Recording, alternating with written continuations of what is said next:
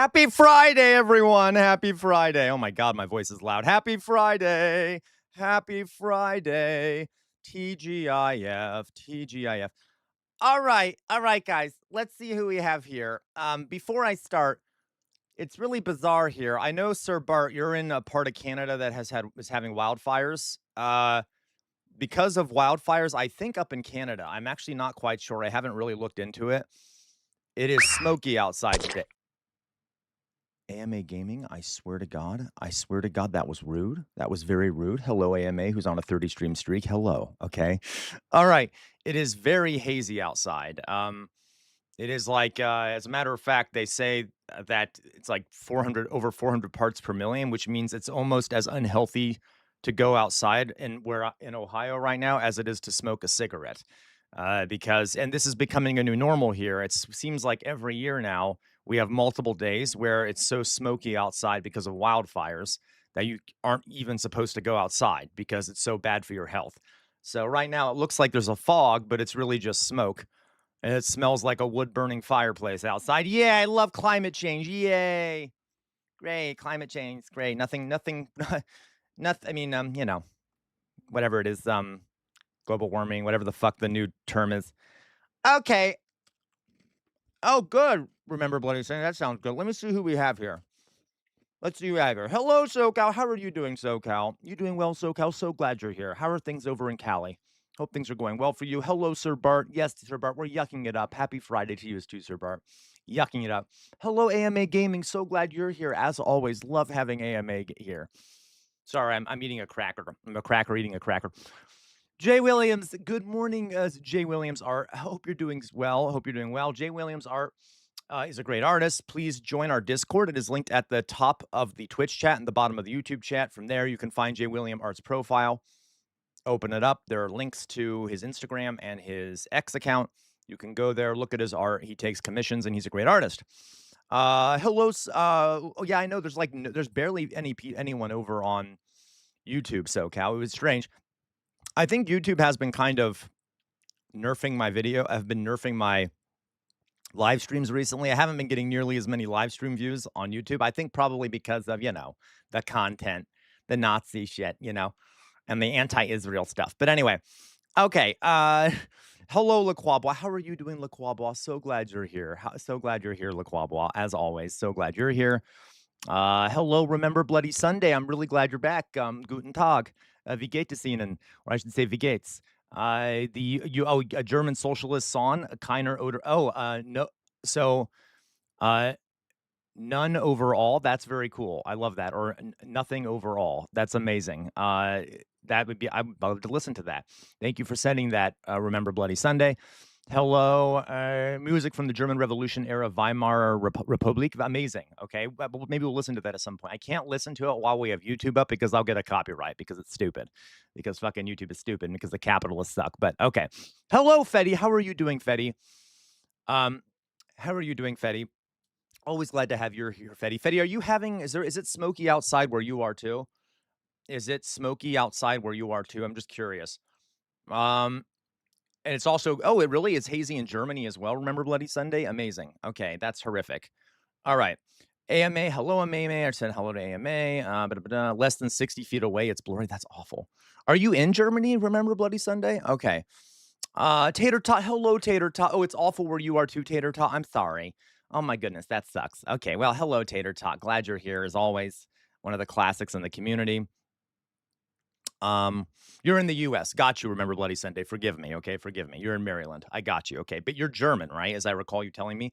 I mean, you're an American, but you're from Germany. Okay, cool. You're not. I thought, who was it that said that they were German? That they were German. I thought that was you. Remember Bloody Sunday. Am I wrong? Whatever. It doesn't matter. Okay. But so glad. But anyway, regardless, remember Bloody Sunday. Forgive me. All right. Let's see, dear. Oh, you speak Yiddish. That's what you said. Remember Bloody Sunday. Forgive me. Okay. So you speak some Yiddish. So you know some German. I got you. Okay. Okay. So loads of native communities, communes destroyed up here. The government knew this would happen and once again refused to do nothing. Genocide continues. Oh my God. Yeah. Well, Classic, Sir Bart. Classic. That's disgusting. Hello, Sir Bart. I already said hello to you, I guess. Hello, Dolly Boy. How are you doing, Dolly Boy? Everything going well? Everything going well over there in Scotland? How you doing over there, Dolly Boy? So glad you're here. One of the originals, one of the great contributors. Thank you, Dolly Boy, for everything.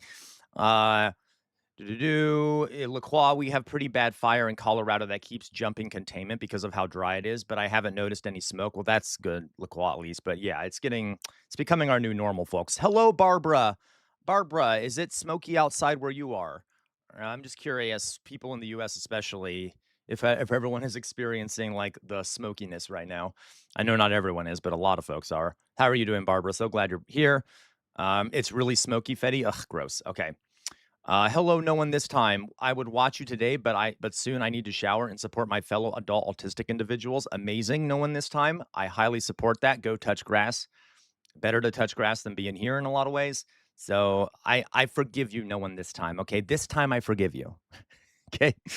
Hello, Outer Signal Media. Everyone, check out Outer Signal Media. Media's YouTube channel. Search Outer Signal. You can find it, Outer Signal Media. He does great videos, political economist, knows some things that I don't know, etc. Go check out Outer Signal Media's page. Hello, Outer Signal. So glad you're here. Also done a lot for the community. Hello. Oh, Dolly Boy, you said I'm doing all right. Been listening to cabaret songs. Oh, I don't blame you. They're so good. I'm doing well, Dolly Boy. Thank you for asking. Barbara says, yes, Central PA is very hazy and you can smell the fire retardant, but better than yesterday. Okay, well, that's good at least, Barbara. But Jesus Christ, isn't it fun, Barbara, living in this era? Okay, Outer Signal, how was the movie last night? Well, from what I could tell, Outer Signal, people loved it. It seemed like everyone who watched absolutely fell in love with it. So, yeah, people really liked the movie. Do we all like the movie? The people who watched it last night? Hello, Lee Lane. How are you doing, Lee Lane? Lee Lane, is it smoky where you are, Lee Lane? I know you're in Pennsylvania. We have someone else here from Pennsylvania, Lee Lane. So is it like smoky outside for you too, Lee Lane? It's smoky everywhere. Dear God. Hope you're doing well, Lee Lane. Okay. All right, you guys. So SoCal, we watched Cabaret. Okay. All right. So there you go. Sorry, Bar. Yeah, while the government is doing a genocide, is abusing the natives in Canada, we're also eating the dust of that. Okay, just being a dick, Sir Bart. But yes, you're still better than us. Okay, anyway, that's just a fact. Okay, so all right, yeah, SoCal, great movie, right? Okay, guys, so we got a lot to do. It is Friday, so the first thing we're gonna do, guys, is we're gonna do a Kahoot. I have made a Kahoot for us. It is a long Kahoot. It is 30 questions long.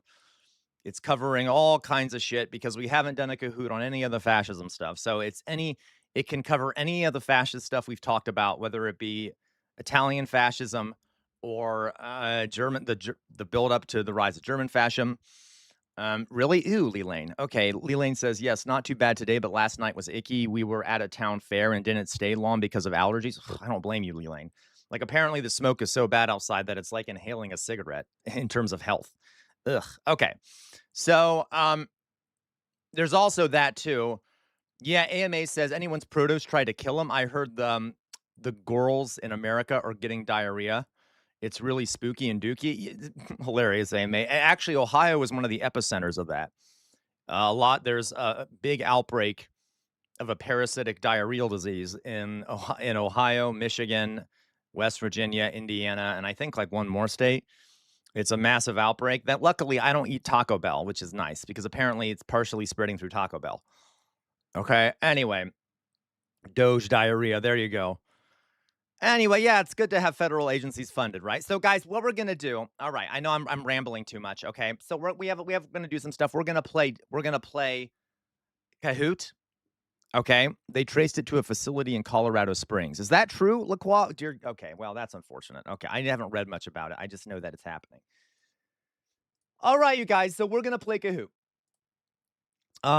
So let me get this ready for you guys. We might wait a few moments just to see if anyone else comes in. But in the meantime, this is how this goes. Okay, start a new game.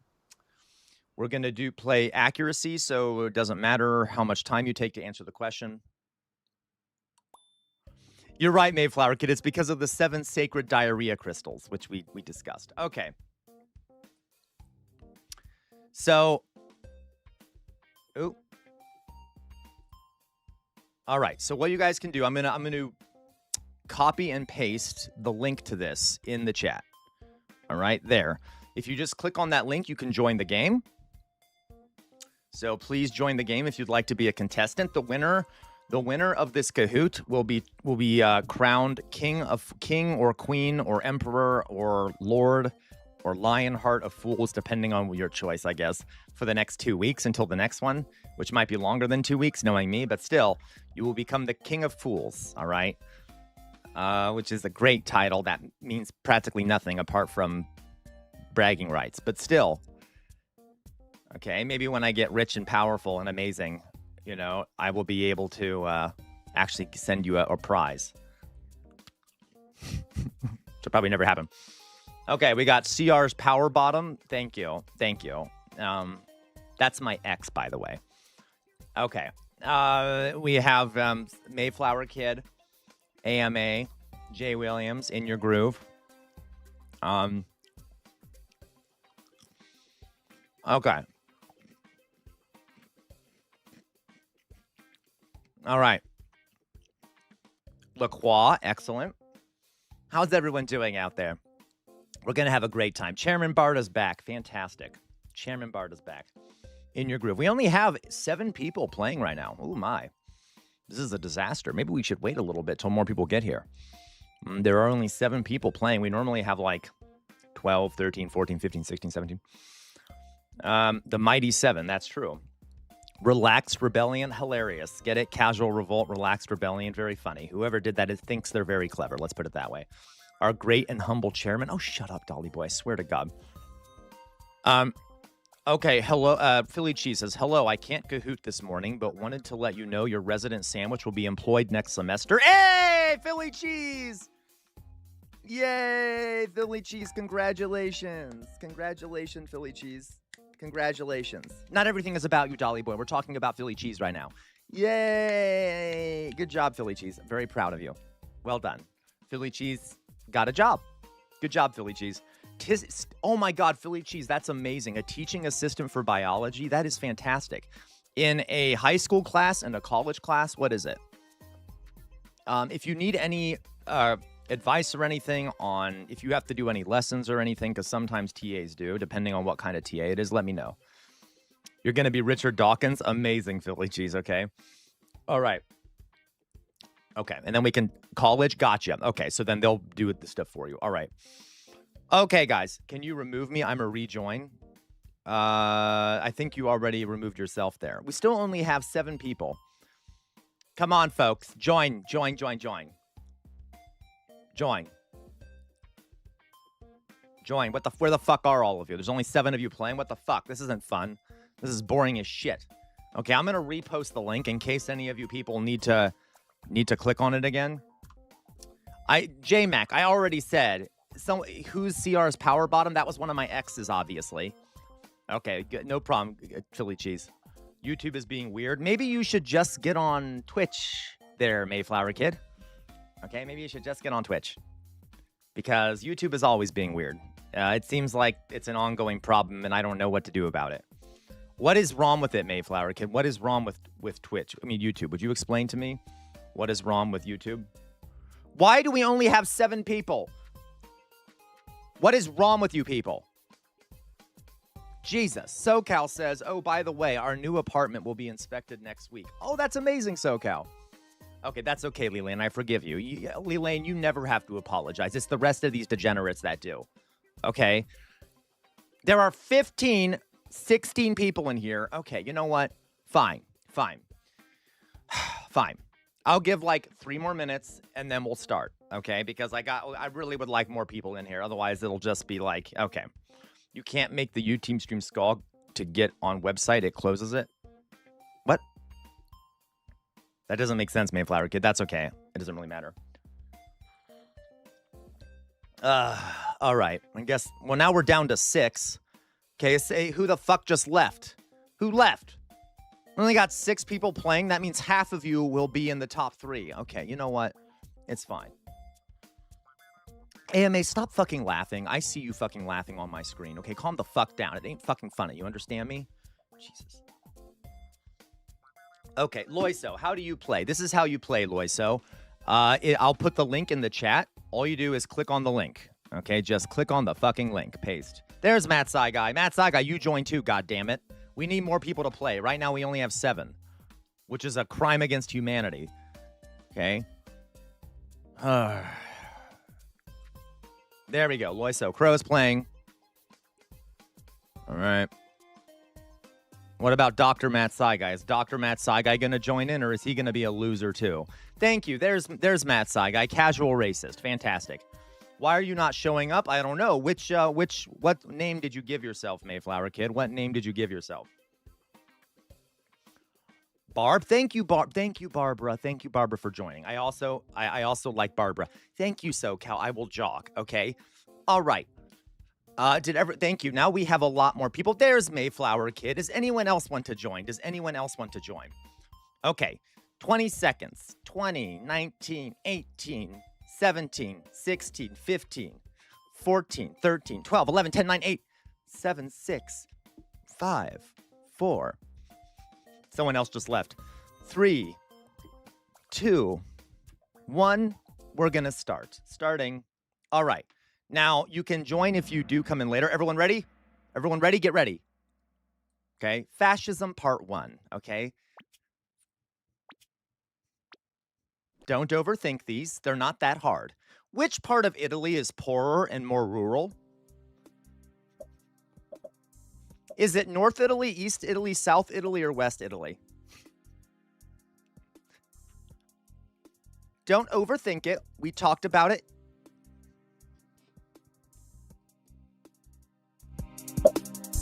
I need the music because that's part of the fun, right? Which part of Italy is poorer and more rural? Is it North Italy, East Italy, South Italy, or West Italy? Great job. Most of you got it. South Italy. Southern Italy has historically been more poor and more rural. Okay. All right. Good job. Most of you got it. The people who got that are Jay Williams, Relaxed Rebellion, Power Top, Chairman Bart, LaCroix, Loiso Crow, Casual Racist, Mayflower Kid, AMA, Jay Williams. You get it. Okay. You all get it. Let's go to the next page. Mussolini used this private army to intimidate anyone who disagreed with him. They were was it Blackwater, the Black Shirts, the Black Panthers, or Black Muslims? Please don't get this wrong. There's one that if you say I will lose my there's 2 if you say I'll lose my fucking mind, okay? Okay? Yeah, thank you. Everyone got it. The black shirts, okay? If anyone said Black Muslims or Black Panthers, I would have lost my fucking mind. Blackwater basically is the black shirts, so that's kind of, I wouldn't have blamed you for that one. Okay. Everyone got it, so we're just going to go on. We're just going to go on to the next one. Okay, well done, everyone. The moment that brought Mussolini to power in Italy is called the what? Was it the Concordat, the Cat Pooch, the March on Rome, or the Glorious Revolution? Ooh.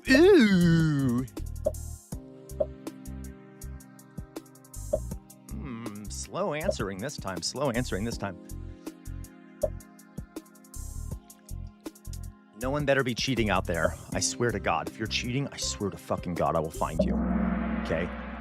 Okay, most of you got it. It was the March on Rome. The March on Rome, Outer Signal, the Battle of Helm's Deep. Outer Signal, get the fuck out of my chat. How dare you? Okay, just kidding. I love that, right? Don't laugh at him, Jay Williams. Don't encourage him. Okay? Yes, it was the March on Rome. Well done. Okay, most of you got that, okay? Jay Williams, Relaxed Rebellion, Power Top, Chairman Bart, LaCroix, In Your Groove, Loiso, Barb, Casual Racist. Thank you. Jay Williams has the highest answer streak of 3. Ooh, amazing. Let's go on. Okay. Which African country did Mussolini conquer in his attempts to expand Italian territory? Was it Ghana, the Congo, Ethiopia, or Sudan?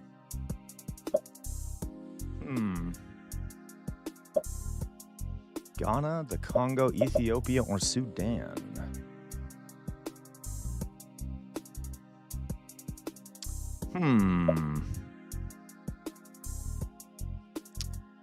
Ooh.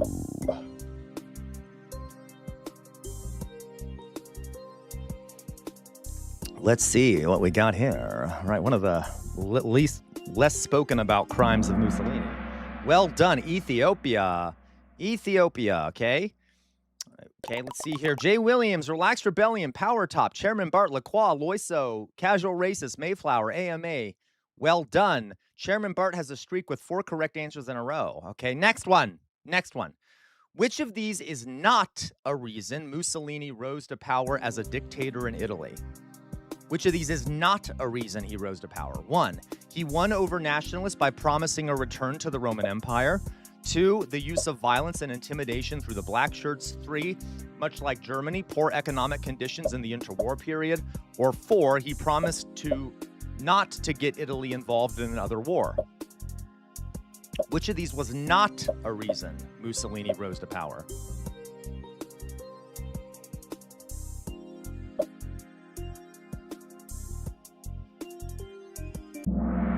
Correct. He did not promise to not get Italy involved in another war. That, Sir Bart, I'm disappointed in you. Shame on you. Okay, he never did that. Okay, or at least that wasn't a big thing he did. If he did do it, he may have, like, I don't know, said it. I don't think he did, but okay.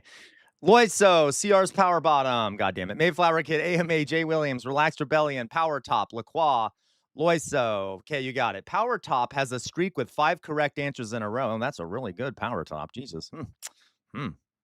All right, let's go on here. What was Otto von Bismarck's Machiavellian political philosophy to achieve unification? What did he call this sort of political philosophy he had? Was it Marxism? Oh my God, I spelled Marxism wrong. Oh my God, I hate myself. Okay. Absolutism, realpolitik, or liberalism? No problem, Jonas. No problem.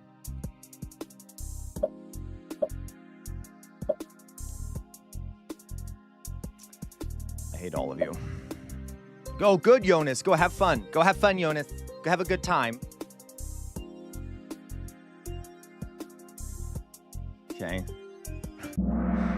Yes, it was realpolitik. Thank you. Thank you, everyone. I don't know why I spelled Marxism wrong, but anyway. Marxism. Anyway, yes, it was realpolitik, okay? Jay Williams, Relaxed Rebellion, Power Top, Chairman Bart, Lacroix, In Your Groove, Casual Racist, CR's Power Bottom, Jay Williams. Well done. Lacroix has the highest answer streak of 6. Let's go on. Which of the following were long-term causes of World War I? Which of the following were long-term causes of World War I? Was imperialism, nationalism, and alliances? Was it imperialism, materialism, and alliances? Was it imperialism, revolution, and alliances? Or was it militarism, alliances, and assassination? Which of these is correct in terms of being 3 of the reasons for the long-term reasons for the cause of the World War I? Hello, Cody. How are you doing?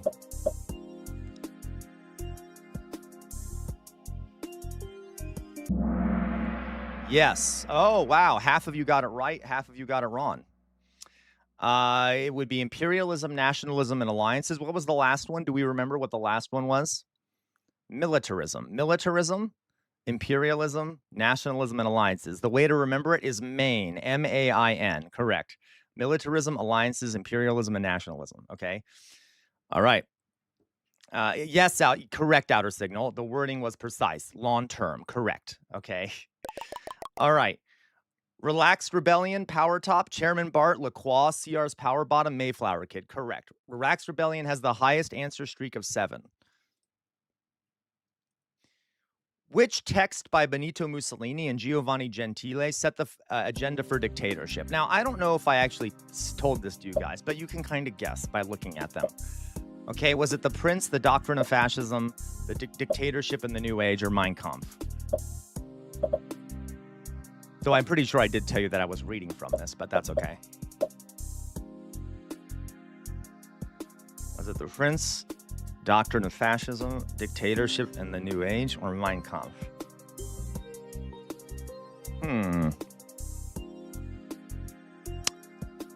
They wrote it together. It was mainly Gentile that wrote it, though. It was correct. The Doctrine of Fascism. Okay. It was mainly Gentile. Mussolini kind of put his name on it, but He kind of contributed, but not much. It was mainly Gentile. All right. Okay. So Jay Williams, Relax Rebellion, Power Top, Chairman Bart, In Your Groove, Loiso Crow, Barb, Casual Racist, CR's Power Bottom, Mayflower Kid, Jay. Okay, you guys get it. It's Chairman Bart is back in the game with 3 in a row. All right. Next one.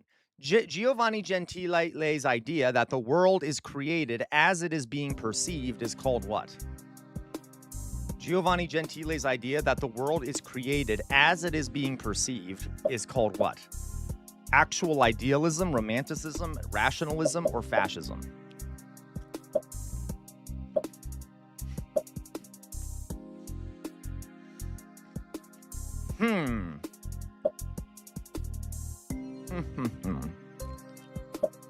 This might be a bit harder for some folks. It's been a while since we talked about this, but I have faith in you. I have faith in you. Okay, good. Most of you got it. It was actual idealism. That reality is literally created as a human being perceives reality, okay? It's kind of like, all right. Jay Williams, Power Top, Chairman Bart, Loiso Crow, Casual Racist, Mayflower Kid, all right? Power Top has a streak with 9 correct answers in a row. Power Top. All right. In what Ethiopian city did Italian troops slaughter 20% of the population? In what Ethiopian city did Italian troops slaughter 20% of the population? It's very dark. Was it Hawassa, Bahir Dar, Addis Ababa, or Mogadishu? One of them should obviously be a no.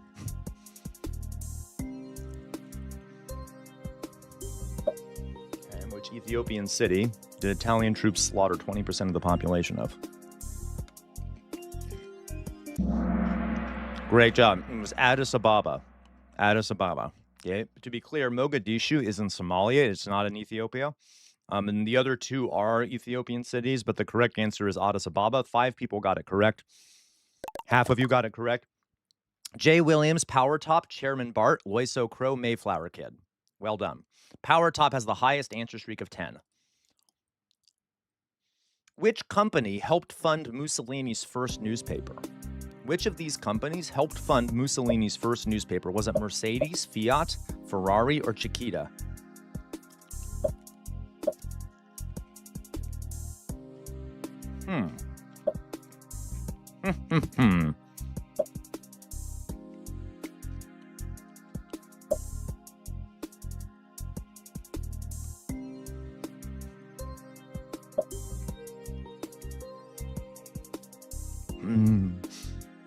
Here's an image, by the way, of the front page of one of his newspapers.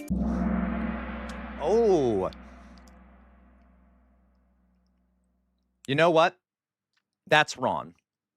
I must have hit the wrong button for that one, but don't worry, no one got it right, so it didn't benefit anyone, okay? The correct answer there is obviously Fiat. I must have clicked the wrong button to indicate the right answer. It was Fiat, okay? So ignore that, though. No one got it right. It doesn't benefit anyone. Let's go on. Okay. Look how sad everyone is. Look how sad everyone is. Look how sad everyone is. Okay. All right. So it doesn't count. Let's go to the next one. In German, a V is pronounced like a what? A V is pronounced like a what? Okay. Is it a D, a W, an F, or an R?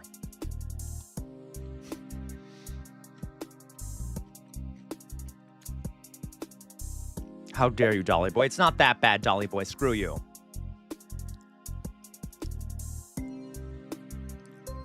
What is it?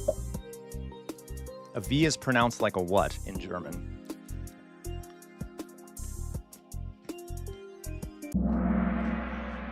Oh, most of you got it. It's pronounced like an F. An F. So Volk, V-O-L-K, Volk. Okay, you got it. Relaxed Rebellion, Power Top, Chairman Bart, Lacroix, Loiso Crow, Casual Racist. Well done. Let's go. Which of the following was not a country Bismarck went to war against as part of his wars of unification? How dare Dolly Boy? Fuck you. Okay, fuck you, Dolly Boy. Which of the following was not a country Bismarck went to war against as part of his wars of unification? Denmark, France, Austria, Poland. Which of these was not a country he went to war against as part of his wars of unification?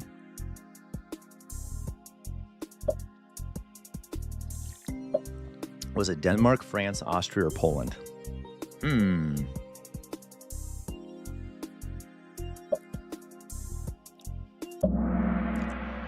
It was Poland. Oh my God, most people got that wrong. Naughty, naughty.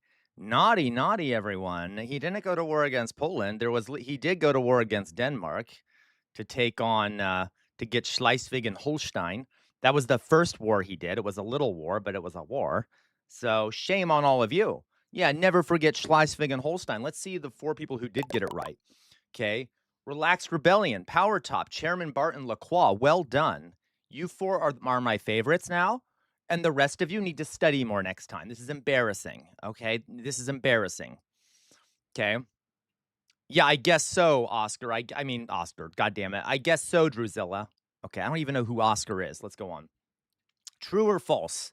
True or false? Bismarck prevented the creation of the world's first universal healthcare system. True or false? Bismarck prevented the creation of the world's first universal healthcare system.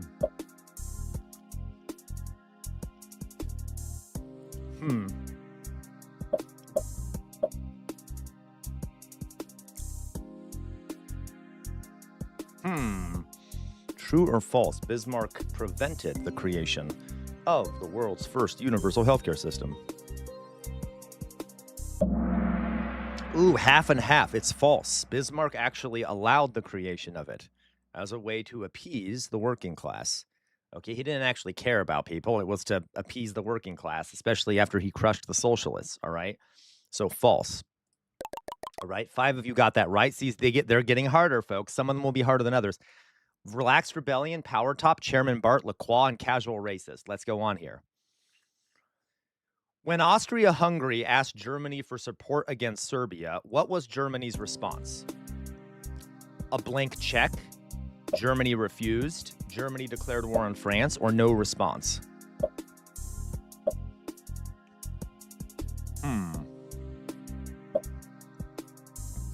When Austria-Hungary asked Germany for support against Serbia, what was Germany's response? A blank check? Germany refused? Germany declared war on France? Or no response? Ooh. Exciting! What is it? Oh my God, what is it?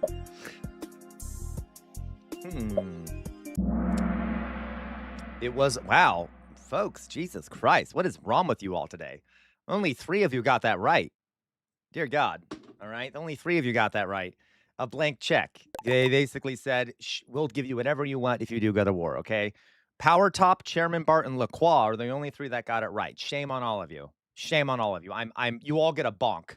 No. Power Top gets a boop, boop. Chairman Bart gets a boop, boop. And Lacroix get a boop, boop. The rest of you need to think about this. All right? Next one. Which country backed Serbia after Serbia was threatened by Austria-Hungary? Which country basically went to war against Austria-Hungary after Austria-Hungary attacked Serbia? You could also say after they threatened Serbia, this country was the big supporter of Serbia. Was it Britain, Russia, France, or the Ottoman Empire?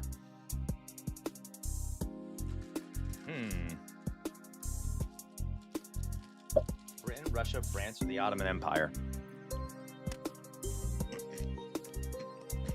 I want to be surprised, Dolly Boy. Correct, Russia. It was Russia. Russia, okay? So that most of you got that right. Well done. Jay Williams, Relaxed Rebellion, Power Top, Chairman Bart, Lacroix, Loiso Crow, Casual Racist. Jay Williams, okay, we get it. 3 participants have an answer streak of 5. Next one. Why was World War I so deadly?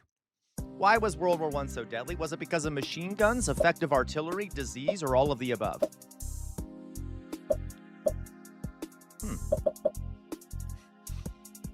Machine guns, effective artillery, disease, all of the above. Yeah, all of the above. Yep, all of the above. Okay. Now, outer signal, which one of these names are you? So I can yell at you or praise you. Okay, I don't know which one you are, but okay. Yes, all of the above. Okay, there were other reasons too. It was sold so deadly. There was poison gas. There were other things, but yeah. Okay. Power. Everyone got. Well, let's just skip this. Everyone got it. Well done. It was extremely deadly. Okay. Um, which of the following was not a new technology used in World War One? Okay. Outer signal, I hate you so much. I hate you so much. Okay, anyway. Which of the following was not a new technology used in World War One? Poison gas, are aircraft carriers, airplanes, or tanks?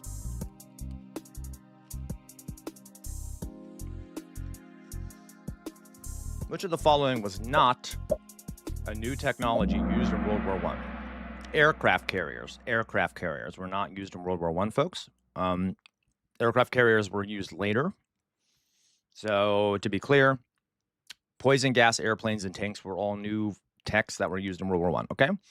So, the 5 that got that correct, Jay Williams, Relaxed Rebellion, Power Top, Chairman Barton, Loiso Crow. Well done. Next one here. Which country blockaded Germany during World War One? Primarily. This is the main one that blockaded Germany. Okay, the first one that did it, and who was the most successful at it. Let's put it that way. Okay? Which country blockaded Germany during World War One? Was it France, Britain, Russia, or Italy?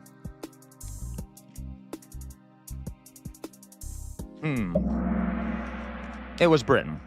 Okay, it was Britain. Absolutely the most effective at doing this. The first to do it, the most important one that did it. Okay. Relaxed Rebellion, Power Top, Chairman Bart, LaCroix, Loiso Crow, Casual Racist, Mayflower Kid. Well done. Power Top, Chairman. You got it. We got the idea. Okay, well done. Next one. According to Houston Stewart Chamberlain, all of history is best understood as the struggle between what? Okay, by the way, this is a real image of Houston Stewart Chamberlain. It's not, but this is how I imagine him. Was it nations, classes, races, or none of the above?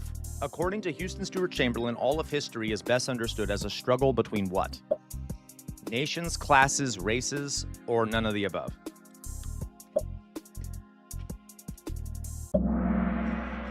Races. Okay? Races. Remember, Houston Stewart Chamberlain wrote a book called The Foundations of the 19th Century, where he talked about how Rome was weakened by Jews, and so the Germanic invasions actually, he was a monstrous racist piece of shit who the Nazis loved. Okay, Jay Williams, Relaxed Rebellion, Power Top, Chairman Bart, LaCroix, Casual Racist. Well done. Next. Germany had to do all of the following as part of the Treaty of Versailles, except admit they caused World War I, pay reparations to the victors, reduce their military, unify with Austria.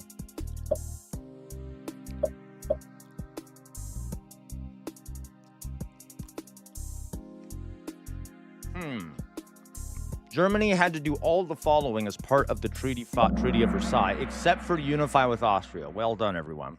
Okay, all of you got it right. All of you, I'm not even going to list it. You all got it right. Chairman Bart has the highest answer streak of 10. Well done, Chairman Bart. Next. Communists Karl Liebknecht and Rosa Luxemburg led which 1919 uprising? There she is, our dear Rosa. Was it the Cat Putsch, the Munich Putsch, the Spartacus Uprising, or the Weimar Putsch? I know, Dolly Boy, it's sad to see little Rosa. She was very short. I think she was like 5'6" or 5'4" or something like that. What was it? Which 1919 uprising? Ooh, it was the Spartacus Uprising. The Spartacus Uprising, okay? Yeah, little Rosa betrayed by the SPD. Most of you got that wrong, actually. The Spartacus Uprising.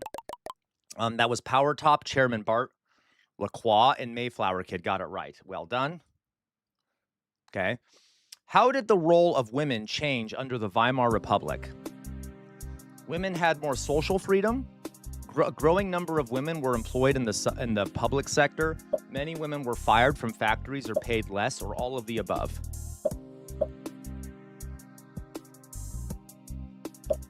This one might be difficult. It's not that difficult, but I understand that. Oh, it's all of the above. Okay, all of the above. Women had more social freedom. There were more women working in the public sector, and many women were fired from factories or paid less because when men came back from the war, men have replaced women in factories. Okay, we got that. All right. There's a bug flying around me. I can't get rid of it. Okay. Jay Williams, Power Top, Loiso Crow, Casual Racist. Well done. Power Top has a streak with 12 correct answers in a row. Wow, you last a long time, Power Top. Okay. Let's go on here. Who became the first president of the Weimar Republic in 1919? This guy right here. Wow, why is his picture so small? It's fine. Doesn't matter. Was it Gustav Stresemann, Friedrich Ebert, Wolfgang Kopp, or Rosa Luxemburg?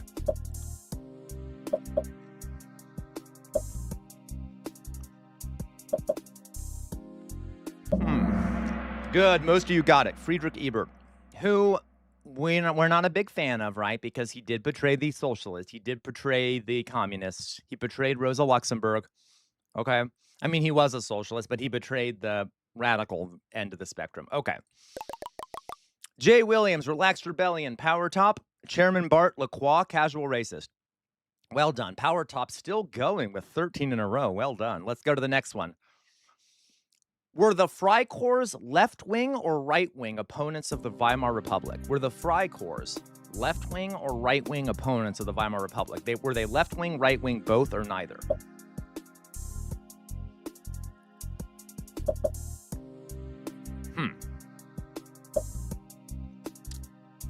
Who were they? These Freikorps, these bands of armed veterans that were often utilized by the state. Correct, right-wing, 100% right-wing. 100% right-wing. They hated socialists. They were even though they were often used by the socialist government against other socialists, they were right-wingers, okay? They're also the ones who marched on Berlin with swastikas on their helmets, okay? Jay Williams, Relaxed Rebellion, Power Top, Chairman Bart, Lacroix, Casual Racist, Mayflower Kid, AMA, Jay Williams, okay? So Power Top, you all got it right. Casual Racist is back with an answer streak of 3. Oh my, well done. During which years did the Weimar Republic exist? I never ask about years, guys, but it is important to know years in this case. So during which years did the Weimar Republic exist? Was it 1918 to 1932, 1918 to 33, 1918 to 34, or 1920 to 45? Because I want you to know exactly when the Nazis came to power. Okay, great job. 18 to 33. 18 to 33. World War I ended in 18, and the Nazis under Hitler rose to power in 33. Okay? All right. Which kind of was the end of the Weimar Republic. Jay Williams, Relaxed Rebellion, Power Top, Chairman Bart, Lacroix, most of you got it right. Loiso, Casual Racist, Mayflower Kid, Jay Williams, Relaxed Rebellion. Okay, you got it. What was the voting system in the Weimar Republic called? What kind of voting did they do there? Okay, was it first past the post? Was it proportional representation? Was it voting by list or popularity vote? Okay. Well, what do you think, guys? Proportional representation, absolutely. Proportional representation. Okay. So they had a proportional representation system. It was actually almost more democratic than our system, minus the Article 48 problem, which we all know about. Casual Racist, AMA, Jay Williams, Relaxed Rebellion, Power Top, Chairman Bart, Lacroix, Casual Racist, AMA. You got it. Okay. Yeah, PR with like 20 parties. Yeah. Okay. Power Top has the highest answer streak of 16. Oh my God. Oh, wow. Well, the bottoms out there should rejoice. Okay, this was a new art style developed in Germany during the Weimar Republic. Was it modernism, new objectivity, expressionism, or cubism? Kinda, Dolly Boy, right? Here's an image of it, by the way. This is a piece of this art. Is it modernism, new objectivity, expressionism, or cubism?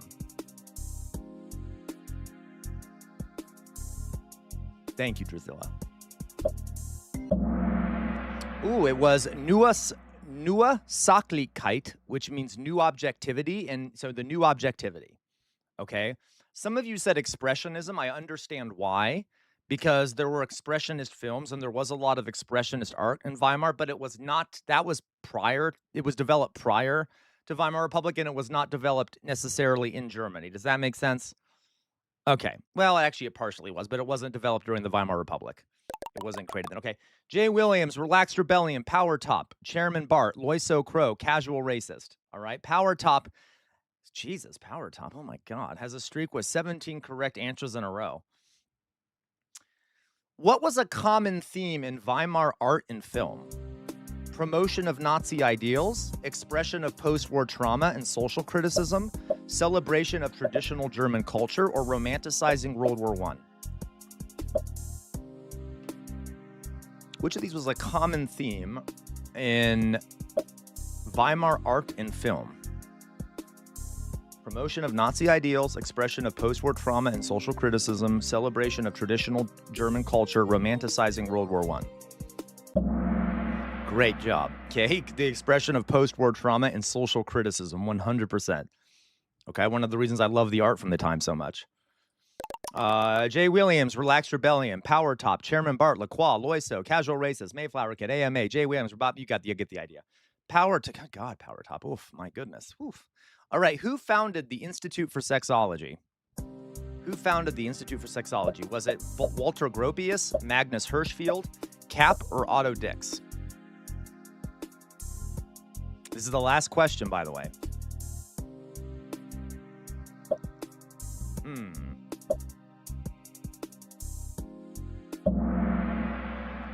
Magnus Hirschfeld. Well done. It was definitely Magnus Hirschfeld. Okay. All right. I know, right, Dolly Boy? Though that is a real person, I hope you know. But yes, that's funny. Okay, so yes, Greg, 6 of you got that correct. So let's see who won. Ready? Who shall be crowned the King of Fools? The bronze goes to Relaxed Rebellion. Hey, who is Relaxed Rebellion? Who's Relaxed Rebellion? Next one here.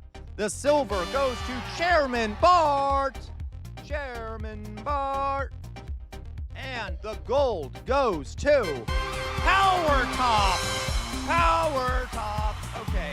Who the fuck is Power Top? Who the fuck is Power Top? Really? It was SoCal? SoCal? Congratulations, SoCal. SoCal, you get crowned the King of Fools. I do hereby grant you the King of Fools title. Okay, well done. All right. I do hereby, through the power invested in me, grant you the title of King of Fools. Okay. Oh, you were Outer Signal? Okay, I love that name. All right. All right. And it was 30-30 because of your fiat error. What do you mean? No one answered everyone answered that. It doesn't matter. Okay. Yes. So, all right. Great job, everyone. Great job. Don't worry, no one got points for the fiat error, so it didn't benefit anyone, okay? So fuck all of you. Yay! Great job. I'm proud of all of you. Let's see. Let's go on. Yay. That's your damn right, Outer Signal. Okay. You know I'm an asshole all the time, Outer Signal. Okay, oof, I did... Meh. Okay, oof, I did so much worse than I should have. Makes sense. Oh, I'm sorry, Lloyd. So you're in pain? I'm really sorry. I'm sorry to hear that, okay? All right. So, guys, we really don't need all that sass. Oh, come on, Drusilla. You know you like it, Drusilla. That's why you keep coming back, okay? You like it. AMA, I'm disappointed in you. AMA, I'm disappointed in you. I got 10 out of 30. I need to do a little revision. Yeah, AMA. Work harder, okay? Work on yourself. Work on yourself. That's embarrassing. I'm embarrassed. Yeah, that's right. Cry. Your tears bring me joy. I like to see you suffer. Okay, I'm sorry. That was rude. I apologize.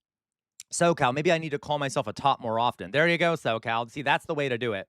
I mean, that also is what works on Grindr. If you want to hook up with someone, just say you're a top because there's fewer of those than bottoms. Anyway, I'm sorry. This is getting too personal. Let's go on here. I'm going to go commit Sudoku.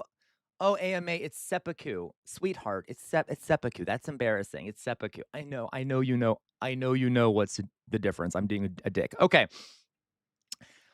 Let's go on, guys. Let's go on.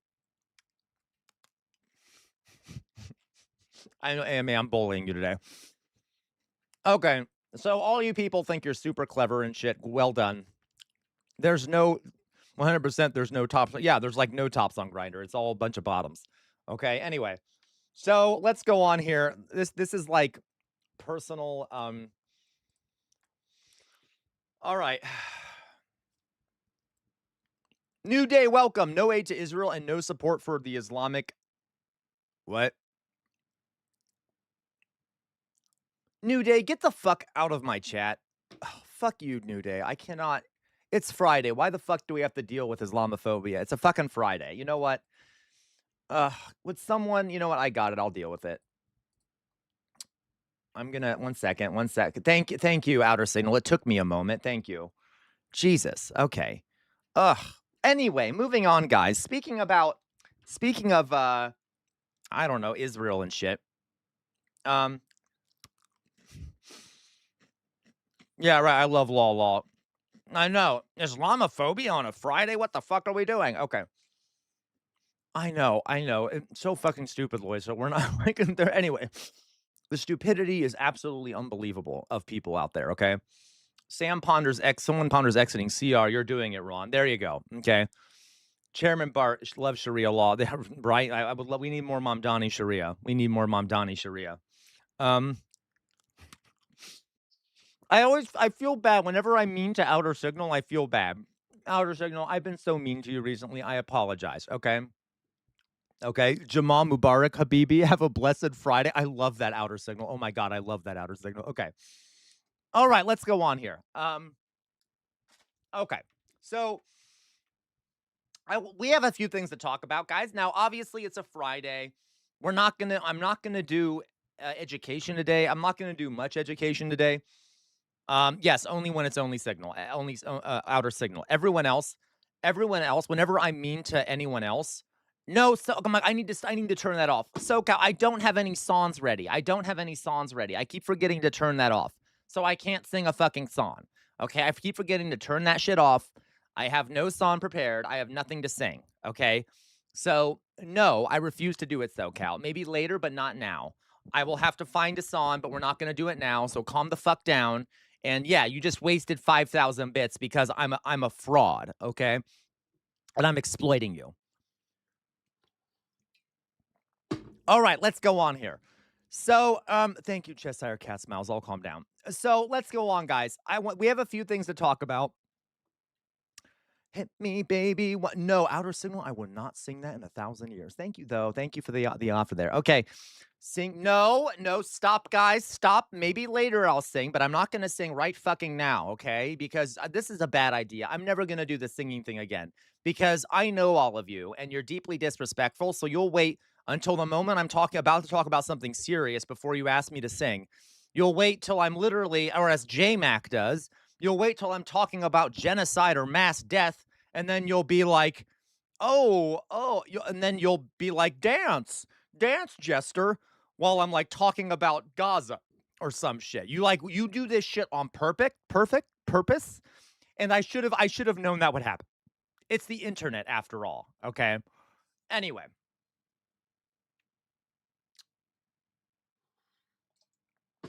Outer Signal says I would pay to watch him sing 2 minutes of that on live stream, and I would go poor. I mean, I would be homeless before I did that. Okay.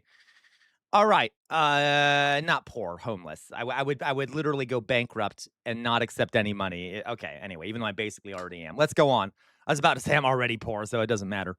Okay, so let's go on here, guys. So real fast here, show teats, hilarious Oxpecker. So real fast, I do wanted to mention something. That is true, so Cal, I kind of already am poor and homeless. Okay, I will jog. You all are monsters. So thank you, Oxpecker. Oh no, you hit me with beads. Anyway, guys, goal of casual revolt. I just wanted to I've been trying to work. I'm weird this way. I like having like what's the term? Mission statements. Like I'm a corporate entity almost. Or I like having mission statements, goals, things like that, because that's a good teaching mechanism.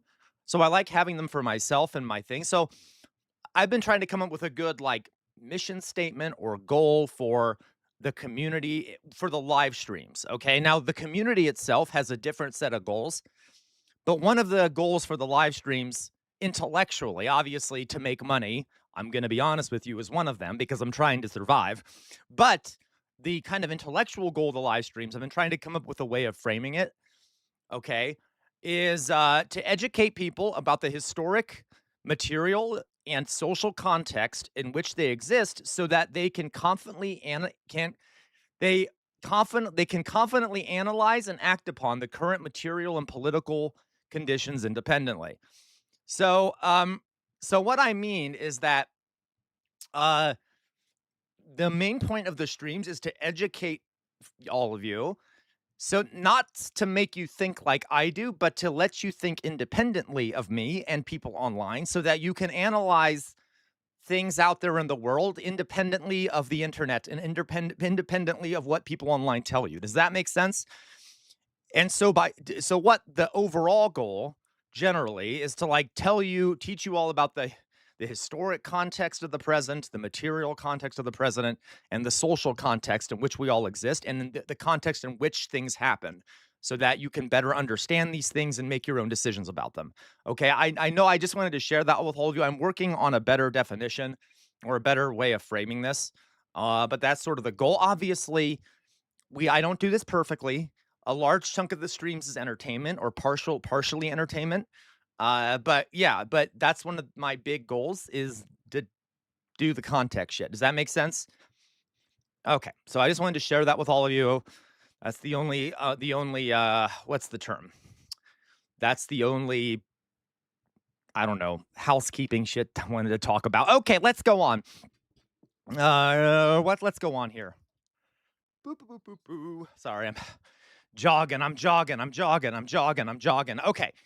A couple things I wanted to talk about. One is Abdul El-Sayed. Okay. Abdul El-Sayed. Okay. El-Sayed, excuse me.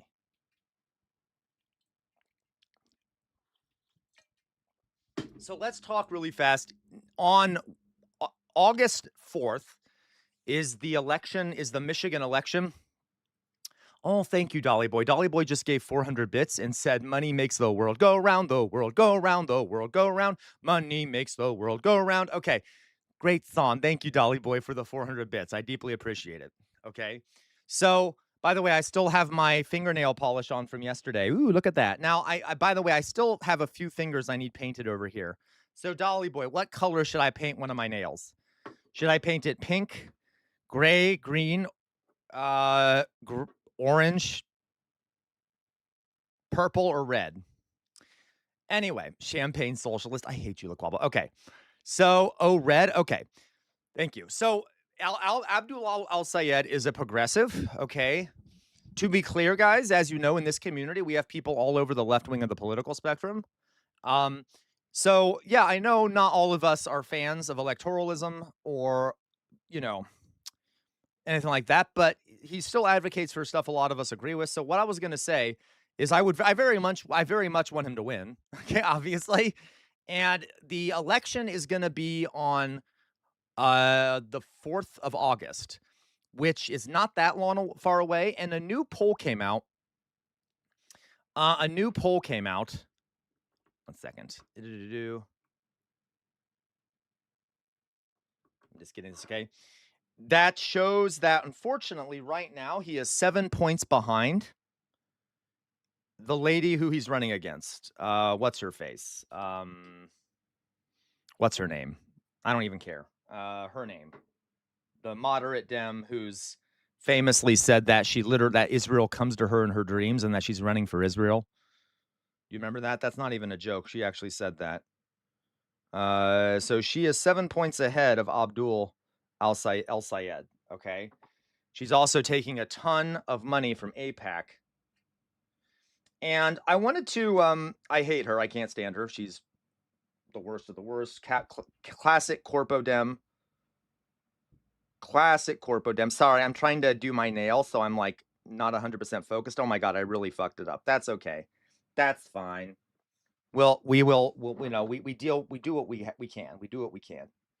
If you donate, guys, 200 bits or more, you can choose another one of my nail colors. I have 3 more nails that need to be painted. Okay. Anyway, oh, that looks terrible. Whatever, it's fine. It's fine. It doesn't need to look great. it doesn't need to look great. The red. Okay. So anyway, yes. So thank you, LaCroix. What color would you like for another one of my nails? We have red, orange, green, pink, gray, and purple. So he has plenty of time to fill that gap, okay, to catch up to her. But I wanted to just watch some of her purple. Thank you, LaCroix. I wanted to watch some things about him, get to know him a bit more.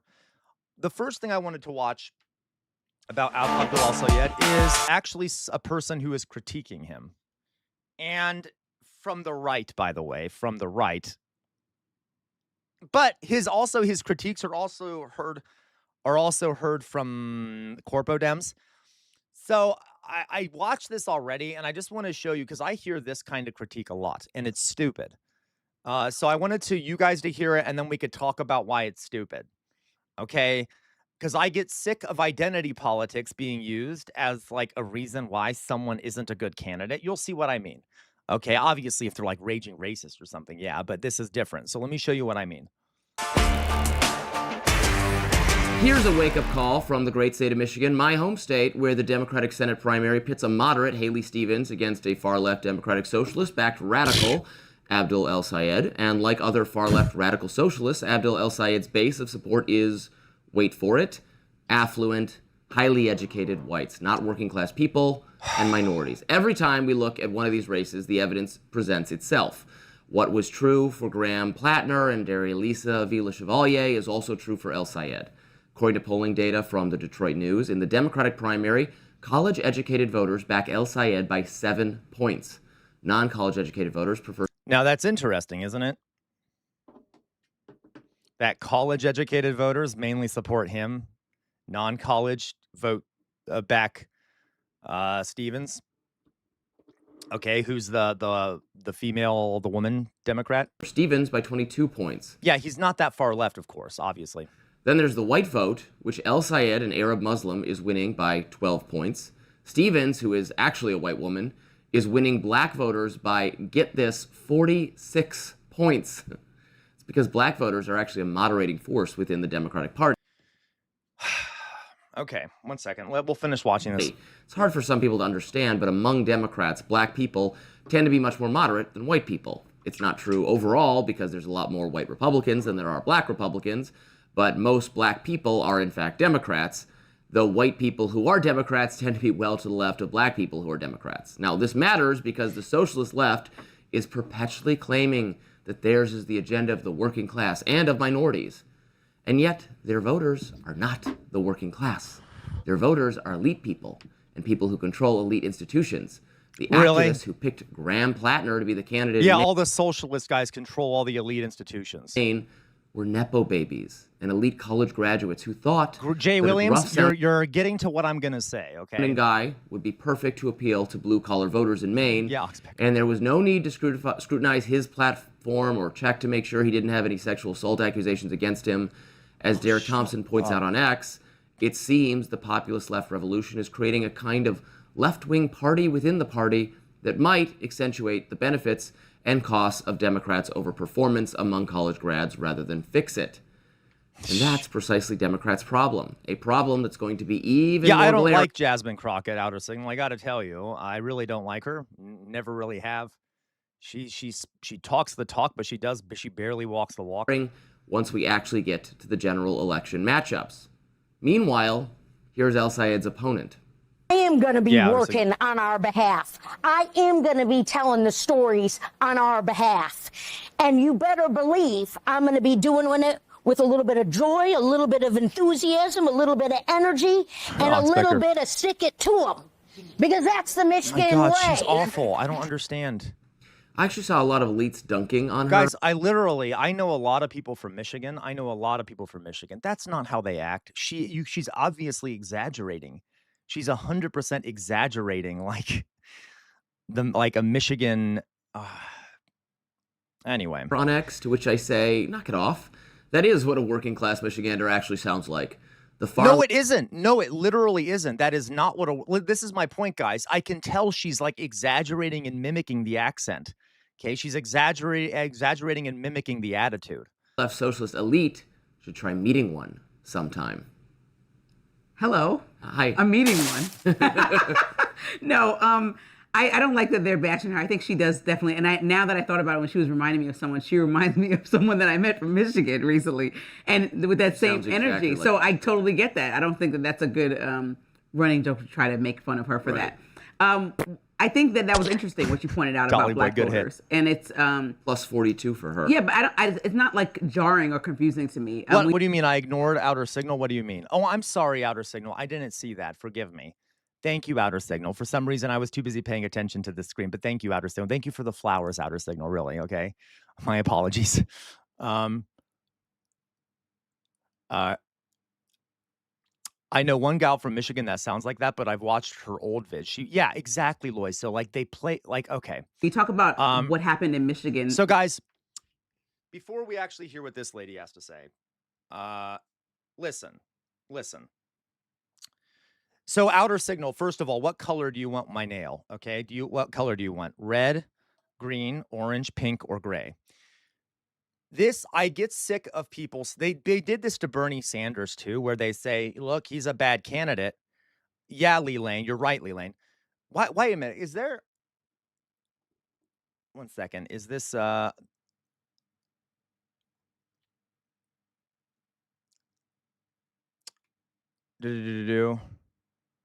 Forgive me. I just noticed that YouTube is not. No, it is. Okay, sorry. Orange. Okay. So this idea that black voters don't support this person because which is a bad thing or is somehow tells us something. I don't understand that point of view. I don't get it. It seems like a cherry-picked stat to try to imply something about these candidates. It's also weird that he framed it as, this. And by the way, I've heard corporate Dems do this too. Well, they said this about Bernie Sanders. He's not popular amongst black voters. That goes to show you he's not good for black voters. They must think he's racist or something. He must be like there's an implication there. But it's interesting how they don't look at any other stats, right? The majority of black people are older black people. They're boomers, okay? So again, we need to look at other stats. Let's look at age. I would bet that the majority of young black people do support Abdul El-Sayed. I would put money on that. I don't have a stat there, but I'd put money on it. Yeah, a lot of older people continue to support the Democratic Party uncritically, just like older white Democrats do the exact same thing. And they tend to support, and this isn't because of race, it's because of a historic trend in kind of blindly supporting the Democratic Party corpo candidate because of all the propaganda out there, but not younger people. So, like, race is not the most important indicator in this at all right? CR is intimidated by strong, independent black women. I hate you so much, Jay Williams. I hate you so much. Okay. So I hate you so much, Jay Williams. To be clear, I hate you, elevator lady. Also, I don't know how to frame this without sounding bad, but I'm going to say it anyway. Just because you're more popular amongst black folks doesn't mean you're going to be good for black folks. Sorry, that's like obvious, right? But like apparently the media, like even corpo Dems, try and like paint that as being true. Like somehow if you're more liked by black folks, you're somehow must mean you're better for black folks. That's not how that works, okay? Most like a lot of Latinos voted for Trump. A lot of white people in like gay white people or working class white people voting for Trump, that wasn't beneficial for them. Okay, you see what I mean? Anyway, I'm just saying, I get annoyed with that argument, and it's a very corpo dem argument. He's a right winger, but I hear that amongst corpo dems too. It's also weird to think that Abdul El-Sayed is, I think he's Arab, or it doesn't matter. He's he's Muslim. He is a non-white person. How they seem to think that, like, isn't it weird that black people don't vote for the person of color and they're voting for the white woman? That's so infantilizing to black people to be shocked that they would vote for someone that is a white person just because they're white. Okay. Like, it's also just infantilizing to be shocked by that. Okay, anyway. Jesus. Okay. Jay Williams. Yeah, exactly, Jay Williams. Great hit there. Great hit. Okay. Um, I just get annoyed. So they're Egyptian immigrants. There you go. Okay. Egyptian immigrants. So like, great. But like that doesn't mean all right. You guys get my point, right? I get so tired of that argument. That and the Corpo Dems do it too. So let me just sorry, I'm putting on some orange fingernail polish. And notice, guys, when we spend time, when we spend time, oh, that's cute. That's cute. Someone sent me a very homophobic message. That is adorable. All right. I don't know if can any of the thank you, Outer Signal. That's a very funny message. Hello. Sorry, I'm just reading it. Okay, that's cute. All right, let's go on. Yeah, that was quick, Outer Signal. Ho, ho, ho! CR is going on the naughty list for being a racist liberal! Jay Williams, I fucking hate you so much. I hate you so fucking much, okay? The only ho, ho, ho here, Jay Williams, is you. To be very clear, you slut. Anyway, moving on. So it was a very fun message that I just received that no one else can see, by the way. I think only the mods can see it, but it was a very fun message. Casual racist hates listening to black voters. Dolly boy. It's a shame that England didn't just integrate Scotland into itself, didn't annex all of its territory directly into England. Anyway, so going on here. All right, let's go on. Moving on. So, okay. Yes, that thing they never tried, right? Okay. So ZR is just jealous of your sluttiness. That's no, I'm not. Okay. Anyway, so guys, so that was a fun, very homophobic message I got. So anyway, am I? Listen, tell me if I'm being irrational by making these comments about this idea, the race idea. Am I being like I'm literally asking? Is that racist? Am I completely wrong in saying that? Okay. All right. CR, it feels like you might be racist. That seems to be the popular consensus. Hilarious LaQuable. I know. Jay Williams, great hit right to his face. Okay. All right. Anyway, so I'm sick of that argument. Let's just finish watching what they talk about. Okay. I'm just saying, think critically about this stuff. Race is vitally important in the United States, unfortunately, because of the history of Dolly Boy, great hit. The history of racism, racist abuse and things like that. You guys know it. It's very important, but it oftentimes gets used in a way that doesn't make sense. Okay, so anyway, during the last election cycle, we talked about a lot of the Arab community specifically deciding to abstain or vote otherwise than support the Democratic Party like they usually do when it came down to Kamala and her lack of adequate response in their minds to how her administration would handle the relationship between Palestinians and Israelis. Black people have a lot of other things on their mind as we watch the economy get worse and worse. I mean, Haley Stevens has been someone who's worked and spent her whole career since she flipped the seat that she has currently in 2018 to a Democrat. She's been working on behalf of getting auto jobs back into Michigan. You know what? Let's take a look here. Age.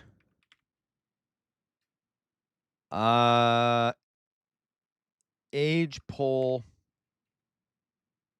Abdul El-Sayed. Let's say what the age polls say. God.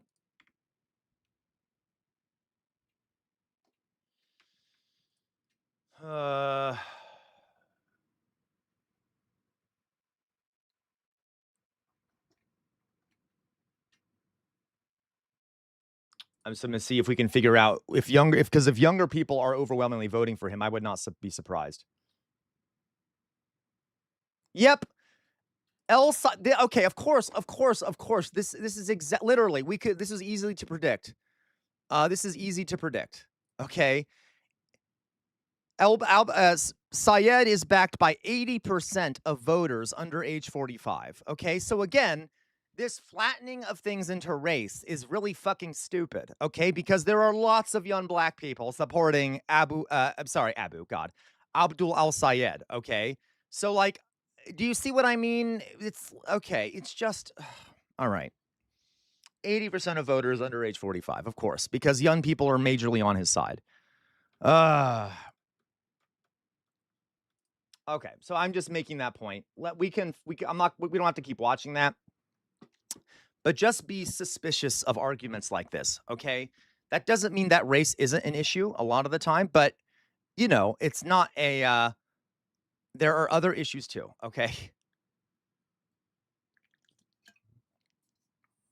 Okay, let's go on.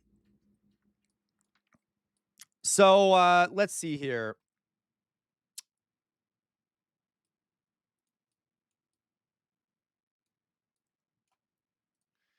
What I thought we could do.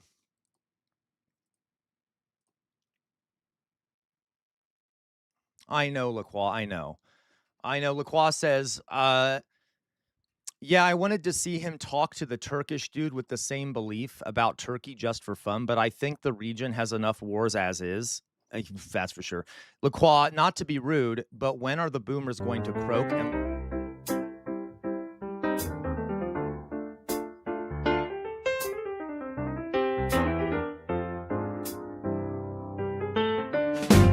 Doesn't like when black people think for themselves. Oh my fucking God. Every vibration's rating song can't be filled. We're looking for the time. The signs like sewing away. Out of this tobacco machine. My God. How long is it gonna last? Just gun time. Every wood that go fire. And fell in a while on a future's back machine. Life turned places with a grain, but say this on the day.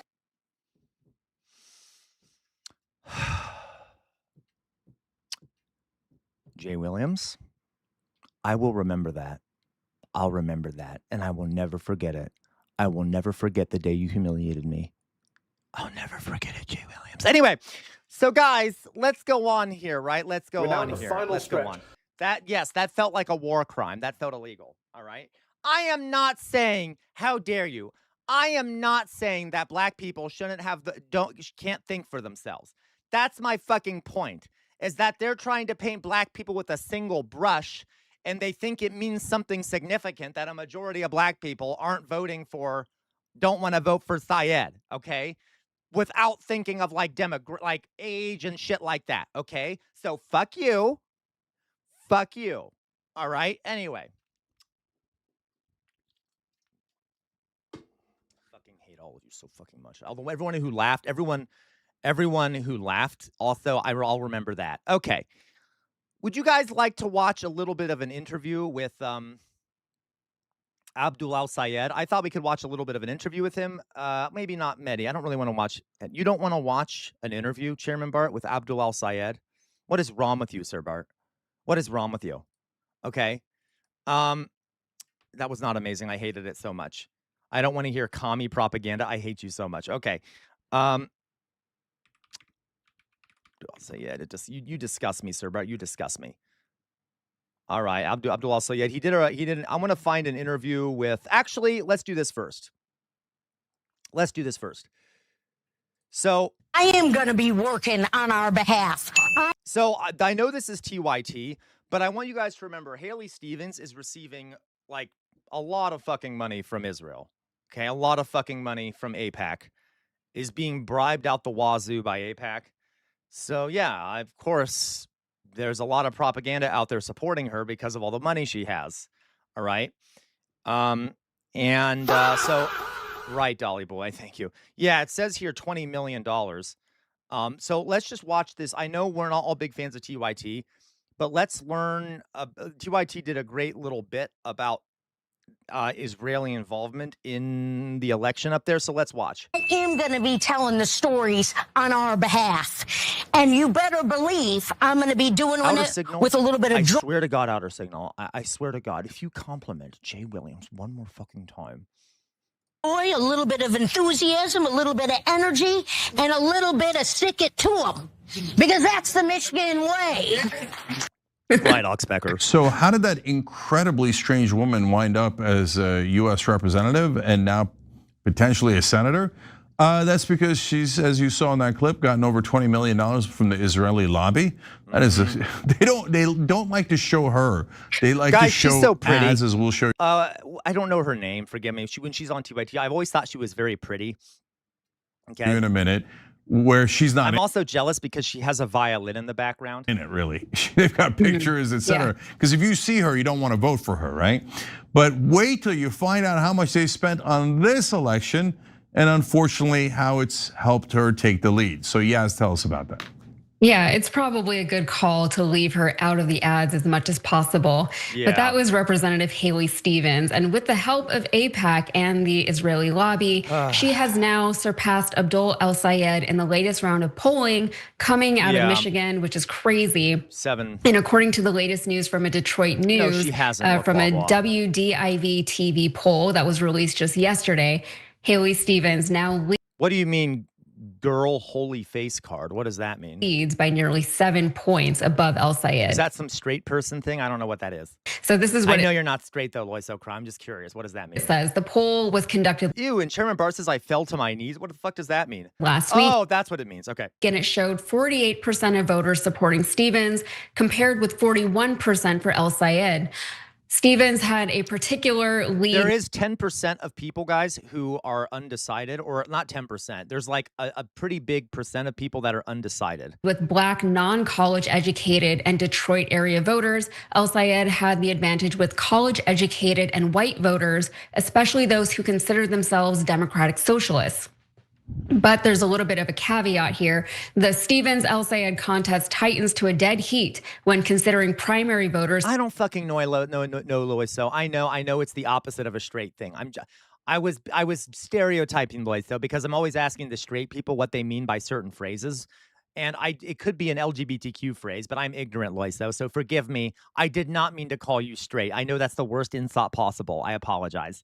Just kidding, straight people. Who say they're definitely committed to voting for one candidate or the other, with Outer signal, I swear to God. 34.1% identifying as definite Stevens supporters and just 33.7% as definite El-Sayed supporters.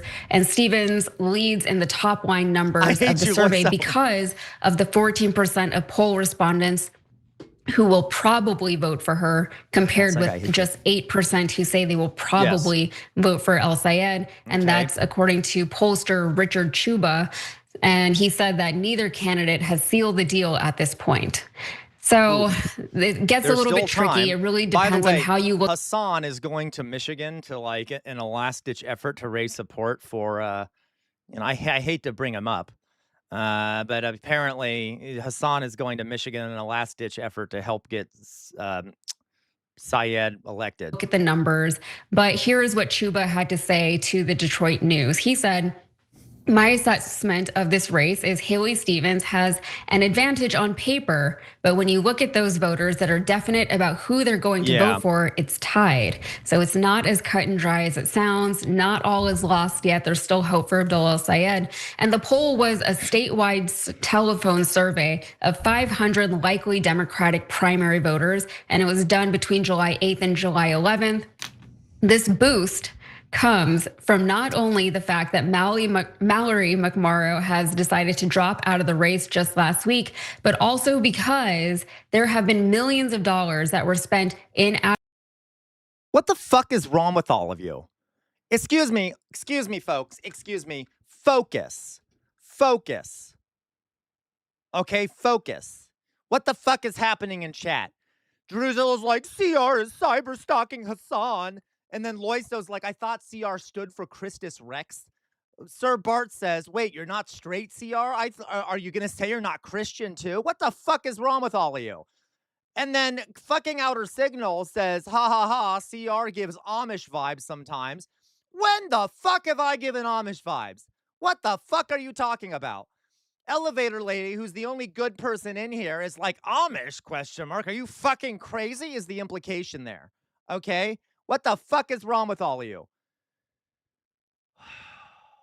Anyway, I hate all of you. I can't focus without a temple run. I hate all of you. I hate all of you. I hate all of you so much. Sir Bart, thank you. I'm calm, Sir Bart. I'm calm. Let's continue.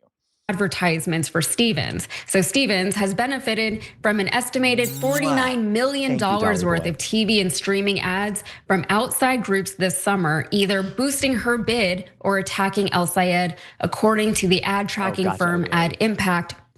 That includes the United Democracy Project affiliated with AIPAC that is on pace to spend $4.6 million just over the next week. Mayflower? That is an unbelievable amount of money to just be dumped into someone's campaign, especially someone like this girl, like Stevens here. So very interesting, very excited to see how this is gonna play out. But according to Bernie Sanders, AIPAC is now spending 8 times as much as Abdul El-Sayed's entire campaign on the Michigan Senate primary.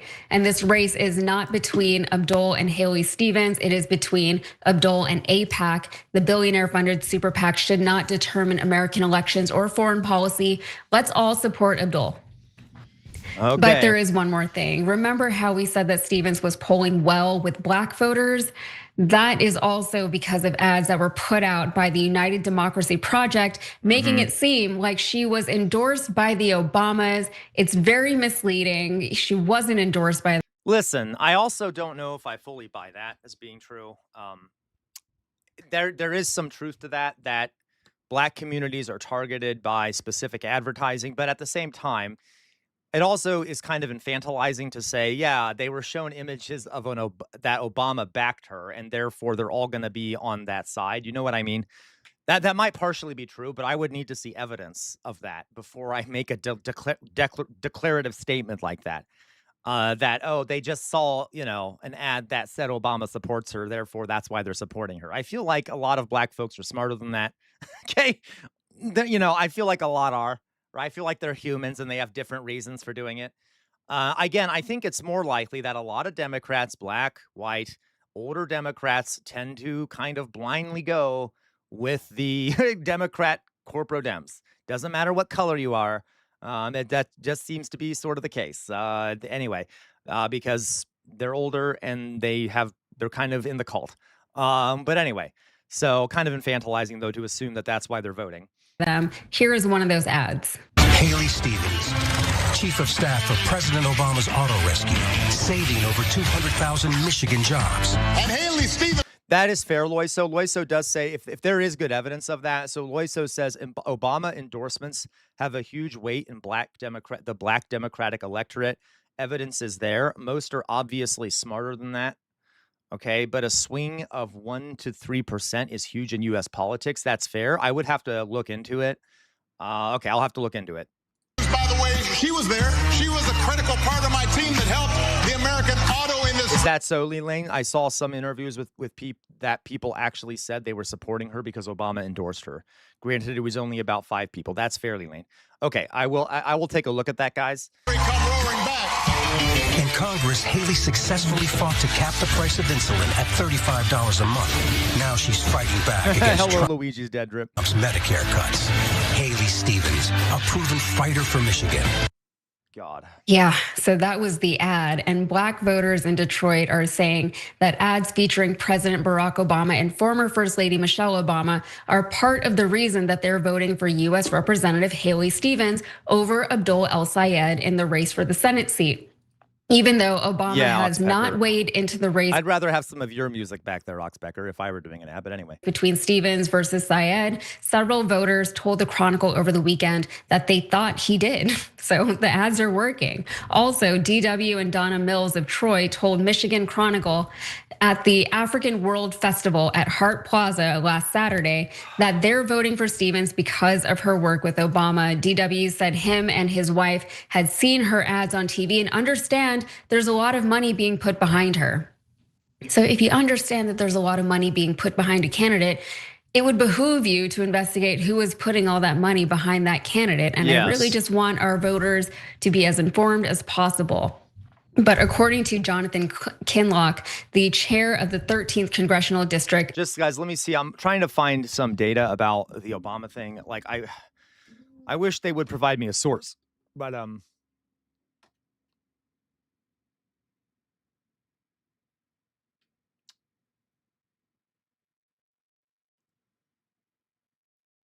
DW, okay. This is like so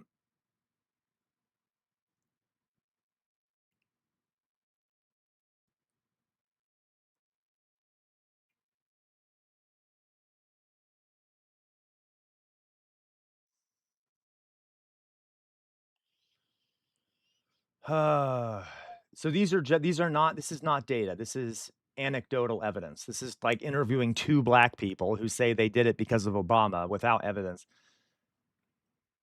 I need fucking stats, okay? How does Obama's endorsement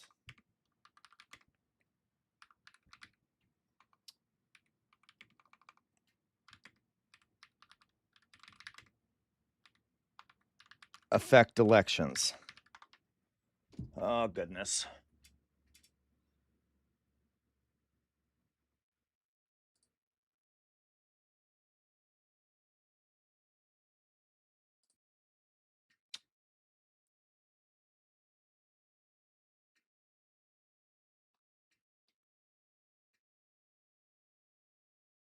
Pew Research study of oh God, okay, of Obama's endorsement found a perfectly balanced 15% indicated they would be more likely to support her chosen candidate, while 15% reported they'd be less likely.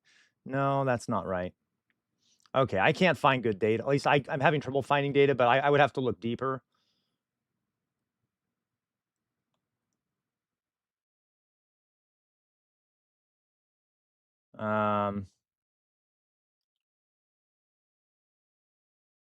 Okay, well, I'm going to need to look deeper into that. All right. So that's it. Okay, let's go continue. And Wayne County Commissioner, who also, by the way, appeared in one of the Obama/Stevens ads. He told the Michigan Chronicle, the ad is about Haley being a part of the auto industry bailout. That's all the ad is saying. Whether Obama weighed into this election, I was told that if you're going to come to the party, you need to be dressed for the dance. What does that even mean? What? The ad isn't about this race. It's about what she did leading up to the race. You guys know I hate scams, especially the ones that target kind of seniors. Scammer, whatever, it's fine. Let's go on. I just want to see about the rest of the story here. AIPAC floods. All right. I don't know. Do what you want with this. Leaders of Democratic women's groups call Abdul El-Sayed's attacks on Haley Stevens sexist and the same. Oh my fucking God. Entire playbook used against. Of course, criticizing. Oh my God, I fucking hate this. Women. That's what El-Sayed does. El-Sayed called Michelle Obama's work uninspired and ineffectual. He claimed Gretchen Whitmer. First of all, we don't even know that's true. Was bought and sold. And she was bought and sold. That's just a fact. Employees said they were offered payment to keep silent after witnessing El-Sayed disparaging women. Let's reject Abdul El-Sayed's sexist attacks. Oh my God, UDP is responsible for the content of this ad. Okay. Okay, Lois, so you need to look at Democratic primary demographic polling data historically correlated against his endorsement. I saw some, and it did look pretty plausible, like a 1 to 3% swing was specifically black. Only with 45 plus aged registered black. Okay, so older people. Okay, so it has an effect with older people, which makes sense to me. Because as I said before, it's an age thing. It's not like it does a big push for all black people. Something like an Obama endorsement would be more relevant for older folks. By the way, probably older white folks too. So that's interesting. Okay. So yeah, but not okay. So good. I'm glad that that's the case. I'll take a look, Lois. So I'll have to find it. But if that's the case, then it kind of makes my point, which I'm glad. All right.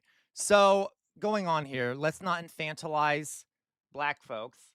Just because someone is black, there are categories within the black community, right? Ages, socioeconomic status, their education. You see what I mean, okay?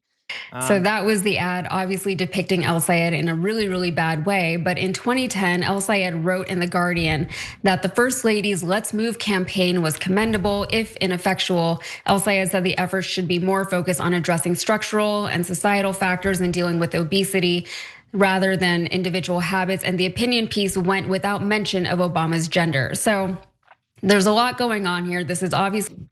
Gwen, isn't that libel? No. Technically, it would be, I think, slander, technically. I'm not sure what the word would be.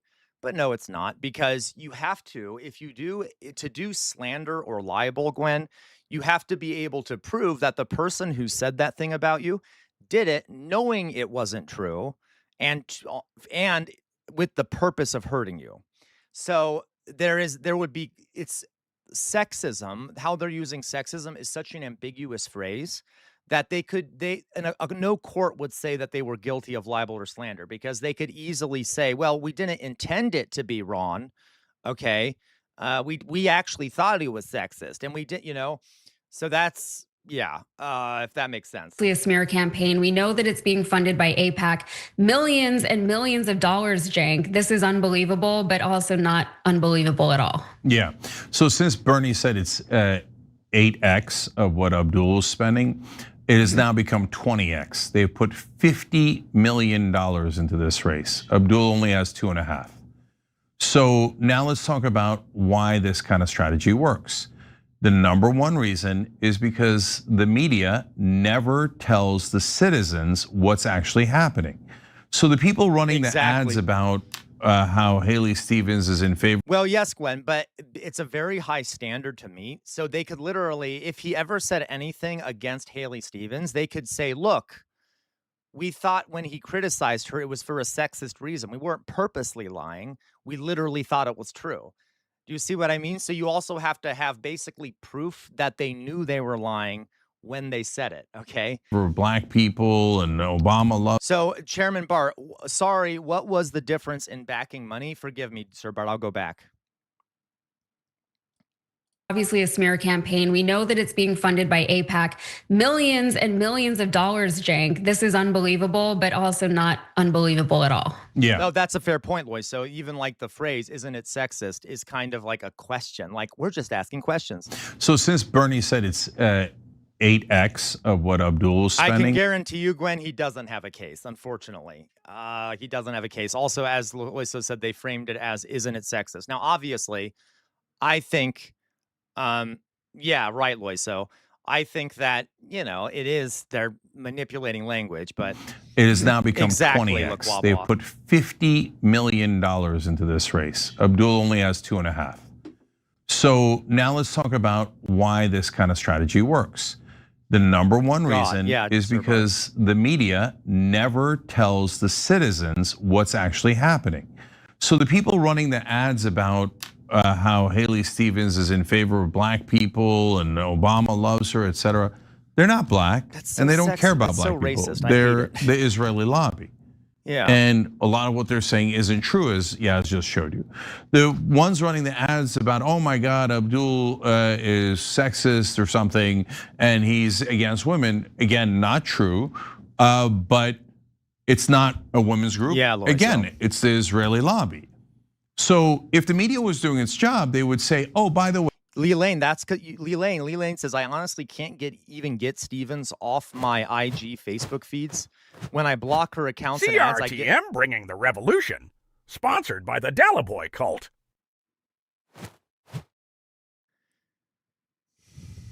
Dolly Boy, don't make me throw you and all your supporters into the gulag over on Discord. It looks like you might need a little bit of re-education, Dolly Boy. This is getting out of hand.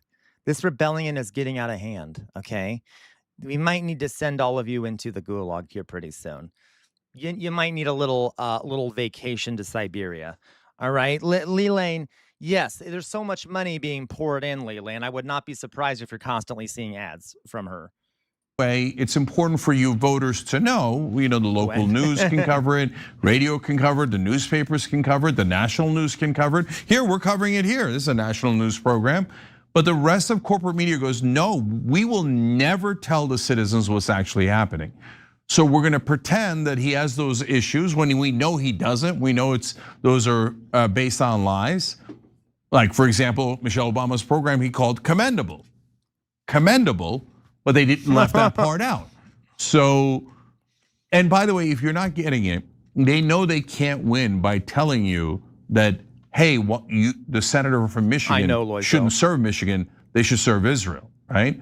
So instead they tell you, he's a sexist, women, don't vote for him. Same exact strategy they use against every outsider, especially progressives.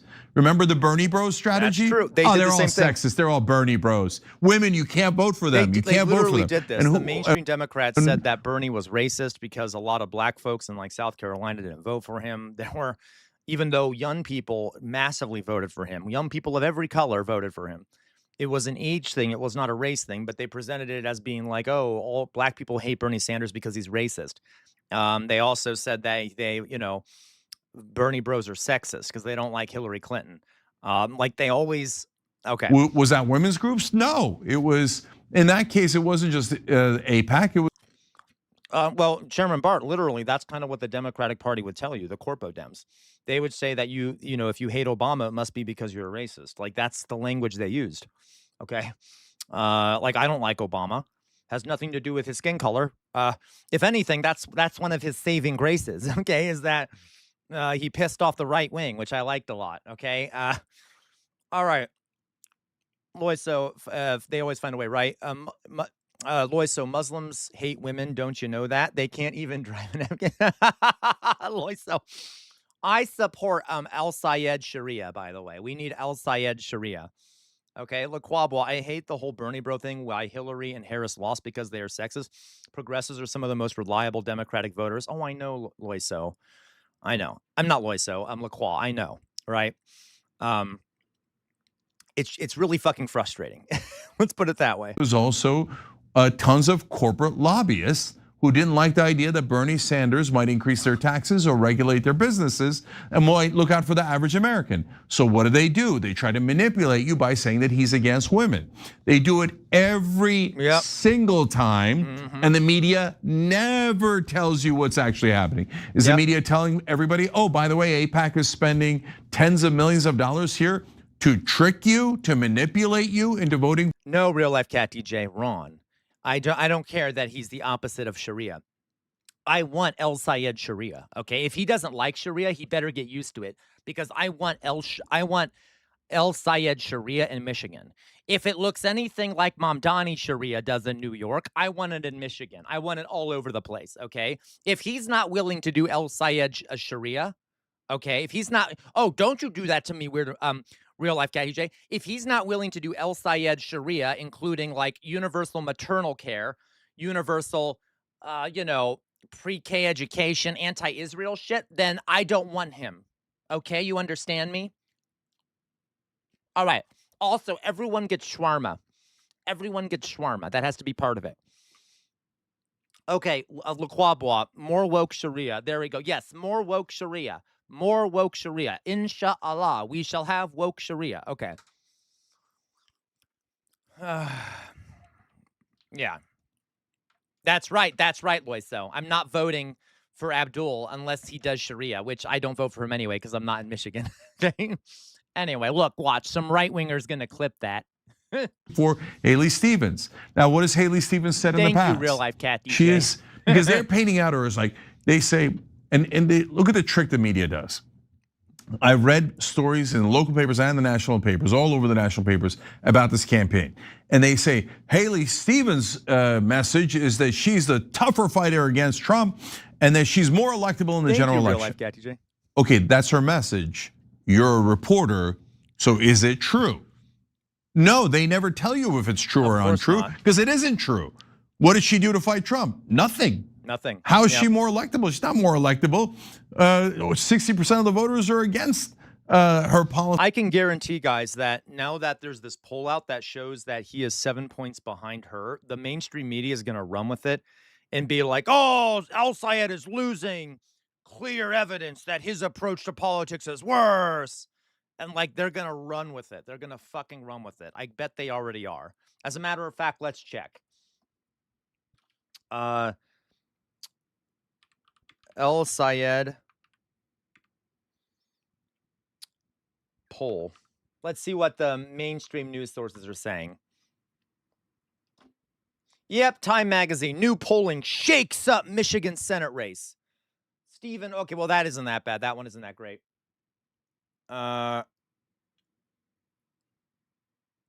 Reason Magazine. Oh, that's such bullshit. Okay.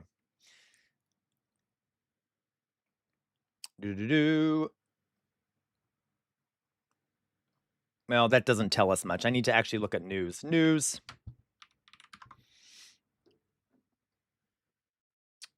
More news.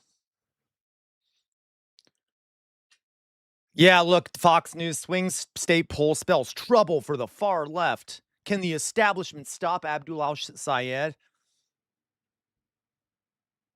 Okay, we get the idea here. I'm not. There's actually not much else I can see here, so I might be wrong so far. But I promise I'm not normally wrong. Oh yeah, moderate Democrat gains ground in critical race. All right, even though there's like a few weeks left. Okay. Nani? Oh my God, Jay Williams. Jesus Christ. Jesus Christ. That was terrifying. Why'd you throw a sumo wrestler at me? That was rude. That was rude. Okay. Dolly Boy, thank you for the 300 bits. Really, thank you for the 400 bits. Thank you. CRTM brought to you by more sponsorship from the Dolly Boy cult. Disgusting, Dolly Boy. Disgusting. What is wrong with you? You literally are trying to make, I swear to God, Dolly Boy. Okay, anyway. Okay, so we're going to stop watching this. We get the general idea. What I would like to do is... Where did I see that? Oh my God, my brain is doing a fart. Okay.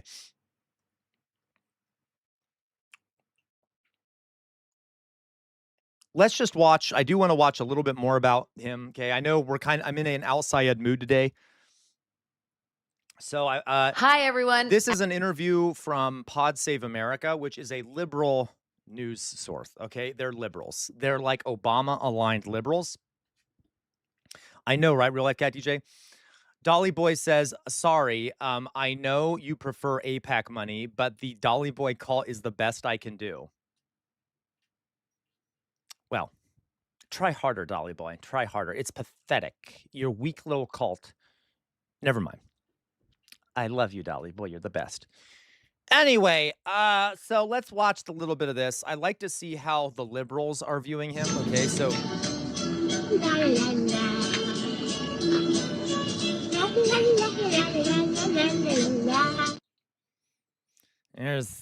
There's Jay Williams showing himself to be a ho again, isn't it? Okay, let's watch some of this. Yeah, the Pod Save America guys literally worked in Obama's White House.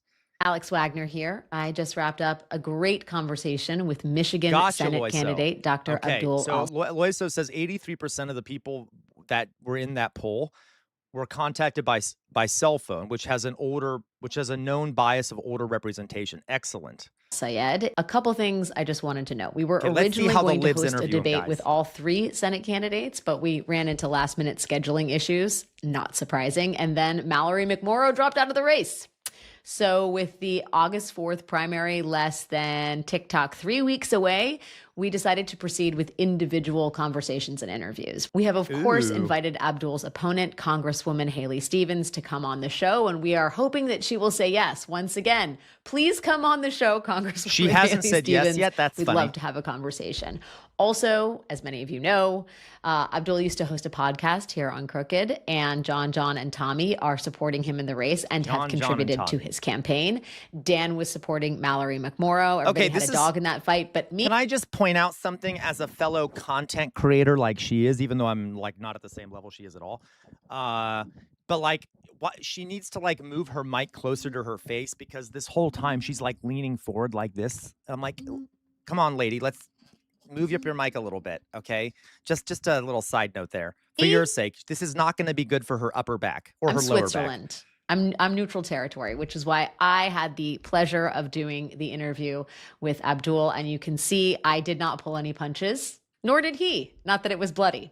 So with all of that, throat clearing and housekeeping out of the way, give it a listen. Here's my conversation with Michigan Senate candidate Dr. Abdul El-Sayed. Oh my God, my back Joining is me now is hurting Dr. looking at her. Abdul El-Sayed. I started this conversation offline saying I wanted. Did you guys see the video of him doing rock climbing with his daughter? He was literally climbing a rock wall with his daughter, and whew, oh my goodness, he has some strong arms. Well, mainly legs. I guess if it's rock climbing, it's mainly legs, but the arms didn't look bad either. I'm sorry, I'll stop. It's a Friday, whatever. To call you Doc, but I'll just call you Abdul because you've given me permission. Thanks for joining me today. I'm sorry, Sir Bart. I'm sorry, Sir Bart. Sir Bart said stop objectifying him. Sorry.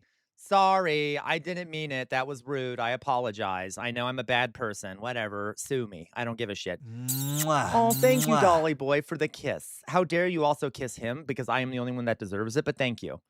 Honored to be here. Like, as you know, there is a live conversation about whether or not I am actually a doctor, despite having spent a lot of time in grad school earning both a PhD and MD. So like, I just prefer Abdul. It's unambiguous. But then even then, people are probably like, but his whole name is Abdurrahman. So I don't know. Yeah, real life cat DJ. Did you hear that, real life cat DJ? He's like, oh, well, then people are even like, well, his full name is. Yeah, a real life cat DJ. Oh, no. Okay, fine. What can we even say? Yeah, what can he even say, real life cat DJ? I'm just kidding, real life cat DJ. I'm being an asshole. I apologize. I mean, just casually dropping PhD and doctor in there is something my mother wishes that I could have done. I never will. So thanks for doing the work for both of us. Well, hey, I for children of immigrants everywhere. Also, all that means is like you're ruining it for the rest of us. I wasted away my 20s, and here's the other side of it. Like, I'm unemployed, and I ask everybody I know for money. So like, look how that turned out for me. Just trying to get a job here, folks. Okay, aww. I just want to caveat this. I want to timestamp our conversation because we live in news hurricane hell. We are recording this on Wednesday when you had a very rare open slot in your campaign. So thank you for doing that. And just go forth with that knowledge, everybody who's listening and watching to this. Okay. Our chummy, lighthearted conversation is now going to take a pivot for the very serious because, we live in 2026. Yeah, if I start getting pissed, I apologize. Real talk. I want to start with ICE. On Monday, ICE officers shot and killed a 25-year-old legal resident of this country, Joanne.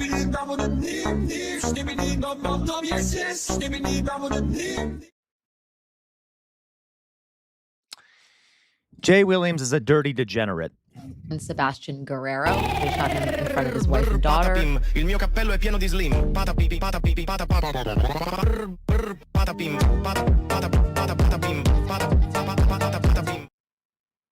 Dolly Boy is a dirty degenerate. That was about a week after killing 52-year-old father of 3, Lorenzo Salgado Araujo in Houston. You are running on abolishing ICE. And on one hand, the polling shows that public opinion has moved pretty dramatically on this issue. It is a strong one for Democrats. On the other hand, it is about 50-50 overall. Oh, really, LaQual? What word? Okay, listen. Chat is going crazy today. Chat is losing its fucking mind. LaQual Bois says degenerate was not the word I thought you were going to say. What word did you think I was going to say, LaQual? Please share it with the rest of the class. What word did you think I was going to say? And we really just haven't seen continued national outcry and protest and mobilizations after the murders of Alex Preddy and Renee Nicole Good. ICE is still capturing 2,000 people a day. What is your message to the other 50 out there who might be a little reticent / hesitant about abolishing ICE? We can have a safe and secure border. We can enforce immigration policy. But we don't have to do it while shredding our Constitution to the interest of Stephen Miller and Donald Trump. And maybe it's just that I ran government agencies. There are not that many people who run for Senate who've actually worked in the bowels of So government. He's saying And anybody who's ever run a government agency will tell you that once you have a culture of impunity set in, it's almost impossible to take that out. You can't reform it. You can't retrain it. And for most of our existence as a country, we've been able to enforce immigration policy without having to have ICE. ICE is, 25 years old? Not even. We don't have to have this. And let's also understand what ICE has become. ICE is not about immigration. ICE is not about the southern border. Think about the places where ICE has been the loudest. You're talking about Chicago and Minneapolis. ICE is about normalizing paramilitary force. Yes, it is. In contraposition we do need to get rid of ICE, by the itself. way, obviously. So I think we can win a future. where we have a coherent, thoughtful, peaceful immigration approach. But that doesn't start with ICE. That starts with a pathway to citizenship and protecting our southern border. We need a lot more immigration judges, folks. So like right now, we currently have a system where there are so few immigration judges, it like takes forever to process new migrants.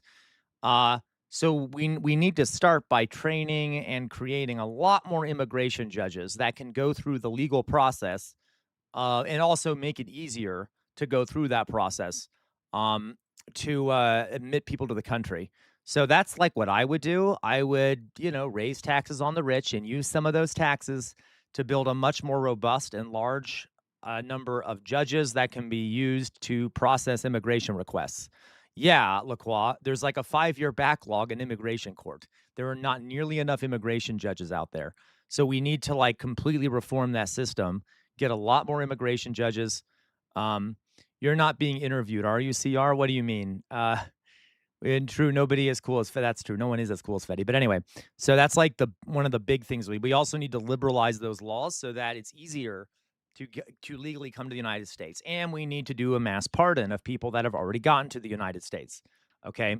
And enforcing policy without tearing apart the basic constitutional rights that people are losing left and right. When they're shooting people in the streets, it should tell you that this is not about the thing they— Did you guys hear that on what is it called? The Necessary Conversation, the mom. Did you guys hear about this? What's her name? The mom. You all know what I'm talking about? Necessary Conversation. Necessary Conversation podcast. I forget her name. Mary, is it Mary? She literally said,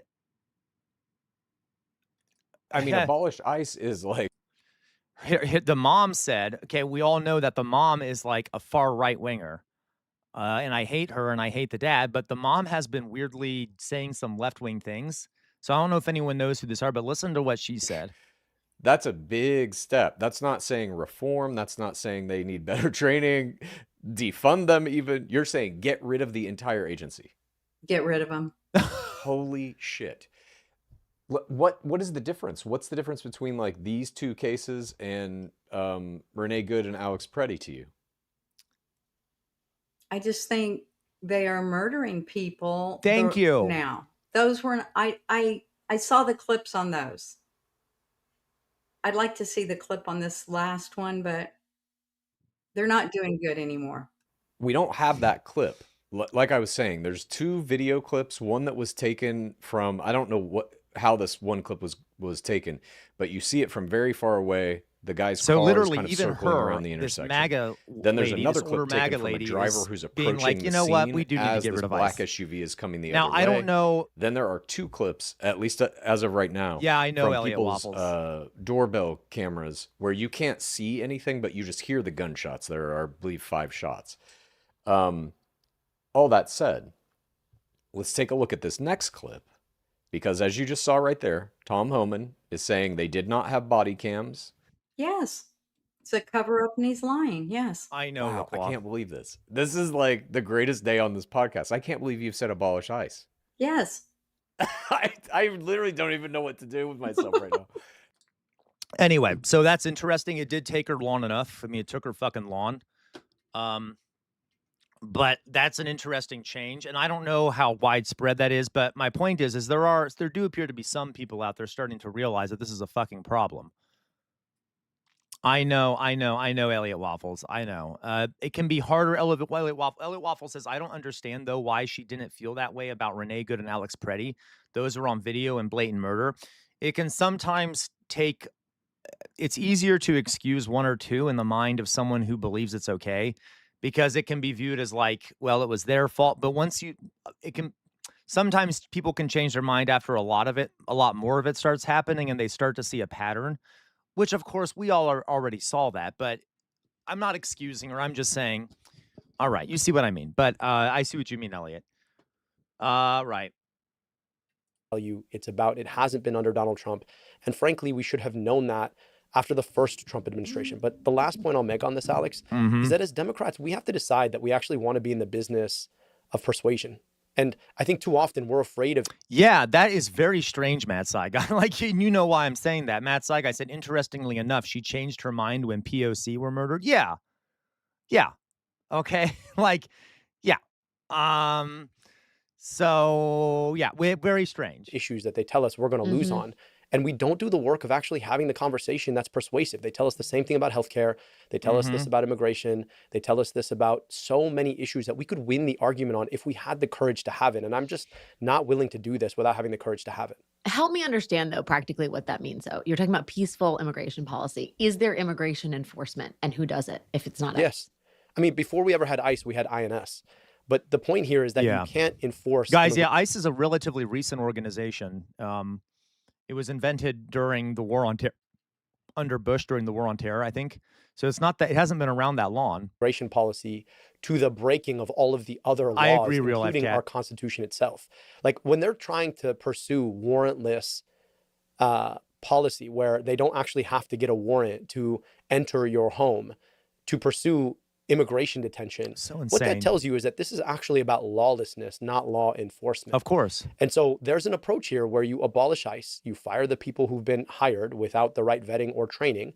You start again with a very particular kind of force with high training where you are enforcing at the edge of cases that really are about somebody who has come and broken our actual laws, rather than blanket enforcement that is supposed to be loud and in your face, specifically to weaponize the idea of immigration against a political party or political movement. Like that really is what this is about. Yeah. If you think about Donald Trump, you think about Stephen Miller, you think about JD Vance, the thing that they want to tell you is that immigrants why does he are have to bad. name them out loud? Ugh, it makes me want to vomit. It's the same reason that they are trying to get people to move abroad when they're applying for permanent residency and a green card, right? This is not about immigration enforcement. This is about immigration itself. And I'm so sorry. I happen to believe that immigration has been a very, very good thing for this country. Not just because it's been a good thing for, people like me. It's been a good thing for this country. We in this country, we're struggling to build public policy that gets people to want to have kids. And if you believe in capitalism, then you should know that capitalism only works because the economy grows. And part of the reason the economy grows is because okay, well, we don't need to talk about capitalism too much. We don't need to do that. But I get it. I guess you kind of do. He's trying to get elected, but let's not. He didn't say he believes in capital. Whatever. You guys know what I'm going to say. Immigrated our way out of this problem. The problem here, though, is that these same people who are trying to weaponize ICE against the idea of immigration itself don't also want to pass policies like, I don't know, paid family leave and free childcare and free healthcare and investing in housing so people could actually imagine having kids. So all of that is to say, we actually have to win the fight around immigration itself, that immigration is a good thing and that ICE is against the Constitution itself. Like we have to go and have that conversation. We really can enforce that policy if we thought from scratch about what the immigration system is supposed to look like. But again, we're not willing to have nuanced conversations because we're so afraid of our own shadows. Yeah, I mean, reaffirming that immigration is a good thing seems like the big work ahead of us, given how vilified immigrants have been, and then making the case for permanent residency for people who've been here illegally for some time. I'm sorry, in reference to what, Real Life Cat DJ? You said this time it happened inside the neighborhoods of white people instead. That's why people are outraged. In reference to what, Real Life Cat DJ? Forgive me. Decades. That's a big shift in sort of the way America writ large thinks about immigrants and immigration. But Alex, I'll tell you this, right? I've been up and down my state now, and I live in one of those states that everybody says, oh, well, you can't possibly win the state of Michigan talking about immigration. I'm sorry, but Michiganders are open-minded and they're good-hearted. Donald Trump sold... Oh, I got you, Real Life Cat DJ, yes. ...this lie to us, that the reason that the economy's not working is because an immigrant took your job. The reason that you're out of healthcare is because an immigrant took your healthcare. The reason you're out of home, yeah, it's a lot. He's got it right. It's it's scapegoating, right? Scapegoating migrants. The real people to blame for these problems, folks, are are the corporations, the interests of the elites, things like that. Okay, those are like the real things.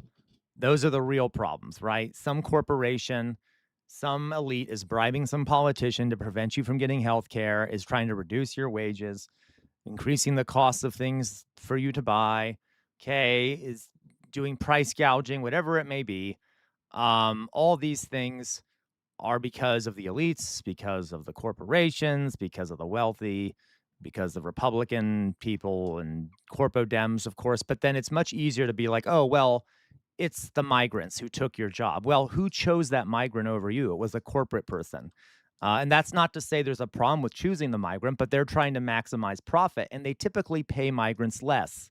So they're the ones that are doing that, okay? They're the ones who are only care about profits. It's not the migrants' fault, all right? That was the whole, they're eating the cats, they're eating the dogs thing. And the problem with it is that we're so busy running away that we forget that we too have mouths that we can use to be talking about what the real problem is. If you're out of a job, it's because some corporation's trying to figure out how to automate your job right now. If you're out of a home, it's because we have not invested in housing for a very long time. Yep, because 100%. the banking industry ran amok and then collapsed the entire housing infrastructure, and then we stopped building housing. If you're out of healthcare, well, it's because a huge corporation has figured out how to buy up all the hospitals in your location and then squeeze the money out of them and then shut down the ones that are not. Yeah, LaCroix, you say having corporations benefit from having a permanent underclass of undocumented workers that corporations can illegally underpay, and they do not have easy means to fight them on it. Absolutely.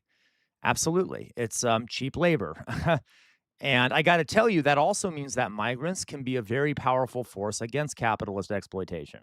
If they can be unionized, if they can add to numbers of work, they can add literally numbers to working class unions and things like that. Okay, they can add power to those.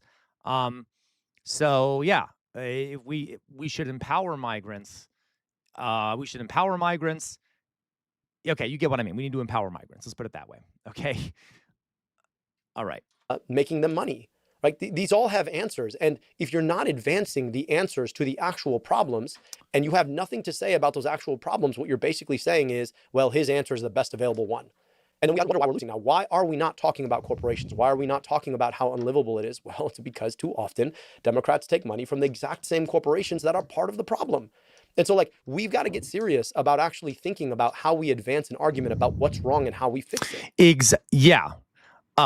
Absolute. Real Life Cat DJ, I love that. I love that idea. Real Life Cat DJ says, this is a great phrase. A migrant took your job so you can pay them less than you is the argument. Instead of pay us and tax us equally, it's lynch the immigrant. Exactly.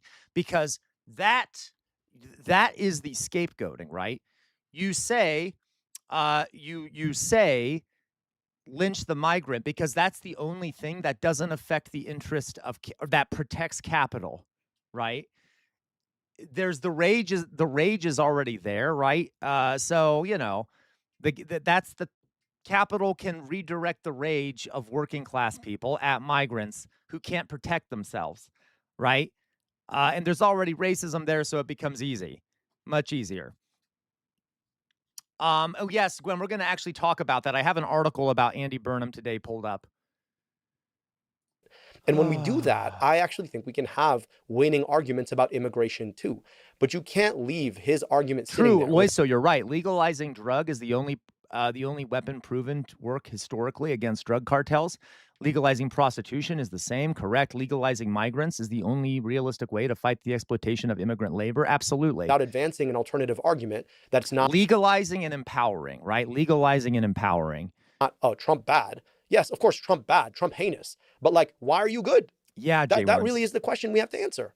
Okay. Of course, Drusilla. On that same topic, areas where Democrats it feels like the rug pulled out from under them by Republicans. I want to talk about. Listen, folks, I also got to tell you, it is true that Democrats have had the rug pulled out of them by Republicans, but I'm sick of Democrats blaming Republicans for the failings of their own party. I don't know what she's going to say here, but a lot of Democrats make it seem like, for example, Obama couldn't get anything done because of the Republicans in Congress, okay, or things like that. That is not true. Or they got a lot of pushback from Congress. Well, he controlled both, he controlled things, and he didn't really fight that hard.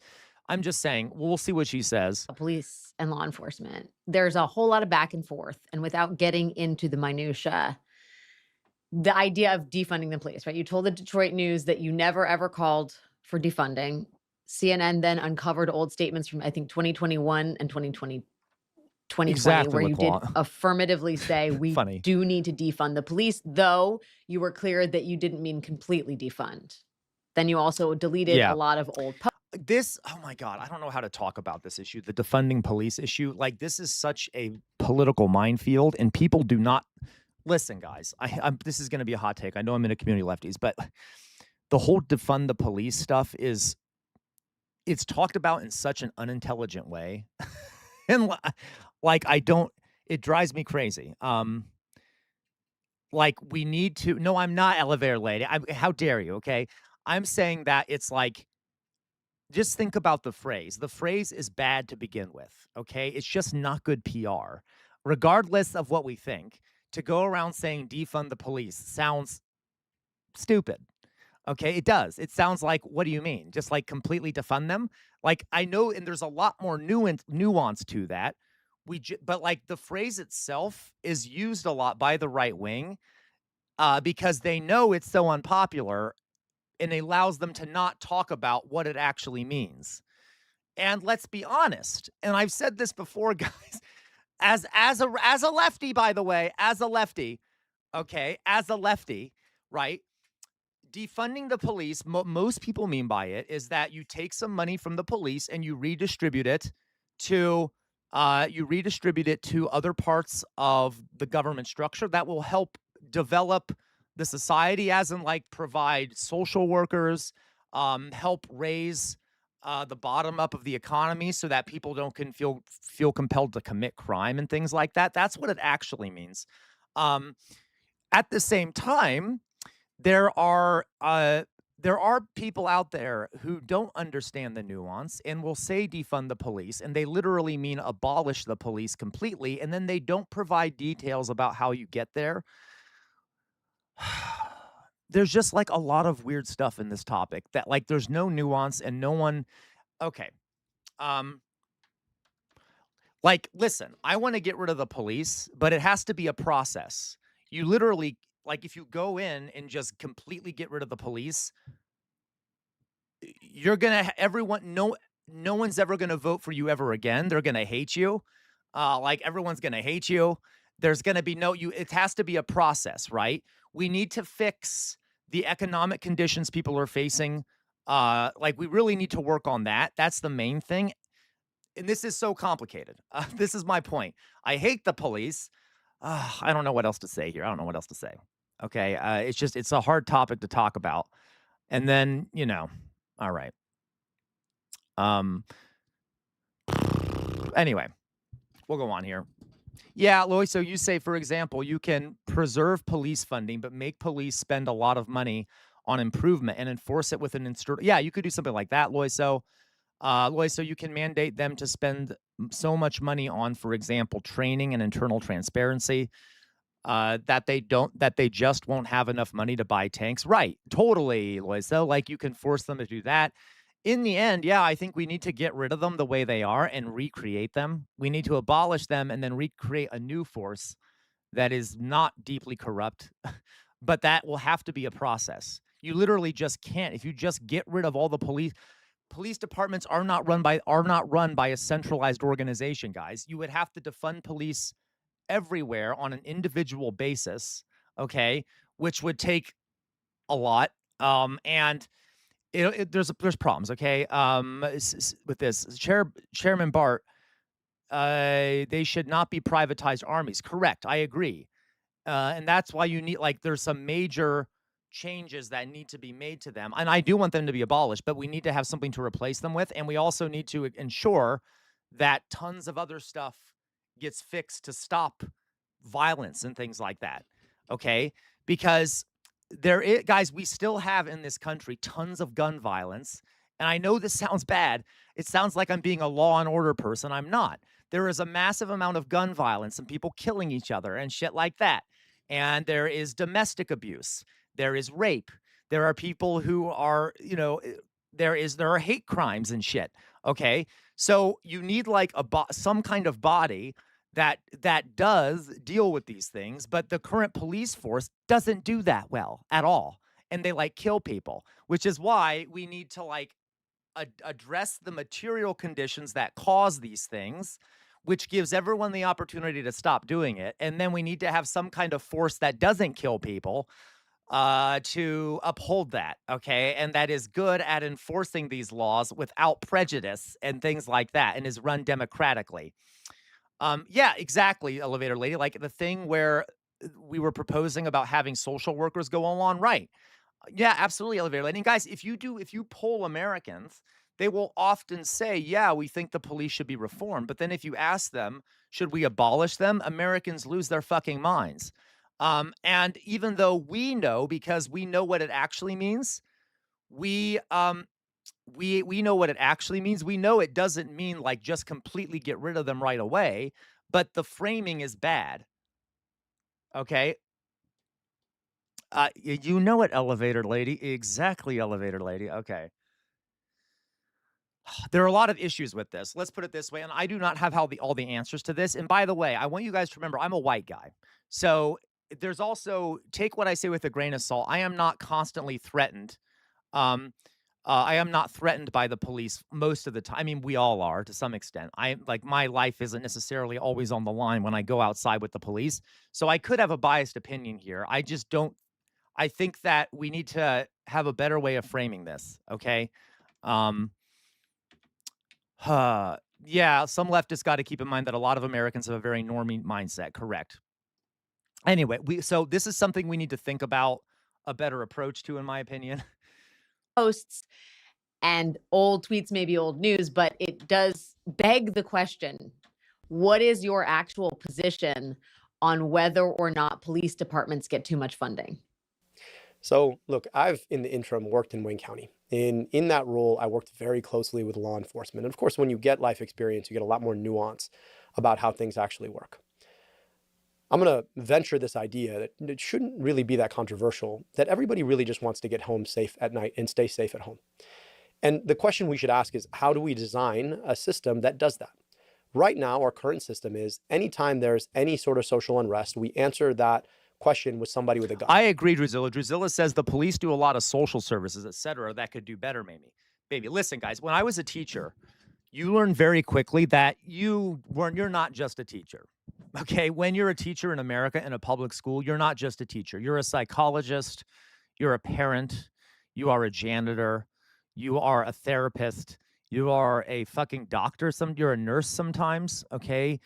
In some states, you literally have to have first aid and CPR training to be a teacher. I have first aid and CPR training because I needed to have first aid and CPR training to be a teacher in Indiana. You have to do all these jobs. And the reason you have to do these jobs is because the state is not doing those jobs. They have been so defunded and shit. And a teacher is an agent of the state that is one of the few agents that children see, and the few people left that are government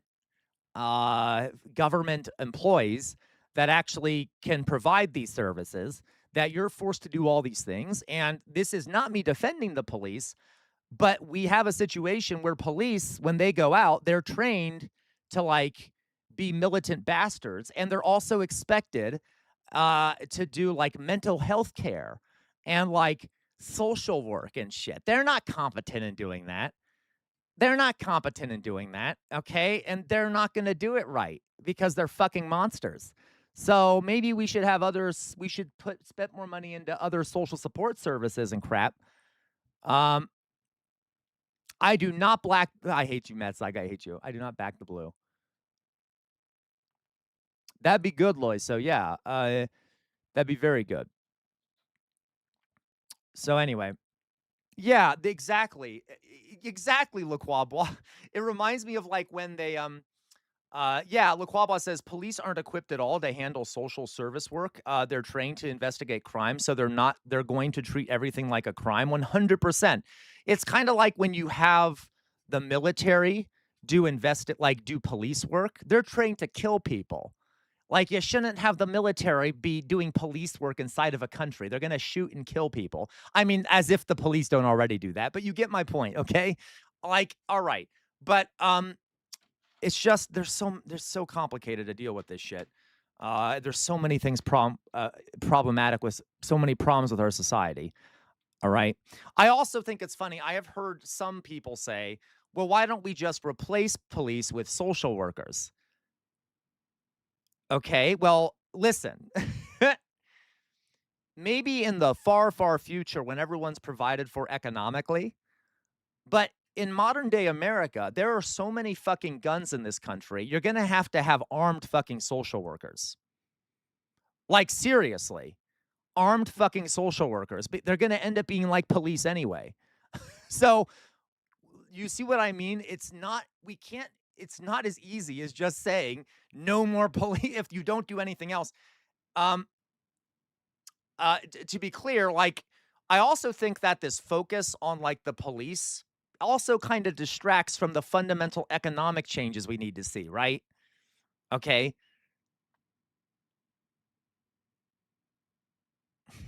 Real life cat DJ, right? Anyway, you get what I mean. It's something that it's a thing that kind of annoys me. I totally understand, but let's see here. Druzilla, my ex said something about a knife when I had a mental health crisis and he called the ambulance. The police came with shields. It was so scary. Right. Right, Druzilla. Like, that's anyway. And that has led to a lot of harmful circumstances, and it isn't always efficient to stopping the thing that we actually want. So what I think is that we need more investment in recruitment, retention, and retirement for law enforcement. We need those things. Why? Because too often the people who work in law enforcement in urban communities don't come from those communities. And that's partly because the people in those communities don't believe that they can have... So this is true. This is true. There is a big problem, especially in a lot of big cities, where the police of like a city, for example, the city I'm need. Okay, me too, elevator lady. Listen, elevator lady, you know I don't like fucking cops. Elevator lady says, police scare me. It would take a lot for me to call them. Me too. I do not want to be nearby a fucking police officer.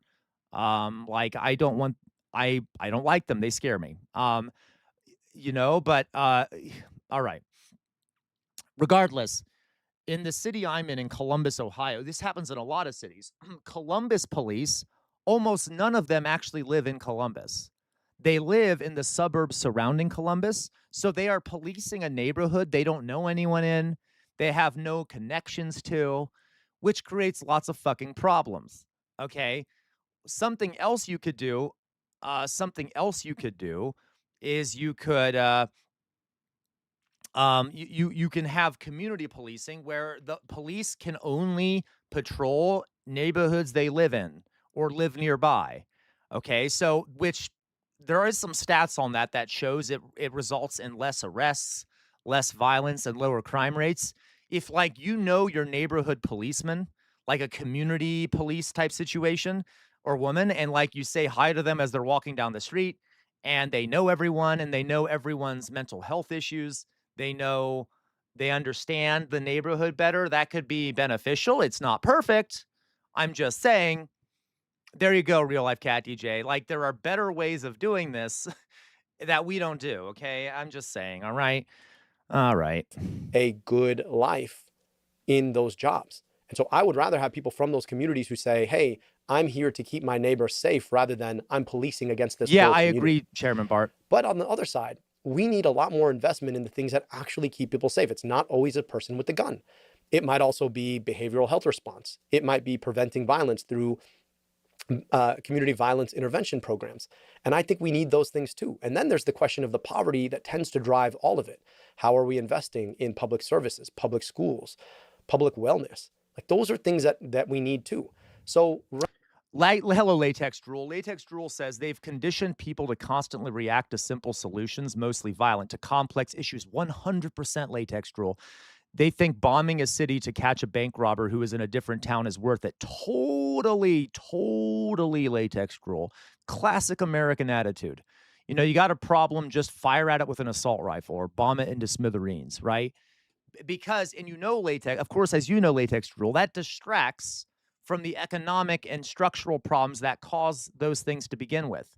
It's a simple solution to a very complex problem, and we refuse to address the complex problem. We're just like, well, let's just get a good guy with a gun to go fix this, right? Rather than start with this one question about defund or not defund and play into, again, the same unnuanced, cynical approach. Okay, I agree with him on that.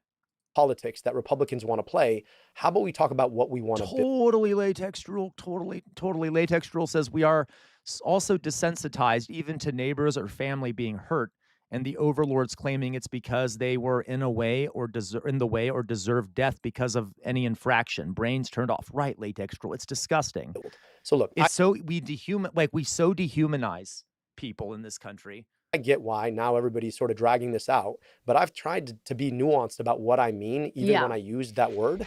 But I do think it's important for us, again, to go and win the argument. And I'll tell you, I've been up and down the state. You go to communities in the rural parts of my state and you say those things, most heads are like, yeah, actually, no, that's kind of what we want. Yeah. So let's do that. You know, in the context of a podcast interview, right, there's space and time and bandwidth to talk about the nuances.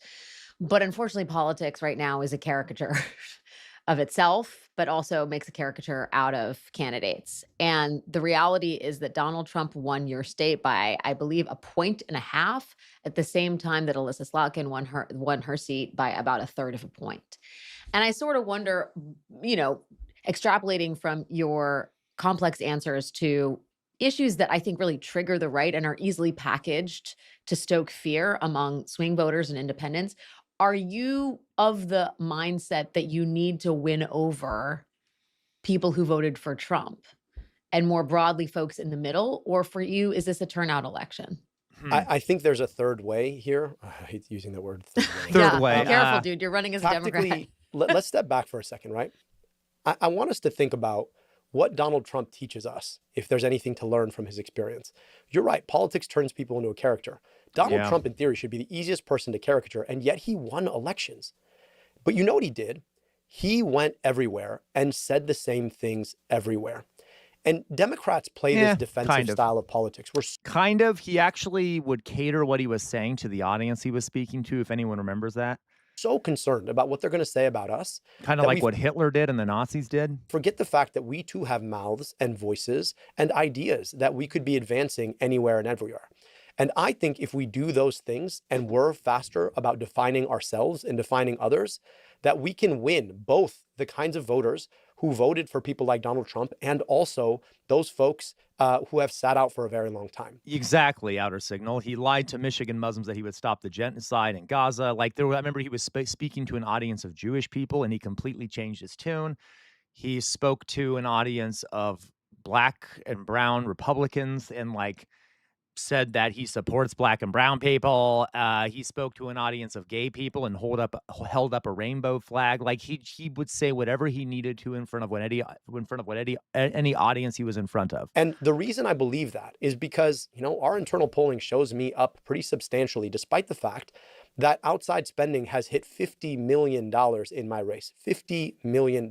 Now, if it was all about what people are going to say about you or what they're going to say about your opponent, I shouldn't have a prayer in hell in this race. And yet, what we've done is politics the old-fashioned way. I go everywhere. I talk to everyone. I do not shy away from booking these conversations or any conversation because I know what I believe and I'm willing to talk about it. And when people you give them the opportunity to listen in nuance, people are really smart.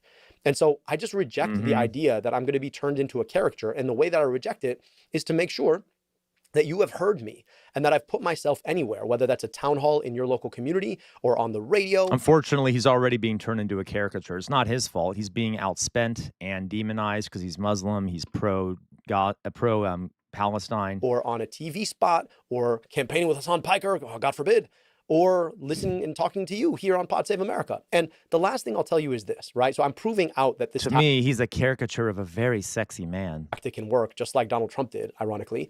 But also, the last thing I'll tell you is this. The real divide in our politics is not around some left-right spectrum. Like, are you a Democrat or a Republican or right-wing or left-wing or blue or red? And that there are these people in the middle who walk around wondering where they sit on the left-right spectrum. Most of the time, people are like, yo, I can't afford my health care. And steak is so goddamn expensive. And I'm really, really worried about the quality of my kid's school. What are you going to do about that? Sorry, Outer Signal. I know I'm a filthy degenerate. I mean, don't objectify. I'm sorry, Dolly Boy. Guys, I'm sorry. I'm a dirty degenerate. It's Friday. It's Friday fun day. I'm allowed to have some fun, okay? Play the game where I hew to a particular set of talking points. I try to talk out what I think we need to do and be completely honest. And I stand up around these, third rails you're not allowed to touch in politics. Every time and we haven't got into it yet, I'm sure it's on your question set. But Israel. I'm like, look, the question about Israel, I want to hear what he says the about Israel. Right to exist of a country that exists. The question about Israel is, do they have a right to our tax dollars? Because I live in a community here in Michigan where there are places not too far from where I live where the median income is $14,000 a year. And those people send their kids to schools that haven't changed for 50 years. They can't afford basic infrastructure. Like, it's like you're traveling on gravel roads in the middle of a city. And then you want to tell me that the best use of my tax dollars is to send them somewhere else? And you know, when you say that and then people hit you on it, people are just like, yeah, no, actually I agree with what he's saying. And I'm not so interested in a theoretical question about the right of a country to exist. I'm wondering what you're going to do with my tax dollars and why you're sending them there when I could be using them here. See, guys, that is excellent framing. That is excellent framing. All due respect, I mean, the question of whether Israel should exist or not. Oh, no, here we go. Oh, my God, here we go. Do we have to do this? Don't make me do it. Oh, my fucking God, I don't want to have to do it. Oh, Jesus Christ. No, they don't have a right to exist. And I'm sorry, but they fucking shouldn't exist as they currently exist. Okay, whatever. I don't even fucking care anymore. I'm just going to say it. They should not exist as they currently exist. They have no right to exist. No state has a quote unquote right to exist, whatever the fuck that means. Okay, and hello, Philly cheese. How dare you? Philly cheese comes in here and says casual anti-Semite. I hate you, Philly cheese. God damn it. Is essential when you're answering whether a U.S. tax dollar should go towards protecting that right to exist. Okay, here we go. Here we go. And it sort of raised, let me just ask you the question, because I mean, I think you've made it a zero-sum game between like funding for example, schools and aid to Israel. Yeah, the U.S. budget is large. And there's a question about, you know, to what degree Congress should prioritize spending on Israel, which gets at the central question for, I think, a lot of Jews in this country and a lot of Jews in your state. Oh, shut up. Is, you know, conflating the two. Zionists, fucking Zionists. Jewish identity and the Jewish statehood. Jewish identity and Jewish statehood? What? Is essential to them. And they may think the war. To Zionists, to fucking Zionists. Oh my fucking God. I'm sorry, I'm going to lose my mind. Okay. Is a genocide in Gaza, and they may completely disagree with Bibi Netanyahu, but their Jewish identity is as essential to them as their American identity. So I wonder, when you are thinking about those people, and they may guys, to be clear, a lot of Jewish people in America do not like Israel, actually. Okay? Like, to be very clear, this is why this is infuriating to me. She's doing the anti-Semitism thing, okay? She and it, like this line of talking and the way that even Israel talks about Jews, like they are the ones who are fucking conflating Jews and Israel. It drives me crazy. Liberal Zionists do this shit. Okay. Or you. By the way, AIPAC is a Jewish and Christian organization. It has donors who are Christian. It has donors who are Jewish. It has atheist donors. All right. Absolutely outer signal. Mamdani has a much higher approval with American Jews than Bibi, 100%. How do you help them understand where Israel exists on your list of priorities? Is it immoral to support Israel at this point? What about all the fucking Christian Zionists in Michigan? Because there's a lot of them. Is she going to mention them? Where does Israel stand on the Christian list of priorities? Because there are lots of fucking Christians in Michigan who are right-wing apocalyptic death cultists who think that they need to restore Israel for the sake of the apocalypse and the second coming of Christ. Is she going to ask about them, or is it only Jews that are like Zionists? Like, I hate this talking point. Or is there some other is there some other avenue? Look, I was really grateful to grow up in a community with a large Jewish community, 40% Jewish. I had the privilege of being welcomed to shul and being welcomed to Seder and going to bar and bat mitzvahs growing up. I learned a lot about the Jewish faith. I learned so much about the Jewish contribution to American culture and society. And I will do everything I can to protect Jewish Americans in this country from anti-Semitism. I also, in as much as I love the Jewish people and Jewish culture, I love and revere Palestinians and Palestinian culture. And most importantly, I love and revere the people I am running to serve here in Michigan. So the idea that Michigan tax dollars should be sent to... Listen, I'm not saying he did a bad job answering that question, but there was a better way to answer that. He should have been like, no, no, no, I oppose Zionism, or I oppose, like, you know, I oppose Zionism. This doesn't have to do with Judaism, Christianity, anything. I get it, though. It's an okay response. I think he could have done a bit better on that, but okay. Because he made it sound like, well, I can believe two things at the same time. You know, I can stand with Jews and I can stand with Palestinians, which is true, but he makes it sound like, well, I know that he's not questioning the fact that there might be a lot of that the Jewish community is Zionist. Does that make sense? It's okay, though. It's fine. That wants to foreclose on Palestinian rights to peace, dignity, and self-determination, which I hold equal to Jewish rights to peace, dignity, and self-determination. But the idea that our money is being sent to a government that wants to foreclose on one community's right to self-determination and being misused away from solving the needs of the people I'm actually serving is a pretty crazy thing.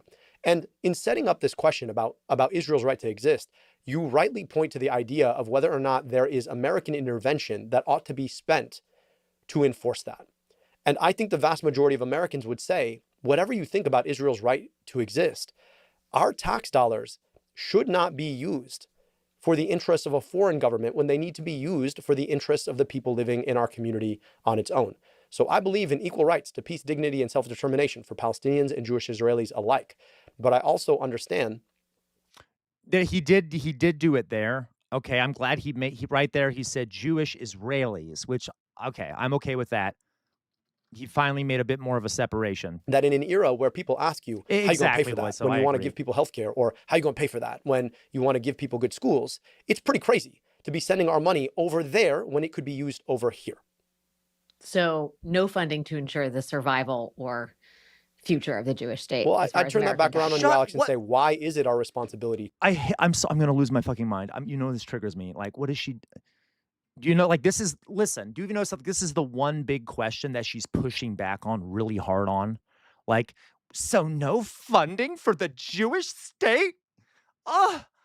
Okay. We don't fund Azerbaijan. We don't fund Nepal. I mean, maybe we do, but you know what I mean? We don't send billions of dollars to, I don't fucking know, Oman or Pakistan or, like, I don't know, Guinea-Bissau. Like, why is Israel fucking special in this regard? Okay, why is it such like a, oh my god, you don't want to send money to Israel? Like, oh my fucking god, what is okay to ensure that? I'm just asking because I think no, I mean, but like, but why is it understanding?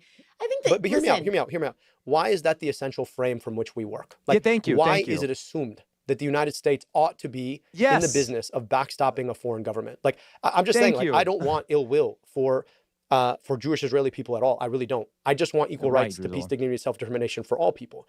But the notion that somehow our tax dollars ought to secure the interests of a foreign government, like, this is the United States and our own kids don't have good schools, and you're telling me that that should be a primary concern over there? Like, imagine we said the same thing about any other country, any other one. Like, my family's from Egypt, okay? Like, would it be crazy if somebody was asking me, like, hey, do you think Egypt has the right to exist? People would be like, Egypt exists. I'm like, well, if somebody wanted to change the nature of Egypt, do you think the United States should be spending all of its money to make sure, or any of its money to make sure that that happens? And people are like, I don't know, what that seems like a different country's issue.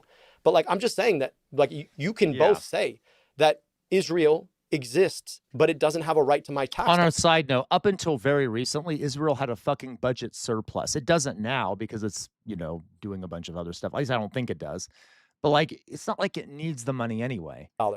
And it is not our responsibility as American taxpayers to take money away from kids who don't have good schools and give it to a country to buy bombs and tanks. Like, the idea that our conversation even questions that is itself a big question we should be asking. Like, why is this the frame of the debate? I think AIPAC affiliated super PACs have spent about $15 million so far to defeat you. 30. Okay, I'm 30. wrong. Sorry, updated stats. And your opponent, Haley Stevens, is their preferred candidate. You've called her a sort of Trojan horse for the pro-Israel agenda. You've accused her of failing the moral Rorschach test by not calling what's happening in Gaza, the atrocities, a genocide. Here's my question. There's only one Democrat that's going to win this. If she wins, are you going to campaign for her? Yeah, Philly I'm going to make cheese. sure that Mike Rogers never sees the inside of the U.S. Senate.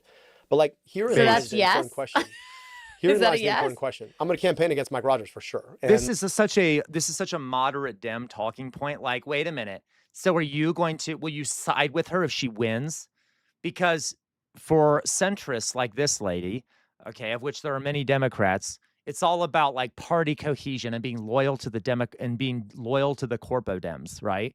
So as long like so will you fall in line and be loyal and obedient if you lose? Because they think that's like the worst thing. If you refuse to be obedient to the Democratic Party, then there's something deeply wrong with you, okay? Look, I've already said that like I'm committed to making sure Democrats. Look how shocked she looks. Look at this. She's so like, you might not support the Democratic nominee. But come on, we all know that the Democratic Party wouldn't barely supports any progressives who even win nominations for the party. Okay. Right now, they're still going after Mamdani. And Republicans lose. Do you want her campaigning for you if you're the nominee? But here's the bigger question. Look at her. Look how upset she is. I want to go back to this point that you made because it's just a really, really important one. You rightly pointed to the reason why the frame of the debate is always about the theoretical right to exist of a country and where we put our money. Because no, seriously, Loy. So you can tell Loy so that her conviction about Israel is personally held. She believes it. She's ideologically Zionist. You can she's the two things she's gotten really upset about is the Israel stuff and the not possibly supporting the other Democratic candidate.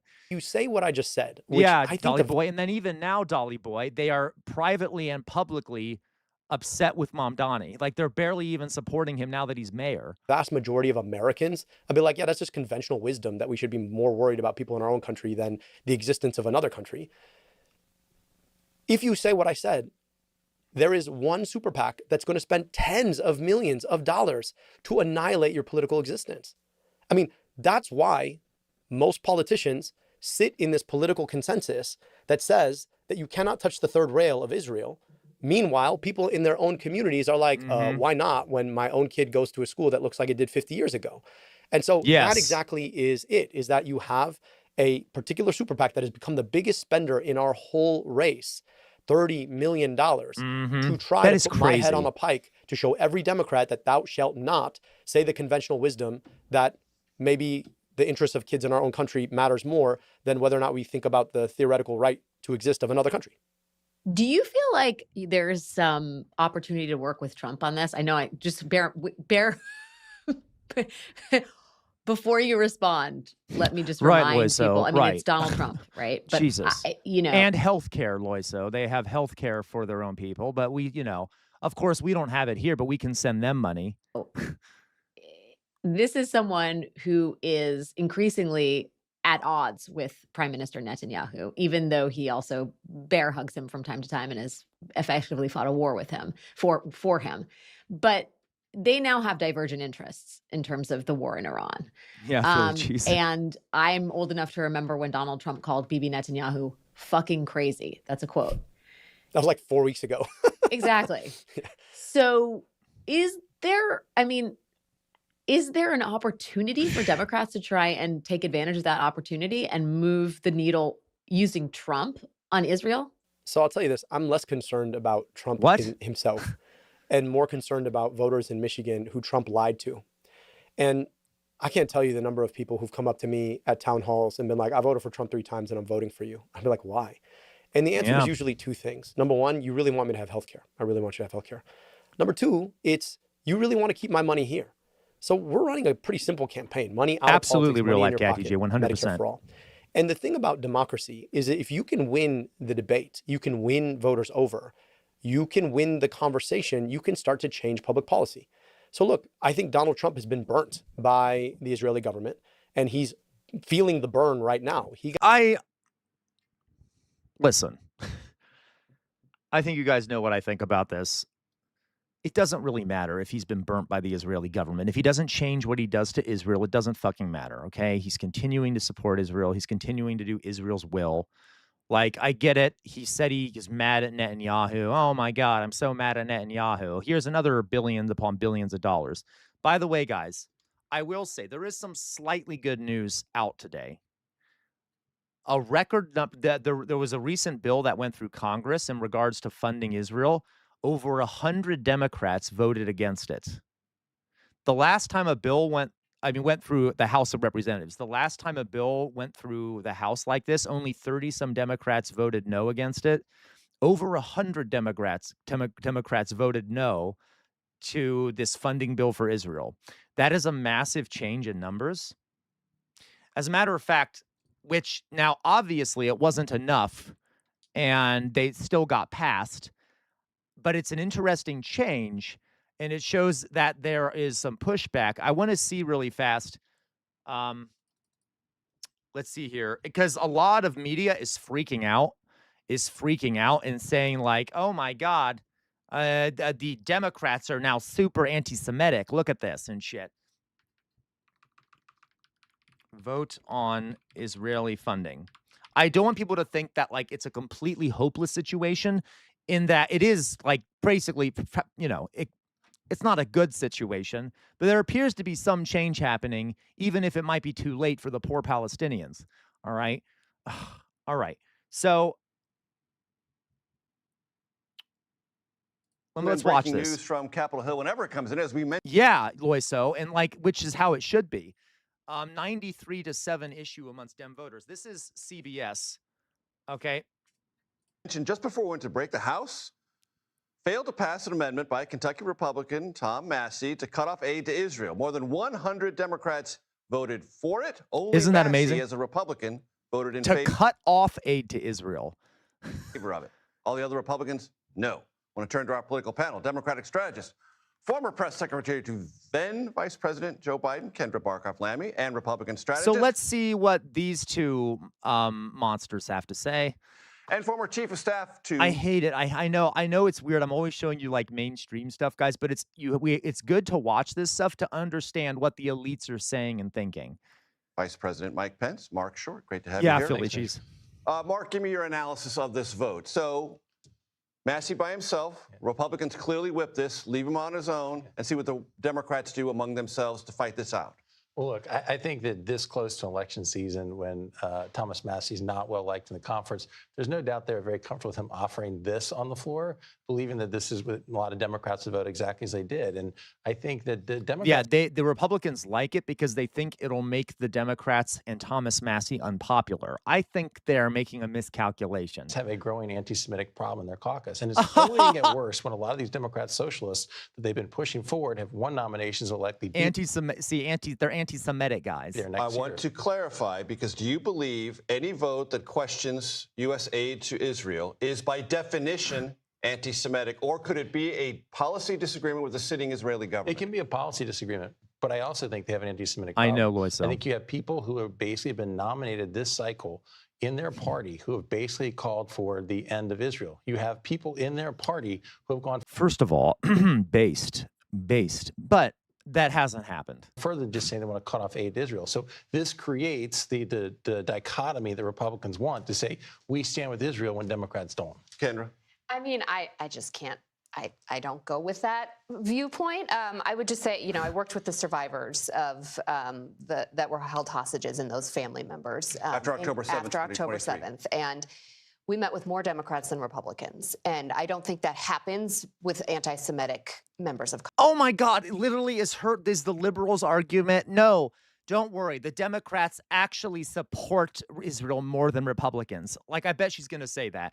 Congress. And so did they really, Philly? That is hilarious, Philly cheese. That's crazy. I think there's a lot of people in Israel that live there that have a lot of different religions. I think this is not a political decision in terms of them being anti-Semitic.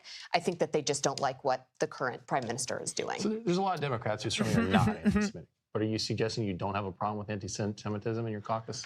Well, see, this is the level, guys, this is the level of discourse in mainstream media, right? This is the level of discourse we got to get stuck with. That is so insane, Philly cheese. Good hit, Dolly Boy. Oh my, wow, Dolly Boy, 3 in a row. You get a boop. Boop. Well done, Dolly Boy. You hit all 3 right in the face. Good job. necessarily absolutely clean hands on this either. I agree with you, Major. I think there's a growing concern on the right too. I think a lot of the followers of Tucker have demonstrated Carlson. that. Yeah. So I concur with that. But I think right, guys, the Republicans are so concerned about anti-Semitism. They're so concerned about anti-Semitism. Yeah, Lois, so I don't hate Jews, so you don't have a problem with hating Jews then? I love this country. It's so great and rational. that there's a more significant challenge with elected officials in the Democrat Party, not just podcasters on the right. Kendra, there was a release today from the former president about a book that's coming out after the midterms. Let's play it. I've written a book about my time as president. Oh, 100%, Promise Me America. Oh, God, who the fuck cares? Why are we watching? What the fuck are we? Literally, they're doing a segment on Biden's book. Oh, my fucking God. Who the fuck cares? It's coming out in November. Yeah, It's Dodongo, available hello. for pre-order now. Oh, he did, It's about Dodongo. the challenge we faced as a nation, about the decisions I made, and why I made them. Kendra, that's the best version of that. It always is. It still sounds a little rough to listen to. Yeah, I think clearly he has aged and his health is in decline. Yeah, we should read it for book club. That'd be kind of fun, right, Elevator Lady? Why don't we read it for book club? We should read Biden's memoir. We know that he's made his cancer public, and he's obviously going Okay, I don't give a fuck. I don't give a fuck. Okay, poor guy. He has cancer. I don't really care. Okay, whatever. It's fine. Let's move on. Okay. We can watch little. You guys want to? You know what? I think we've heard enough from El-Sayed at the moment. Who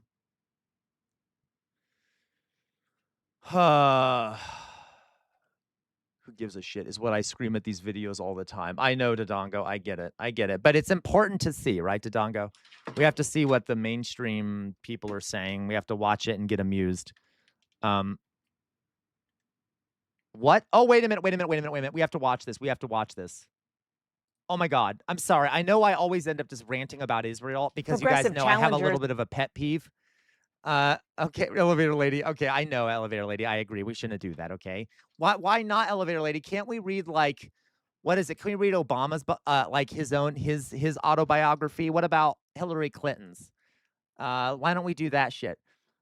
Okay, Sylvie, heard enough. Typical suppressing. Sylvie, I hate you so fucking much. Okay. I just saw this pulled up, and this is Dana Fash. Dana Fash is, you know, a massive Zionist who, like, becomes literally, it's weird. Her whole way of speaking and interviewing changes whenever she hears anyone criticize Israel. She suddenly becomes like rabidly angry. Dolly Boy, great hit, right to the face, right to the face. So apparently, this is her interviewing Brad Lander on liberal Zionism. Let's see what they say. I'm just curious. We may not watch the whole thing. Have ousted 3 incumbent Democrats in primaries just over the past month. 2 of those happened right here in New York City. Brad Lander. Her real name is Dana Bash, but I'm saying that I call her Dana Fash. Okay. And Daraliza Avila Chevalier both beat Democratic incumbents and are likely to win their November elections in these deep blue districts.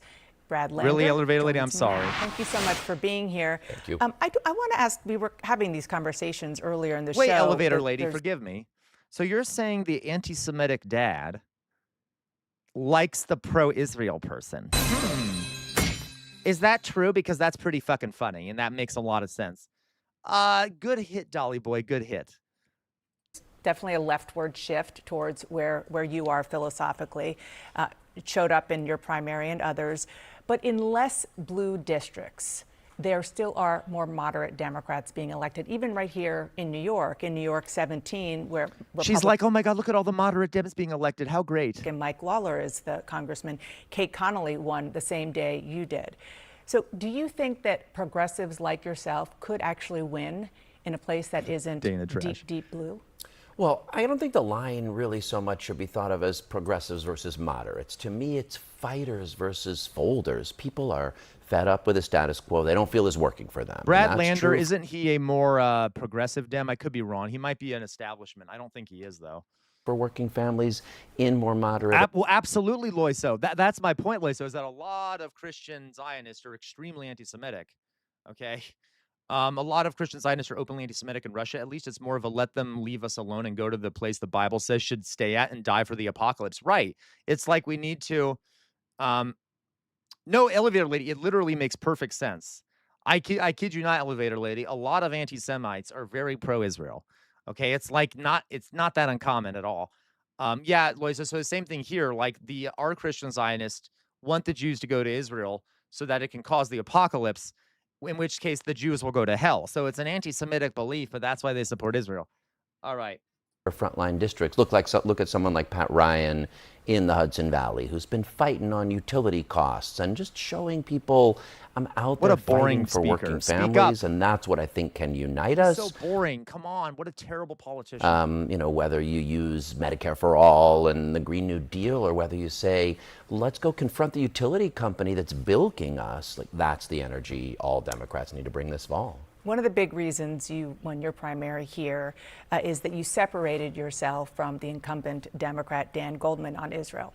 You use the term genocide, he does not. You don't want to have the U.S. funding Israel militarily. You call yourself a liberal Zionist. What is a liberal Zionist? Yeah, what does that mean? I believe in the vision of a Jewish and democratic Israel. I care about. No, okay, he's a fucking monster. A lot of people don't know what a liberal Zionist is. He's right. This is a liberal Zionism. This is like they want a Jewish supremacist ethno-state. He's like, no. I support a Jewish supremacist ethno-state with a democracy, but I just think that we should allow the Palestinians to live in peace inside of their giant open-air concentration camp. That's kind of what the liberal Zionism is. That's not exactly right, but like, it's kind of just like we want the genocidal ethno-state to exist, but then the Palestinians can live peacefully in their giant open-air prison, which is like not great, and by implication implies that there's still going to be a genocide happening. But anyway, so that's liberal Zionism, right? Thank you, Dolly Boy. Great hit there. All right. Thank you. The place, but I don't think it's possible for it to be democratic while it's occupying the West Bank and Gaza. And I don't think that Israel's conduct in Gaza, which I do consider a genocide, is consistent with Jewish values. So to me, it's in Israel is still pro-genocide. They want it done ethically, and the way grass-fed beef is beef. Of course, Lyso. It's like you stand up and you call it as you see it. I don't want to keep sending U.S. military aid to Israel while it's violating international law and Palestinian human rights, but I want it to actually honor international law and Palestinian human rights. That's not going to happen. Can you imagine expecting Israel to honor international law in its current state? That's not gonna fucking happen. All right. Yeah, Philly cheese. He said while. So it can be the Jewish and democratic Israel that I grew up believing in. I'm sorry. I just want to make sure I understand. You said that you don't think it's a democratic Israel? What the? It is not a listen, guys, listen. I don't even know if I need to explain this to all of you, but Israel is not a democracy. It is not a democracy. It's like saying that apartheid South Africa was a real democracy. No, it fucking wasn't. What the fuck do you mean? Okay. If you're doing a military occupation of people that are legally part of your state or whatever, and then, it's not a real democracy. Okay. It's not a fucking real democracy. And I'm really sick of that idea that like, oh, Israel's the only democracy in the Middle East. No, it's fucking not. Okay, the way to believe that Israel is the democracy is to dehumanize the Palestinians into assuming that they're not people. Okay, like that's what you'd have to do. You'd have to ignore the Palestinians to think that it was a democracy. It's an apartheid state. It cannot be democratic because it is not the people that decide. It's more of a like fascist republic. I don't know how to frame it. It's not a fucking democracy. The people don't actually rule. Want it to be a Jewish and democratic Israel. Right now, I don't think it's modeling democracy while it occupies the West Bank and Gaza, and half the people under its sovereignty can't vote. There we go. See, that's actually true. But I believe that when occupation... Dana, look how upset Dana Bash, I'm telling you, Dana Bash gets so deeply offended anytime anyone criticizes Israel.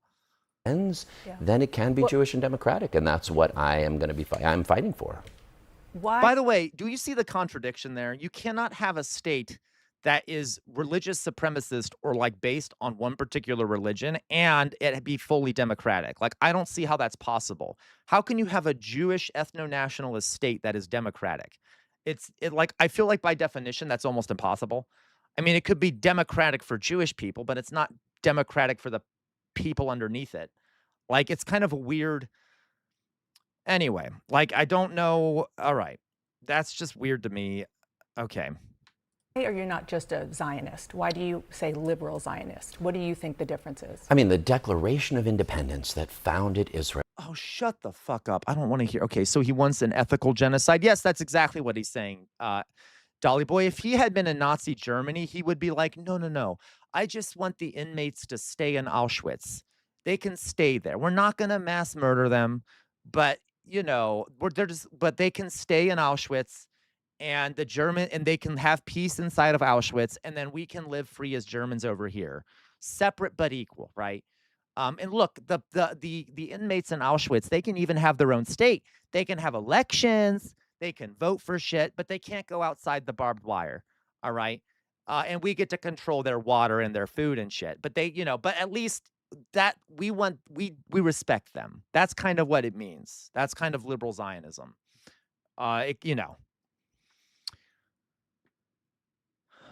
Says it would be a place for the ingathering. There you go, Philly cheese. I don't support funding Hitler and the Nazis while they are occupying the Sudetenland. Right. Okay, yeah, like as opposed to anything else. Yeah, exactly, Lloyd. So like it's a self-administered concentration camp. Like I said, like, oh yeah, Buchenwald, the Jews over in Buchenwald, the gays, Jews, gypsies, and or Roma people over in Buchenwald, they can set up their own government. They can vote on stuff. We won't mess with them, but they have to stay in the walls of Buchenwald. Okay, we might also, if they dare try to break out, we then of course have a right to defend ourselves and throw some bombs in there.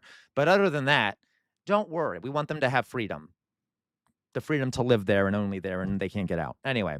Of exiles and full civil and political rights for everyone living there. But Palestinians living in the West Bank facing settler terrorism or living in refugee camps in Gaza because their schools and hospitals were destroyed, they don't have full political and civil rights. So it is not living up to its founding vision. And not fucking true. Not fucking true. What do we think the founding vision of Israel was? It was not to be this peaceful, cute little democratic state. It was a genocidal ethno-state that was built on colonial premises. It was not built to be a cutesy little state that's like a smiling anime girl or something, okay? Like, ooh, like it was not a cutesy little founded state, all right? It was literally built and created as a Jewish supremacist ethno-state, okay? That was colonial in nature. Anyway, all right. Gross. It literally started with terror. Believing in Jewish and democratic means you got to fight for the human rights of Palestinians at the same time as you fight for the safety of Jews. I guess maybe a shorthand way of saying it is, I don't think Israelis will be safe until Palestinians are free, and they both need that. Can I just ask you point blank? Do you not call yourself a Zionist because it is a term that many people on the hard left have? On the hard left, she's like, I do appreciate this. I appreciate this. I do hope that I'm glad she's like, you should say it proudly. You should say you're a Zionist. I appreciate that. I want all Zionists to proudly proclaim their Zionism. Please do that. Okay? I totally support that. Started to use as a slur against Jews. Well, no, I mean, a liberal. As a slur? Zionist is a Zionist. I just want to make clear I'm not a Zionist like Ben-Gvir or Smotrich who want to eliminate Palestinians. So that's why I say it. You can be an American and not believe in what Donald Trump believes in.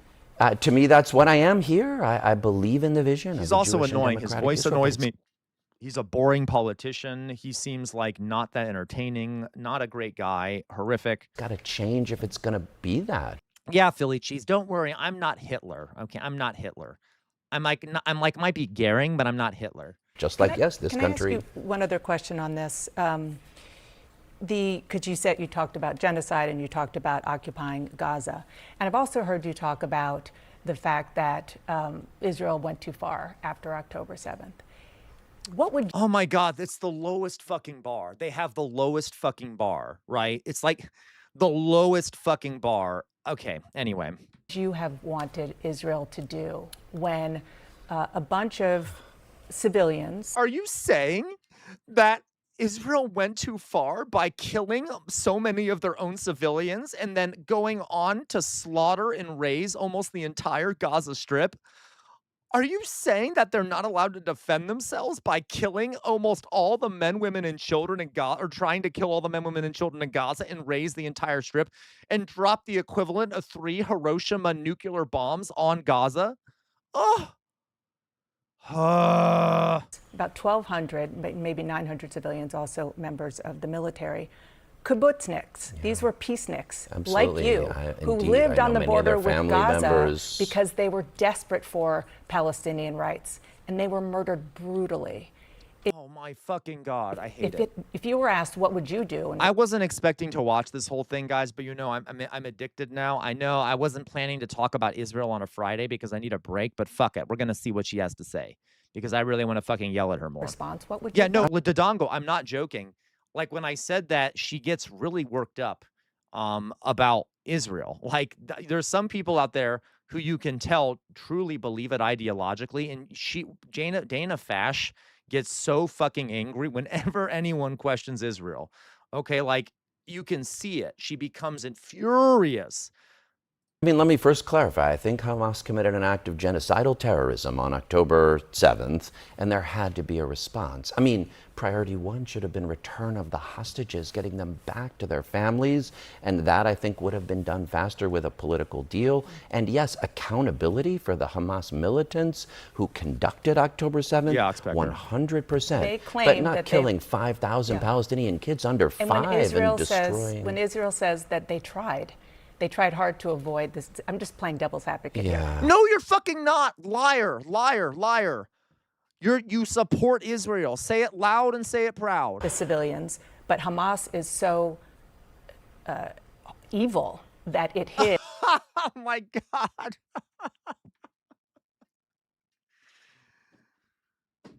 Oh, okay. Hamas is so evil, guys. All those slaves that rose up in the American South were so evil when they killed those plantation owners, right? They're the evil ones.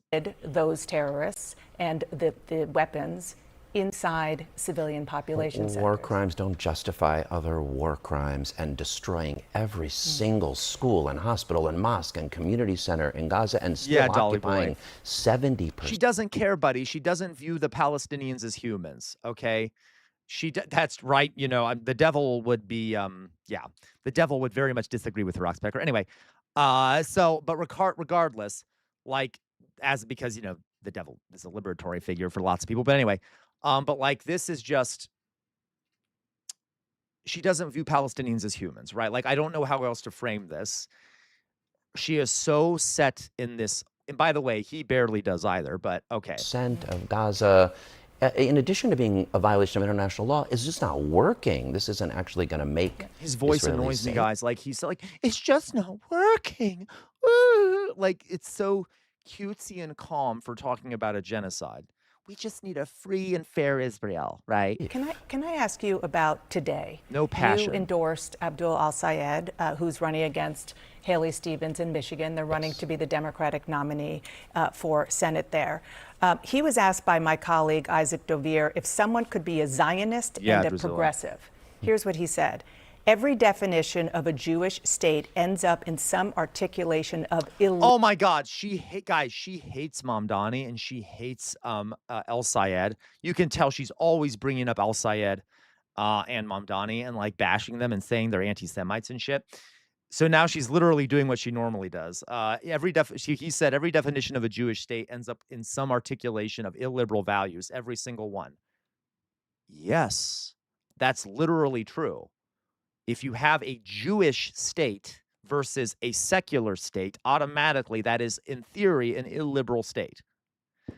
Now, obviously, liberalism often has ended up being racist and shit like that. I'm saying theoretically, it is an illiberal value to say we should have a religious supremacist, ethno-supremacist state. Now, you could say every definition of a state, and it would be wrong to say that any definition of a state ends up in an in something illiberal, but that's not what he said. He said a Jewish state, because that is absolutely fundamentally illiberal, which is what I said earlier. Liberal values, every single one. Yeah.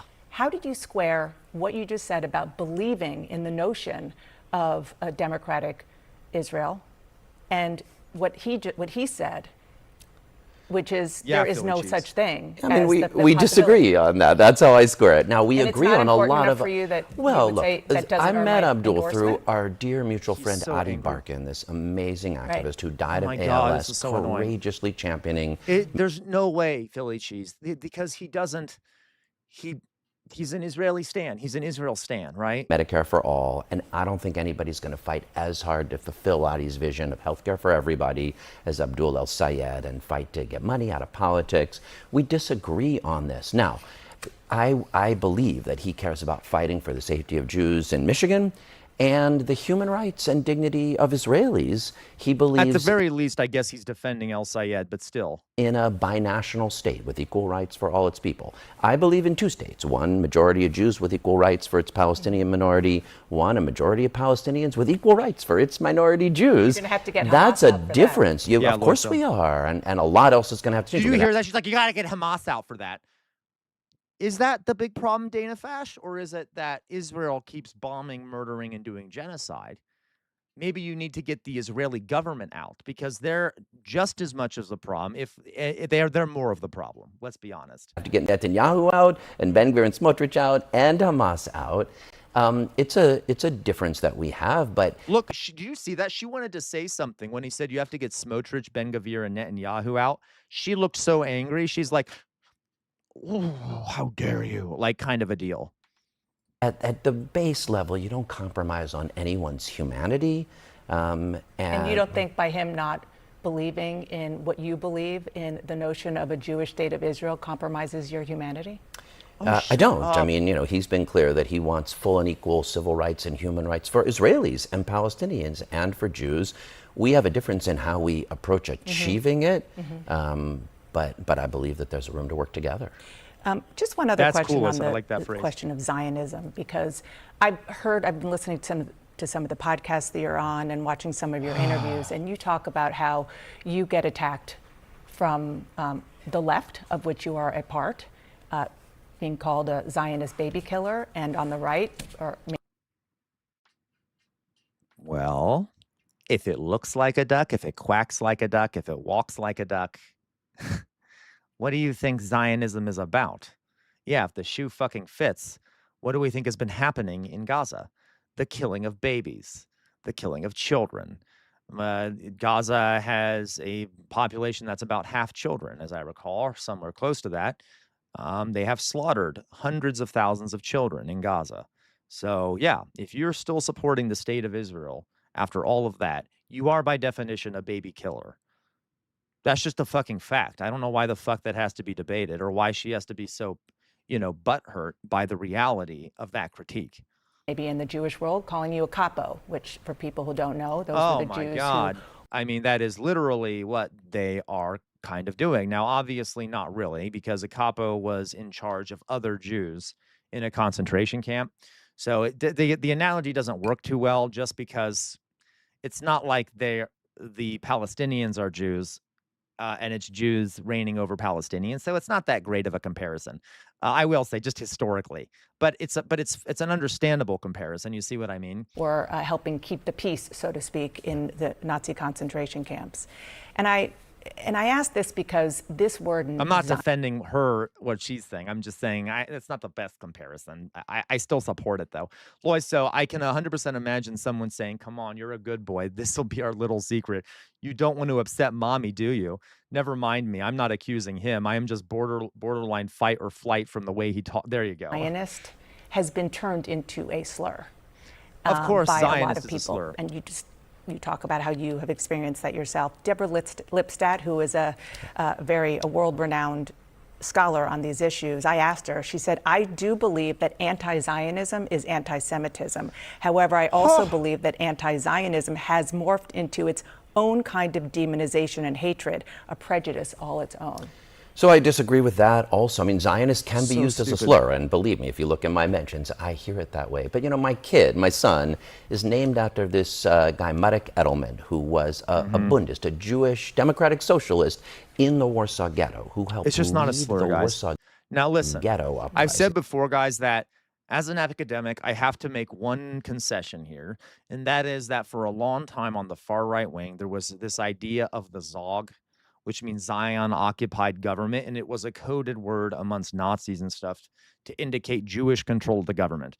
So there have been cases in history where the word Zionist has been coded on the far right for it. But the use of that word as a slur for Jewish people is massively exaggerated, okay? The vast majority of people who use that term are using it in the correct way, by far, to be very clear. So... you know, Deborah Lipstadt, I don't give a shit who she was, but she is lying, because if she's an expert, she would know this. Okay, she would know that that is like a very fringe use of the word that is not commonplace. Okay, so yeah, it's just not true that it is a slur. It is not a slur.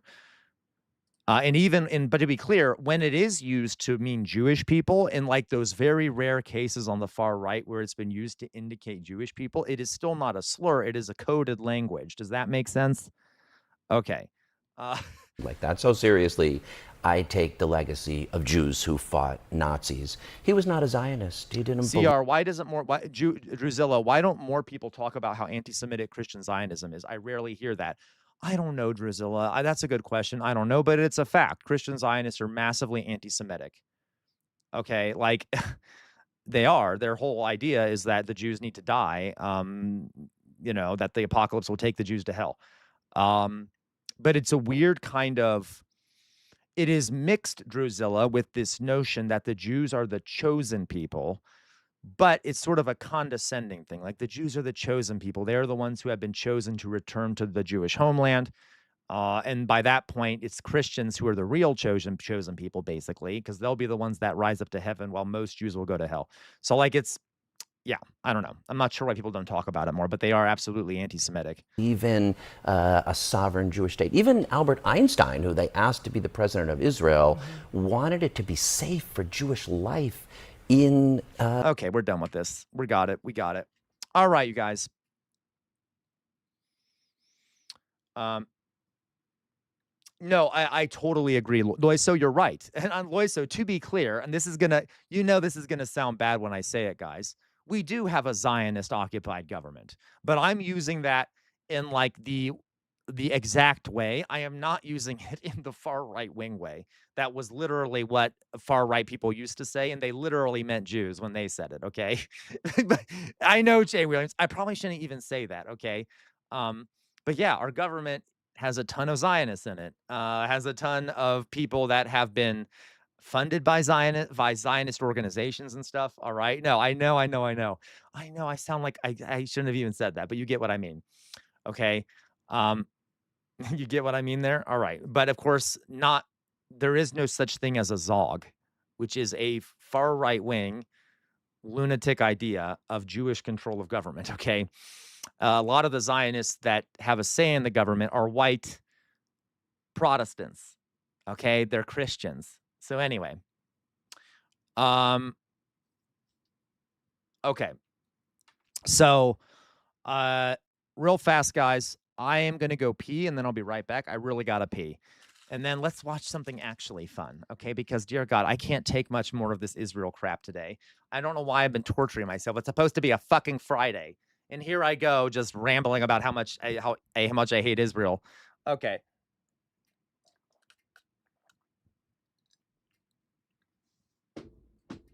Okay, I'll be right back, guys. You know I will come back with snacks. You know I will come back with snacks. You're coloring, but I need to go back to work. Okay, bye-bye, Dodongo. I'll be right back. I love you all. Don't leave or I'll hunt you down. I'll hunt down every fucking last one. Every last meeting. I'll last all of you. Okay, all right. Bye-bye. I hate you so much, Refocus. Okay. Refocus. New protocols meeting next week, CR. I hate you, Refocus. I hate you so much. That's being organized by Jay Williams, by the way. I'm just kidding, by the way. Protocols of the Elders of Zion are an anti-Semitic forgery that claims that Jews control the world economy and shit like that. It's not true. It's a lie. It's an anti-Semitic lie. Anyway, I'm going to go. I'll be right back.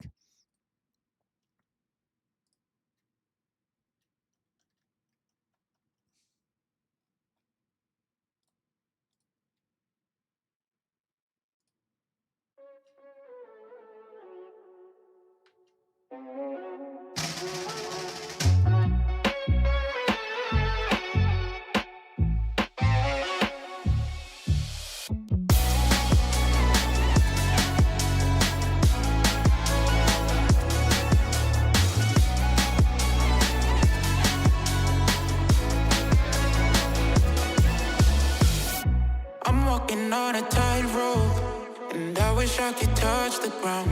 My future's covered in smoke, but my head is up in the clouds. And maybe this will all fade after one bad day, and I'll be okay. But my life is in the worst place, and I can't wait for heartbreak from my mistakes.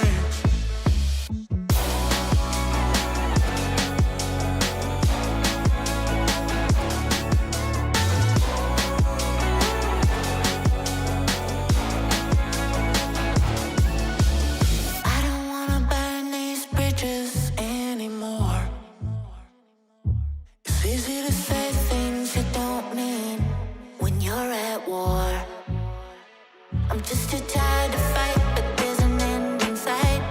Wave the white flag, I'm yours tonight. 'Cause my heart can't take these heights. I need your love with me for life.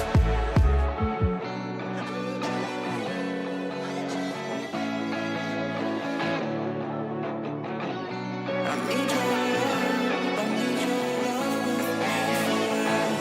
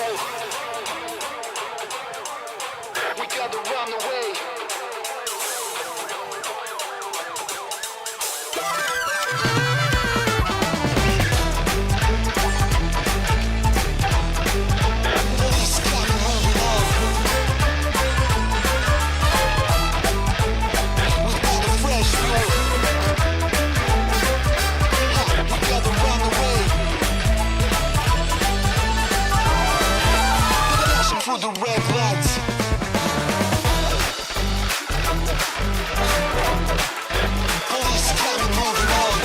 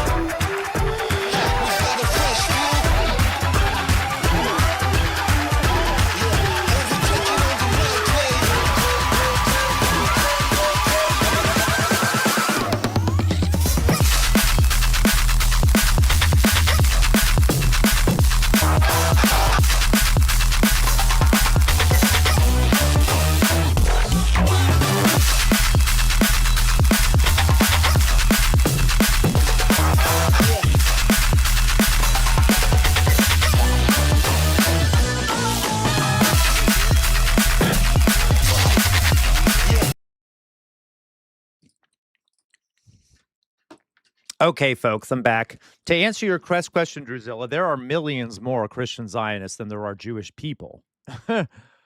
There's, as I recall, I saw your question. I think it's like 30 to... If you look at numbers of Christians who identify as being a part of Christian sects that believe in some sort of Christian Zionist ideology, I think it's like 30 to 40 million.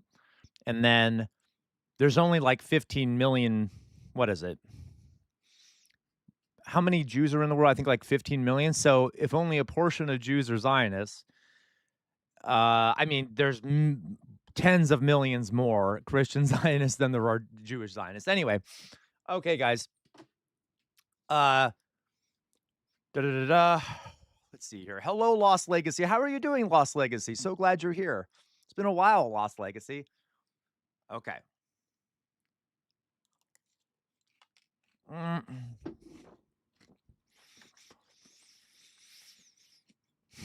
Okay. So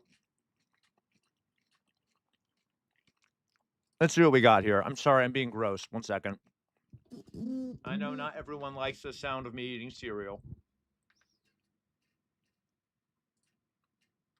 All right, let me see what we have to react to here. I'm sure people have sent something.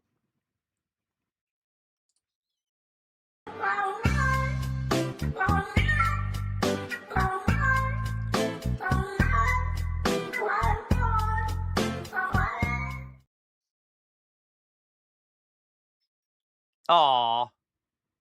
Ooh, let's watch this. This was sent to us by Oxpecker.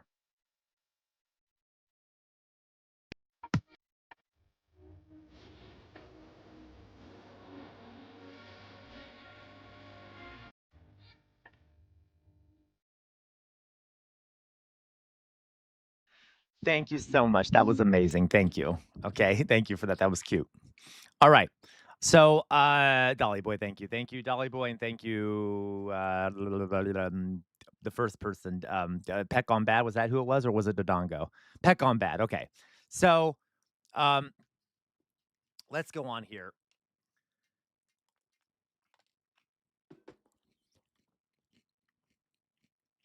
All right. So, listen. Bum, bum, bum, bum, bum, bum. Happy, happy, happy, happy. Dun, dun, dun, dun. Okay. Thank you, Peck on Bad. You're an angel. Okay. Real fast. This is a this is a video sent to us by Oxpecker. It'll be a good palate cleanser. It's called the Oxpecker's Role in the Animal Kingdom. It's about a type of bird. It's the kind of bird that Oxpecker's name is based off of, okay? So let's learn about a birdie. We gotta love birdies, little dinosaurs. Everyone ready? Let's do it. Whoa, they're so weird looking. The oxpecker, a small bird with a large part to play. It may only be little, but it spends its life in the company of giants. They feed on parasites that they find while grooming through the fur of their larger mammal hosts, and are sometimes even seen in the ears, feeding off earwax. However, their job does not end there. The Swahili name for the oxpecker is Askari wa Kifaru, which translates as the rhino's guard. With its sharp eyesight, the oxpecker is always the first to spot potential danger, and when it does, it gives off a shrill call that the mammals then respond to. This obviously applies to any host that the bird is sitting on, but is particularly useful for an endangered rhinoceros.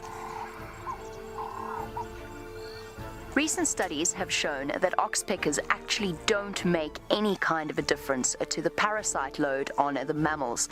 But then again, one less tick has got to be helpful. It's one less itchy spot to scratch. Aww.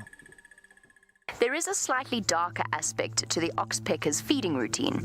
If the animal is injured, the oxpecker will actually peck at the injury to feed off the blood and surrounding mucus that will be there. For the mammal host, that is exceptionally uncomfortable and, of course, prevents the wound from healing and actually has the potential to create infection. Oh, God. Apart from the slightly bloodthirsty aspect, the relationship between the oxpecker and its mammal hosts is usually quite a good one. Aww. Whether it is the lumbering rhinoceros or the small and I love that, like that brief mention there. Oh, by the way, it also is a blood-sucking vampire that'll kill you by eating your wounds, but that's okay. Generally, it's good. agile oxpecker, each and every species has its part to play in the animal kingdom.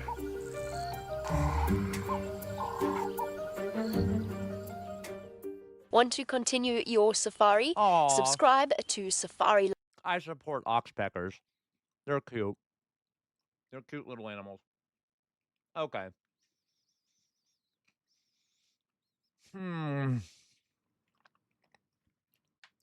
You know what?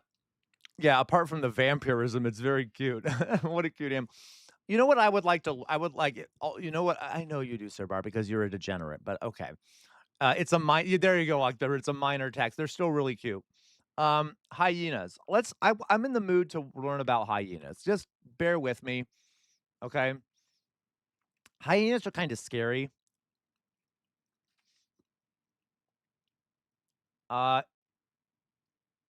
So do you watch Vosh as well? No, I don't regularly watch Vosh. I will occasionally watch some of his videos to get a sense for what he does, but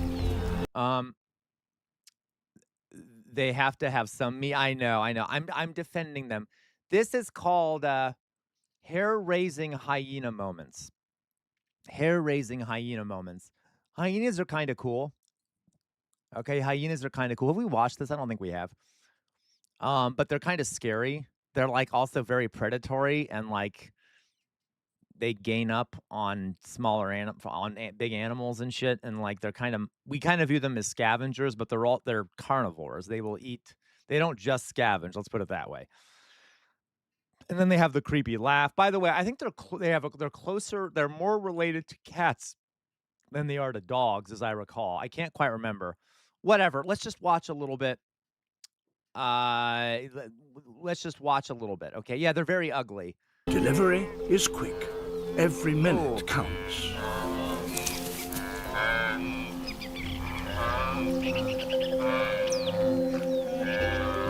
Mother and calf must form a lasting bond based on smell, taste, and sight. It's this relationship that will sustain them on the long journey that lies ahead. Yeah, I didn't need to see it, right? This is his most vulnerable time. Oh no, is he going to be attacked by a hyena? I don't want to see that shit. Hyenas. They may commute the distance of 2 marathons to get here, but for such easy pickings, the rewards are worth it. Uh-oh. No, Jolly Boy.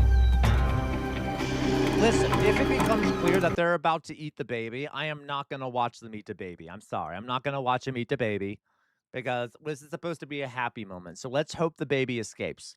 If it looks like the baby is not going to escape and it becomes very obvious it won't, we're going to watch something else, okay?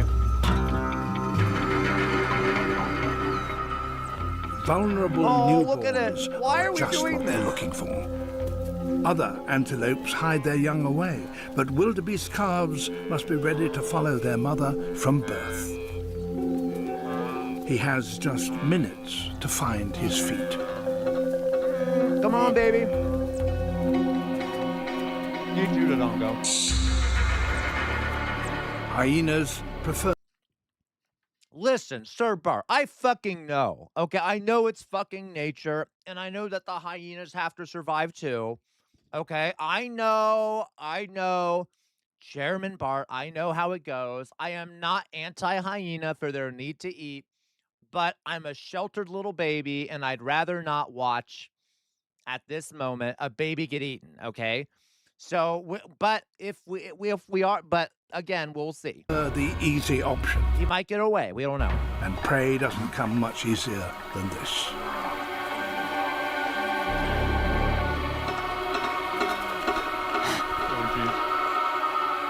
To survive, the calf must master in minutes what a human baby takes a year to learn. Whoa! Oh my god, if it dies, I'm so sad, I'll cry. It's still learning, it's just a baby. Walk, baby, walk. Ew, oh my god, I don't need to see that shit. I don't need to see that. Oh. Placenta. I'm trying to eat here, Jesus, okay. Hyenas separate as they move through the herds. In this way, they cover more ground. They hunt with both sight and sense of smell.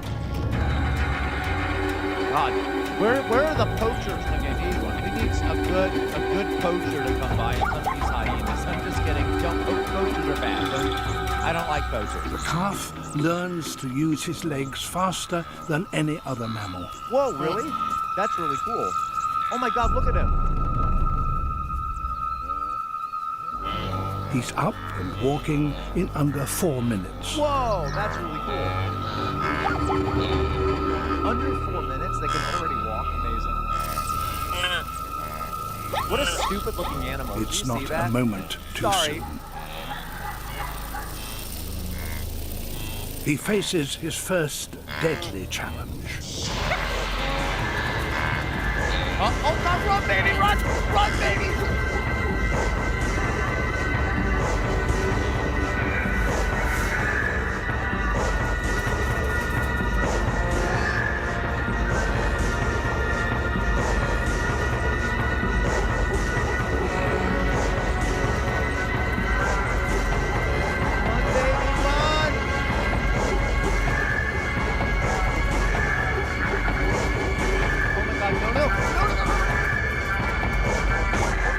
He's already proving his strength. Few calves can outrun a hyena on their first day. He did it!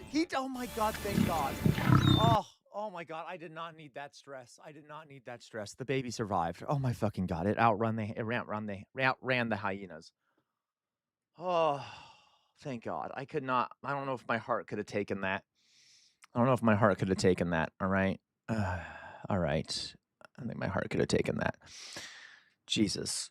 Okay. Hyena looks like Melanie and Lindsey Graham mated. All right. Shall we watch the next one here? All right. Thought you were going to show us baby murder. No, LaCroix. I don't want you to see baby. This is called Lion Trapped by a Clan of Hyenas. What's the rest of that? That was cute. All right. Are we appeased?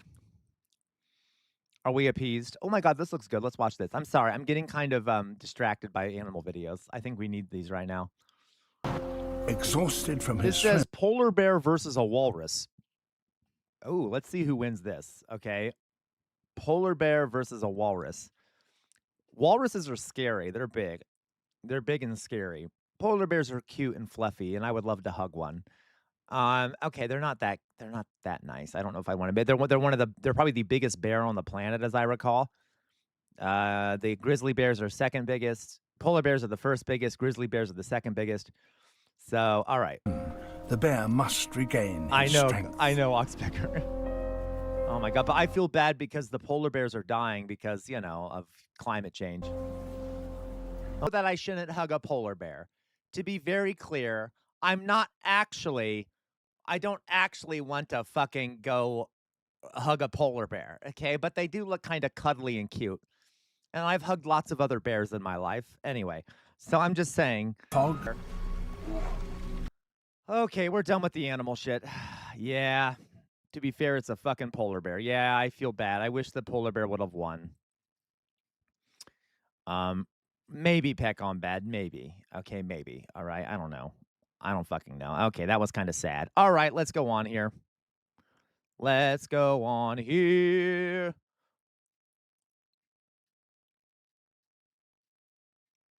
Let's see if we can find something. Oh my goodness, why the fuck would you do this to me, Jay Williams? All right, this was sent to us by Jay Williams. It's called Politically Incorrect Commercials from the 1980s and 90s. Philly cheese. I'd abandon CR2 if a polar bear was on my ass. Rude, Philly cheese. Rude. Okay. So we will watch this garbage that Jay Williams sent us with the acknowledgement that we are not pro whatever the fuck these probably very racist commercials are going to be from the 80s and 90s. Hello, Fukada-san here with very interesting cooking tip. Did you know real lemon made from real fresh lemons? Oh yes, real lemon tastes just like real fresh lemons. Very good, very easy to use. You can use real... Smith, hyenas and polar bears eat you alive. Yeah, that's true. That's true, Smith. LaCroix, don't have to run faster than the polar bear, just run faster than CR. That's true. Lemon wherever but you no one can outrun me, so. Use fresh lemons in cooking and baking. Oh, many places can even use to make nice lemon pie. That's lemon. Yes, lemon. Okay, well, that... Try real lemon wherever you use fresh lemons. That was a douchey end of that statement. Okay, that was an asshole end of that statement. Okay. I love Jay Williams' videos, especially the racist ones. Philly cheese, I hate you so much. We didn't need that comment at the end about the lemon pronunciation. Okay, that was a bit... much. Okay, what's this one? Provincial, it's fabulous fun. You love that. 1,000 surprises every week to be won. Our $5 chicken, and it's good for 5 tries. Friday could be your day. Good luck could come your way. Play the Provincial. The weekly Provincial. Yes, sir. 500,000 is the weekly grand prize. You love it. Instant prizes up to Okay, no. Oh my fucking God. Okay. Get one today. This is from the 80s and 90s. I guess I'm not terribly surprised.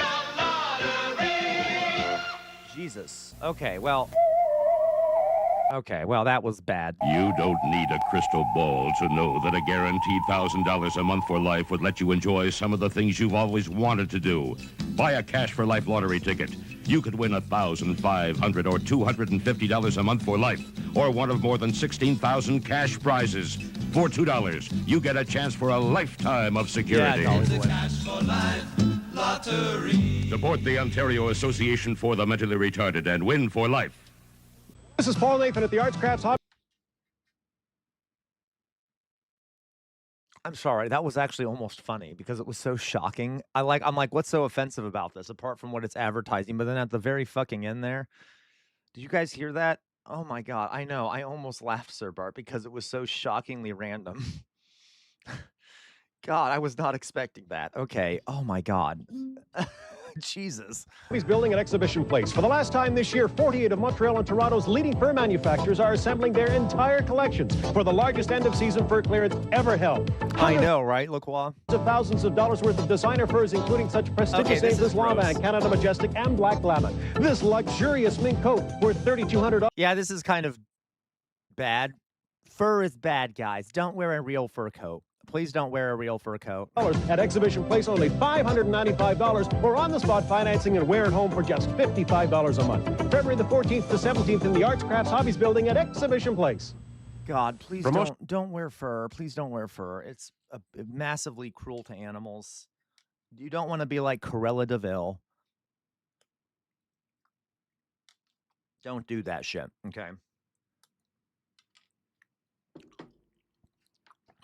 Consideration provided by Totes. When the weather turns bad, turn to Totes. Rain rolls right off. Totes hats and caps that you can take along anywhere to stay warm and dry. Thanks very much. Good night. I don't get what that was. I didn't really see it. When my husband came home and I told him there was less than 30 minutes until delivery, he looked faint. And then when I told him we were having twins, he did. Come on, pizza, pizza, darling. Pizza, pizza twins, just the way you like them. You know, having a husband is almost like having a baby. Pizza, 967-1111. Still the one. Yeah, that's not... I don't like that. Listen. Well, I don't really need to go into it. Yeah. Okay, well, whatever. From the early days of color TV, the challenge was to get the world's best color. Now, Toshiba brings you the world's first flat square picture tube, the FST Blackstripe, only from Toshiba. Colors up to 18% more accurate than conventional tubes. So reliable, the FST has the long... What the fuck are we doing? What are we doing? What is this? Why are we seeing a massively stereotypical caricature of a Native American person? Longest comprehensive warranty in Canada, 50 months. Oh, it's Canadian. Okay. At our top-rated VCR, the BM32 for color that sings. Toshiba. Wow, that was really fucking weird. I don't know why they needed to include a Native American person there, a First Nations person. That was kind of strange. Boy, you sure know how to throw a party. Well, it's all in the wrist. Really, I LaCroix? just moved in next door. May I blow a cup of golden? Thanks. On my watch? What? Do you swim a lot? Oh, just enough to keep from drowning. So, you're an old friend of Barb's. Oh, sure. We go back, must be an hour. What a great way to open a party. All you gotta say is golden. Here's your golden. Oh, now you're cooking. You are. Wait, I don't actually get. Well, let me see. You know, I think Jack really worships you. Really? Sure, he gave you a burnt offering. Oh, so how'd you know we were having a barbecue? Just follow the fire trucks. Oh. These homegrown tomatoes? Yeah, except for Mary. She's from the West Coast. You sure? God damn it. Got a lot of friends. Mine. I thought they were yours. What a great way to open a party. All you gotta say is golden. Okay, that wasn't terrible. I mean, it was sexist, obviously. There was some, weird I don't really know. That wasn't, horrible. It was bad. I don't know if it was a swinger party. I don't really get I literally didn't really get that one. There were some misogynistic comments made. Okay.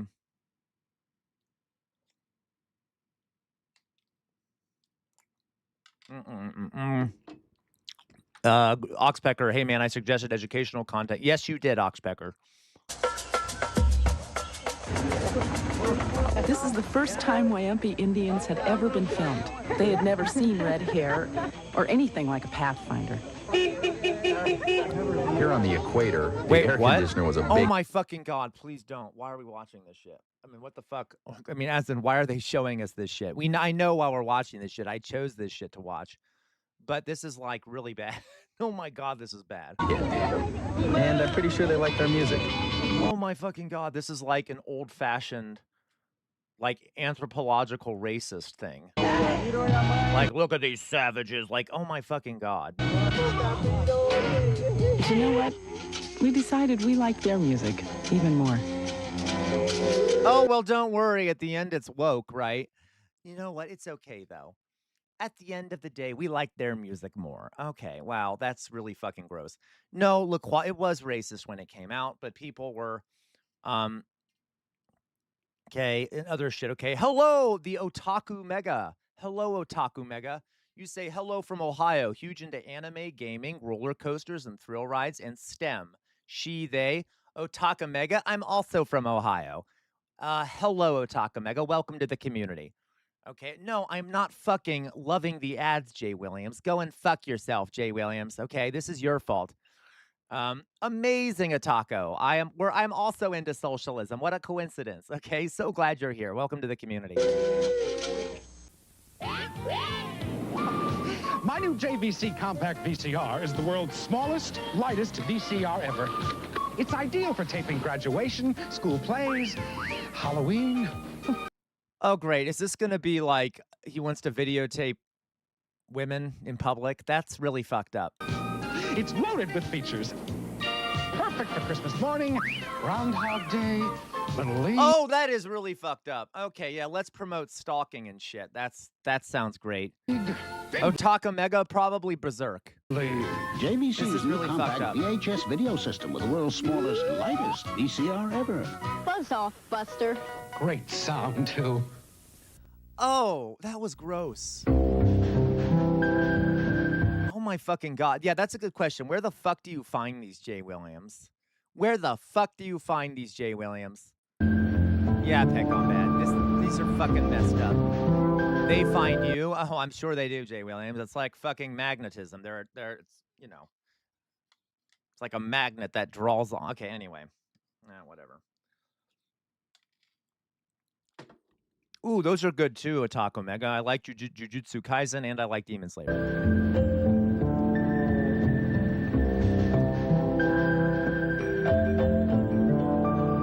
What is this?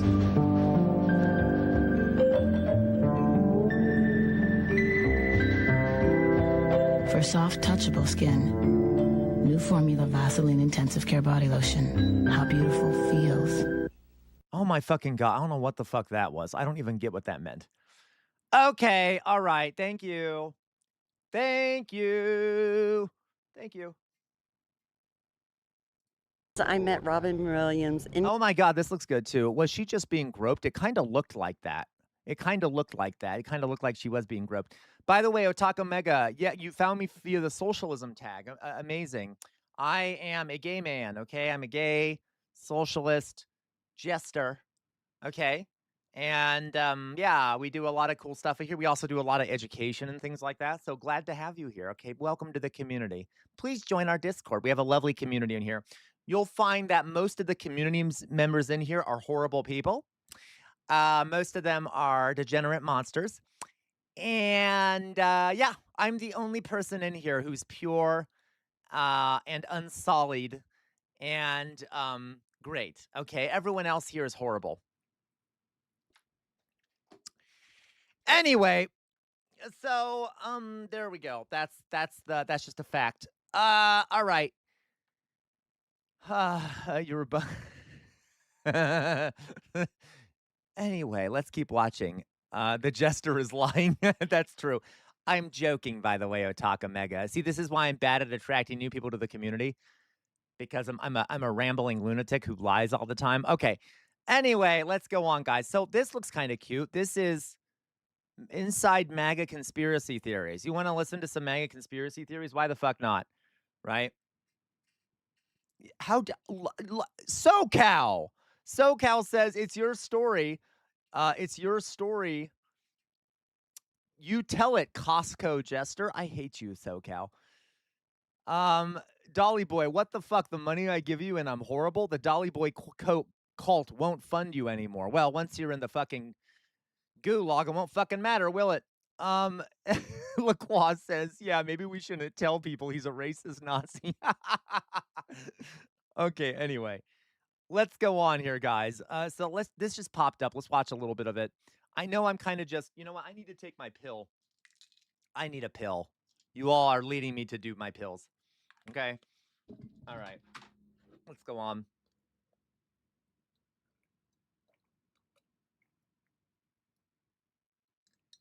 Amazing, Otaku Mega. You joined the DSA. Fantastic. Well done. I used to donate to the DSA. I don't anymore because money. But great job there, Otaku Mega. By the way, you're not the only trans person we have in the community. There's a lot of trans folks in the community. So very glad to have you here. We always say in this community, Otaku Mega, that trans people are superior to cis people. No, we're not like all the other right-wing lefties out there who say that trans people should be equal. No. That is a right-wing position. The real good position is that trans people are superior to cis people. To be very clear, we think that trans people are superior to cis people. They're a more advanced form of human being, and we love them. Okay, so please join the community. We love having you here. Okay, anyway, okay. By the way, we all agree with that, and no one disagrees with that. And if you do, you can leave the community anyway. Okay. Yes, transgender for everyone. Let's do it. Okay. CR's got to take his pill. He doesn't want Dolly Boy's baby. Oh my fucking God, SoCal, you disgust me, Mr. Power Top, as you said. Okay, CR moving the Peck on bad. Why do you think I do that? Why the fuck do you think I do that? Okay, why do you think I talk that way about trans people? All right, let's go on here. So let's do this. Person in Dallas. I've also met Marilyn Monroe in Dallas in person. Marilyn Monroe, she'd be very old right now, right? Med beds. She is. So if you met Robin Williams in Dallas, what did he look like? Robin Williams. He was disguised as the mayor of Dallas? So this video, guys, is called Inside MAGA Conspiracy Theories. Dolly Boy, what do you mean getting rid of? It's already been done, Dolly Boy. All right. The morning after pill works great. So anyway, let's just say that this is like, these people are lunatics. We especially know that the one on the right is a lunatic. The one on the right is a lunatic. Okay, because we've seen her before. I know, right? Has she met Norma Jean or just Marilyn Monroe? Right, Jesus.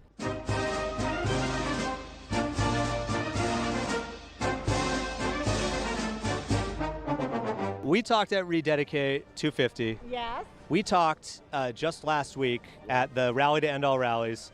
What was your thought of the attendance at the Rally to End All Rallies? Not as much as I thought it would be. I thought it was be a lot bigger, but I've been, like, the Wildwood, New Jersey rally was one of the biggest. Are you serious, Philly cheese? Guys, how many of you have family members who believe in, like, really loony conspiracy theories? You don't have to be specific. How many of you have family members who believe in loony conspiracy theories? I know a lot of us probably do. A lot of you guys have right-wing people in your families that believe in some crazy conspiracy theories. And I mean, like, right-wing conspiracy theories. All right? Okay, batshit crazy. Yeah, okay, batshit crazy nonsense here. Right, Tater Tot. I have a lib baby boomer. Oh, that's fair, Jay Williams, okay. I think Tupac. Hey, maybe. Look, well, you don't know. I'm just curious because I know that there's a lot of older folks, especially boomers, who like believe in some weird right-wing QAnon shit. Okay, anyway. He also believes that trans Michelle Obama hoax. Oh my fucking God, Philly cheese. I'm so sorry. Philly cheese, I was trying to make you feel supported by having other people talk about how their family members feel the same way, but no one's coming forward. So I guess you're alone in this. I'm joking, you're not. But I happen to know that there are other people in people's families in this community that think that way. So, okay, I just made it worse. But anyway, okay. Yeah, that's fair, Jay Williams. Jay Williams says, I was the right-wing conspiracy theorist family member. I got you, Jay Williams. Okay. Rallies I've ever been to. How many people do you think were there at the Rally to End All Rallies? Really? Your dad thinks Obama is an Arab? Oh, my fucking God. Okay. Jesus. That's okay, LaQual. Look, it's probably best that a lot of you don't have that in your family.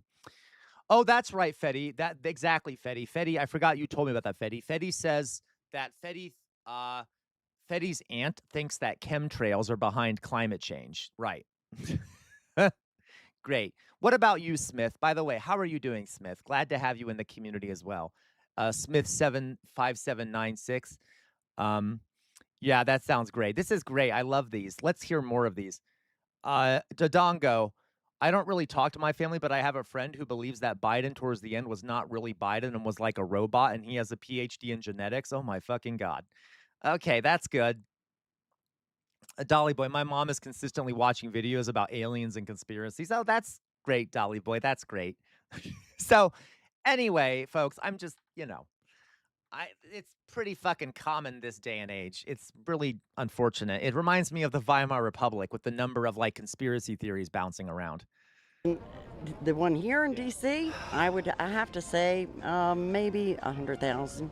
100,000? I think so. Right, Crawl. Crawl, how are you, by the way? I feel like I don't talk to you enough, Crawl. I need to learn more about you, Crawl. Like, I need to know your social security number and your address and things like that. I'm just kidding. What state are you from, LaQual? Are you from America? You don't have to tell me any of this shit, okay? I'm just saying, I would love to know more about you, Crawl. So I can ask questions about you on a future Kahoot. There was 30 people waiting in line when I got there? Yeah, but then they started coming in later. It was like a dribble effect. Because you're like such an established member. And you always make me laugh. What appears to be a steady stream of people leaving the event in the middle of Trump's speech. Last time we spoke, I heard some new things from you. And I'm wondering, you guys have talked several... You guys know both Dallas Protsmanians, right, sir. LaQual. Oh, Michael Bryan Protzman. I didn't even ask you about that last time. I didn't connect the JFK. That all makes sense now. Protzman was known to his QAnon followers as Negative 48. He made national news in 2021 when he led hundreds of his followers into believing that former President John F. Kennedy would reappear at the plaza in Dallas where JFK was shot and killed in 1963. Can I just tell you, guys? Can I tell you? Well, peck on bad. I already know your maiden name. Okay. Anyway, can I just be clear that listen. This sounds bad. Okay, this sounds bad. I always thought that Lee Harvey Oswald looked really attractive. Isn't he kind of a handsome guy? He kind of is a good-looking guy, right? Let's be honest with ourselves. Now, don't tell anyone this, right? Let's keep this between ourselves, right? This should not be something we publicize for the sake of the community. But take a JFK, that look all at Lee makes Harvey sense now. Oswald. Protzman was known to his QAnon followers as negative 48. He made national news in 2021 when he led hundreds of his followers into believing that former President John F. Kennedy would reappear at the plaza in Dallas where... Look at him. He's kind of a handsome dude.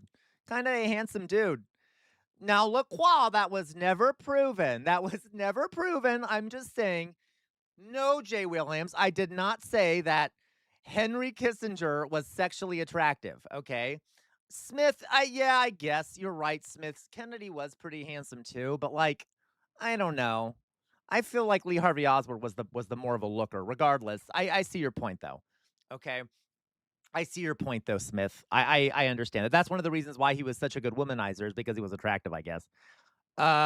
Tater Tot. My cousin believes giants lived on Earth. That is so common, Tater Tot. That's literally so common.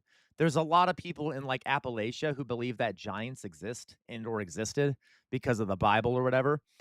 LaQuabois, the Kennedy assassination is my pet conspiracy theory. Kind of me too, LaQuabois. There's some weird stuff there, but you know, I'm always very conservative when it comes to conspiracy theories. But yes. Okay. Just focusing on her purse alone. What a shit little do-it-yourself craft project she failed on, right? Dodongo, I love how evangelical museums have dinosaur exhibits. They can't explain the fossil record away, so they just had amended the Bible. Absolutely, Dodongo, right? Pet Gone Bad. I love your little screamy face, Pet Gone Bad. All right. JFK was shot and killed in 1963. Right, Dodongo. Protzman said Kennedy, a Democrat, would reinstate Donald Trump as president. You know what was crazy, Jason? What? Yeah, Nephilim, exactly, Pet Gone Bad. I'm sorry, guys, but you have to understand what I'm talking about here. You have to understand what I'm talking about. There's this fucking little fly that keeps flying around my face. God, I feel like Asmongold. I'm like surrounded in filth or something, so there's all these insects flying around. Okay. Nephilim. I'm not joking. There are a lot of people in Appalachia and in a lot of evangelical communities that believe in giants. So, oh my God, Tucker Carlson talked about this.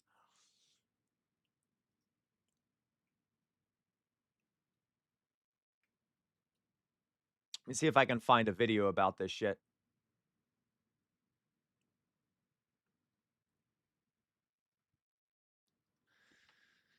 Nephilim is real. Let's see here. Nephilim, real. There's like a passage in the Bible or some shit.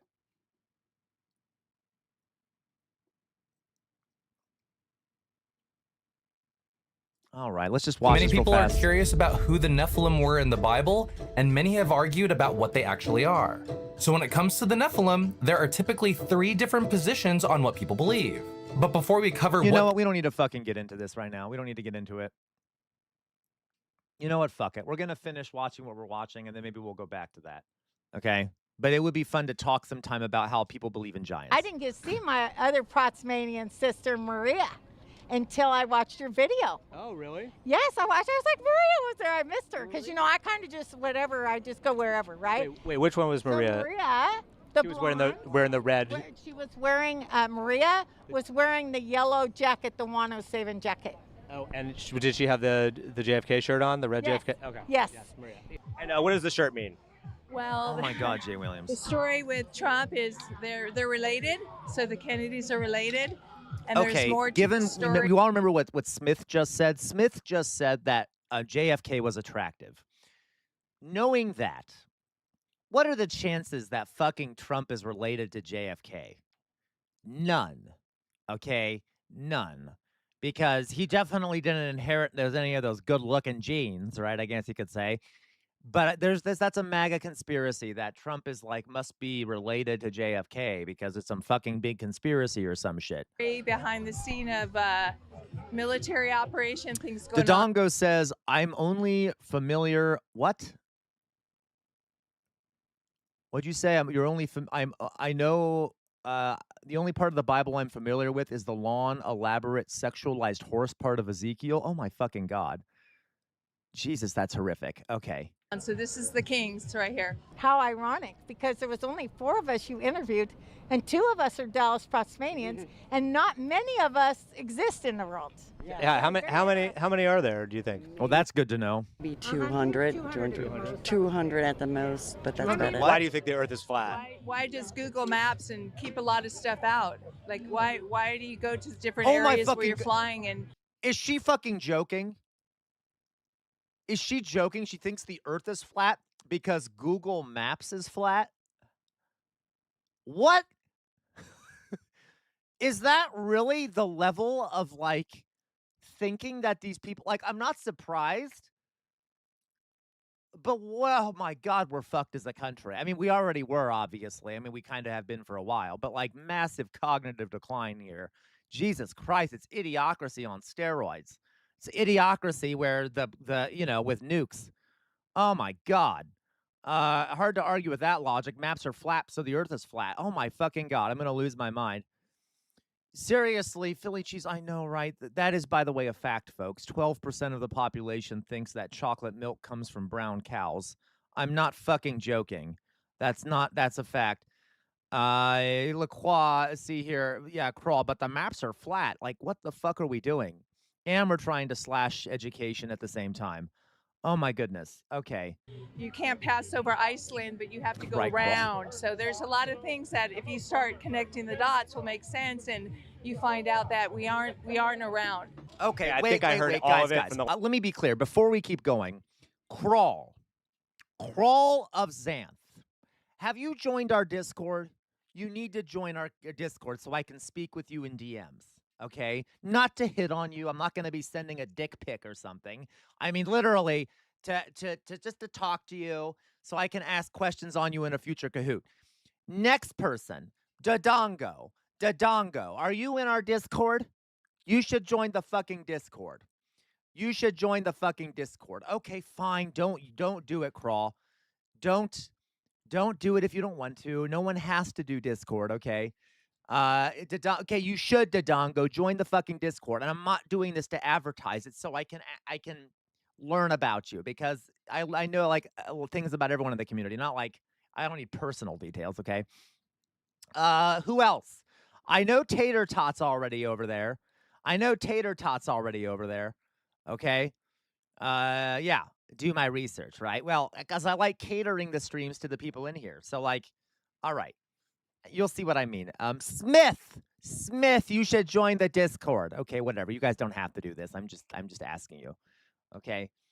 The Discord's great. Philly Cheese, leave the Discord. I'm just kidding. Don't leave it.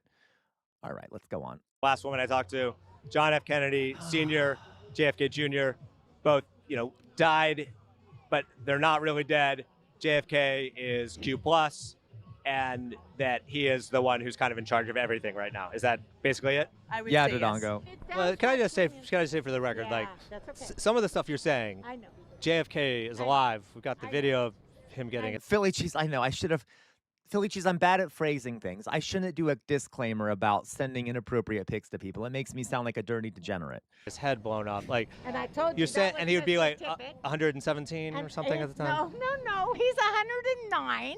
But that was My What the apologies. fuck? It was his body double. Mr. Tippett got shot and killed. That's who got killed. And President Kennedy has a med bed.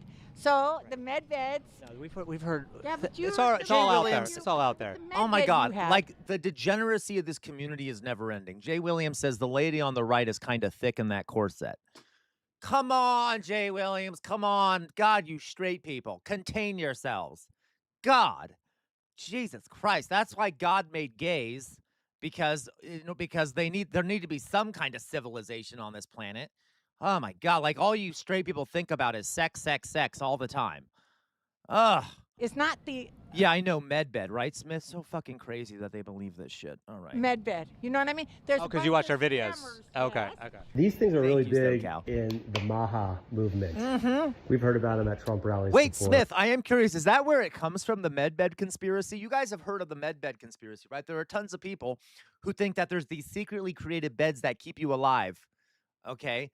Philly Cheese says, Jonas says you are haram. That is rude, Philly Cheese. And I know I don't care. Jonas is always saying I'm haram. Okay, but yet he's still here, so it must not be that big of an issue. Okay. Anyway, uh, he's not. I love Jonas. Jonas is the best. The way it's pitched at Trump rallies is there's this magical medical bed that's gonna. Well, that explains a lot, Druzilla. Druzilla says I was born in the gutter, CR. Don't discriminate against me. That explains a lot. Cure all diseases. And these people are trying to make money off of that. Do my research. Make sure you're just being fair. Which you are. And I gotta be honest. Willie Smith, hilarious. I didn't know fair. that. No, exactly. I wouldn't be talking to you if you were, but you've always been fair to me. I've never went back and said, I didn't say that, or you know what I mean? Like he exited out. And then I felt bad because I left you because you said, Matt Saigai, you want to play this game? You're the worst. You're the worst. Matt Saigai says Sam doesn't understand superlatives. He calls everyone the best. Yeah, well, you're the worst, Matt Saigai. Okay. Anyway, Jonas says, lining my stomach with kebab before I get fucked up and go clubbing. Amazing, Jonas. Have a good time. Stop sending dick pics. I didn't send dick pics, Jonas. I didn't fucking send dick pics. I didn't. I swear to God. I swear to God. You know who started this? Yesterday, I made a joke to Elevator Lady about this. And then I deleted it because I'm like, I can't, that's breaking Rule 11. And then everyone starts claiming, oh my God, CR sending. No, it was a joke. Elevator Lady doesn't have a penis. That's the joke. Okay. Forgive me, Elevator Lady. Maybe you do. I'm just saying it was a joke between, it's an inside joke between Elevator Lady and I. Let's put it that way, okay? Anyway, whatever. It's fine. Let's go on here. I'm calm, Druzilla. I'm calm. Okay. Laughing at my trauma responses, classy. Sorry, you know I don't have any class, Druzilla. Are we done here? Are we done? What did you send to me, Kroll? I don't want to open it. Is it like a horrific virus? What the fuck is it? All right. What keeps They me do, Elevator Lady. We're both victims together, Elevator Lady. and QAnon, which I told you QAnon doesn't You peck on that. Gross. exist. There's QAnon. It's a deck pic. Oh my fucking God. Let's take a look at the deck pic. Exactly. I was sending deck. That's actually a nice deck. Oh my God, that is a nice deck. Got to be careful. There's some animals might get underneath that thing. Anyway, okay, nice deck pic. Let's go on here. But let me tell you something I forgot to say. Okay. That's very important. Okay. Because it's people like that. So it is the community. I guess that's what I was asking. Yes. I swear to God, Sir. It's the community. Yes, it is. They see a lot of our. Sir Bart, okay, I'm going to put chat in timeout. I'm going to put chat in timeout if you don't calm the fuck down. You too, Doug. I see you in there, Doug. Okay? Yeah, I know. No, you're all going to be put into timeout. Okay? Jesus. Families abandoned us. A lot of our friends we've had for our lifetimes abandoned. Listen, guys, the inside joke is Elevator Lady and I both have had relations with men, okay?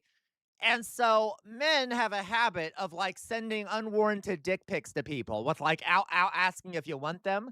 So it was a fucking joke. I made a joke about Elevator Lady sending me an unwarranted dick pic, knowing she would understand that she would understand the like joke, the comedy behind that. Okay. Because all you men are disgusting. You understand me? I'm sorry. That was rude. I apologize. I am also a man. Okay. I'm just saying. I don't have to time you out, Peck on Bat. I'll just take you off the fucking screen, okay? God damn it. All right, yes, we bang, yeah, exactly. We bang dudes, big whoop, right? Okay. Us, and God gave us each other.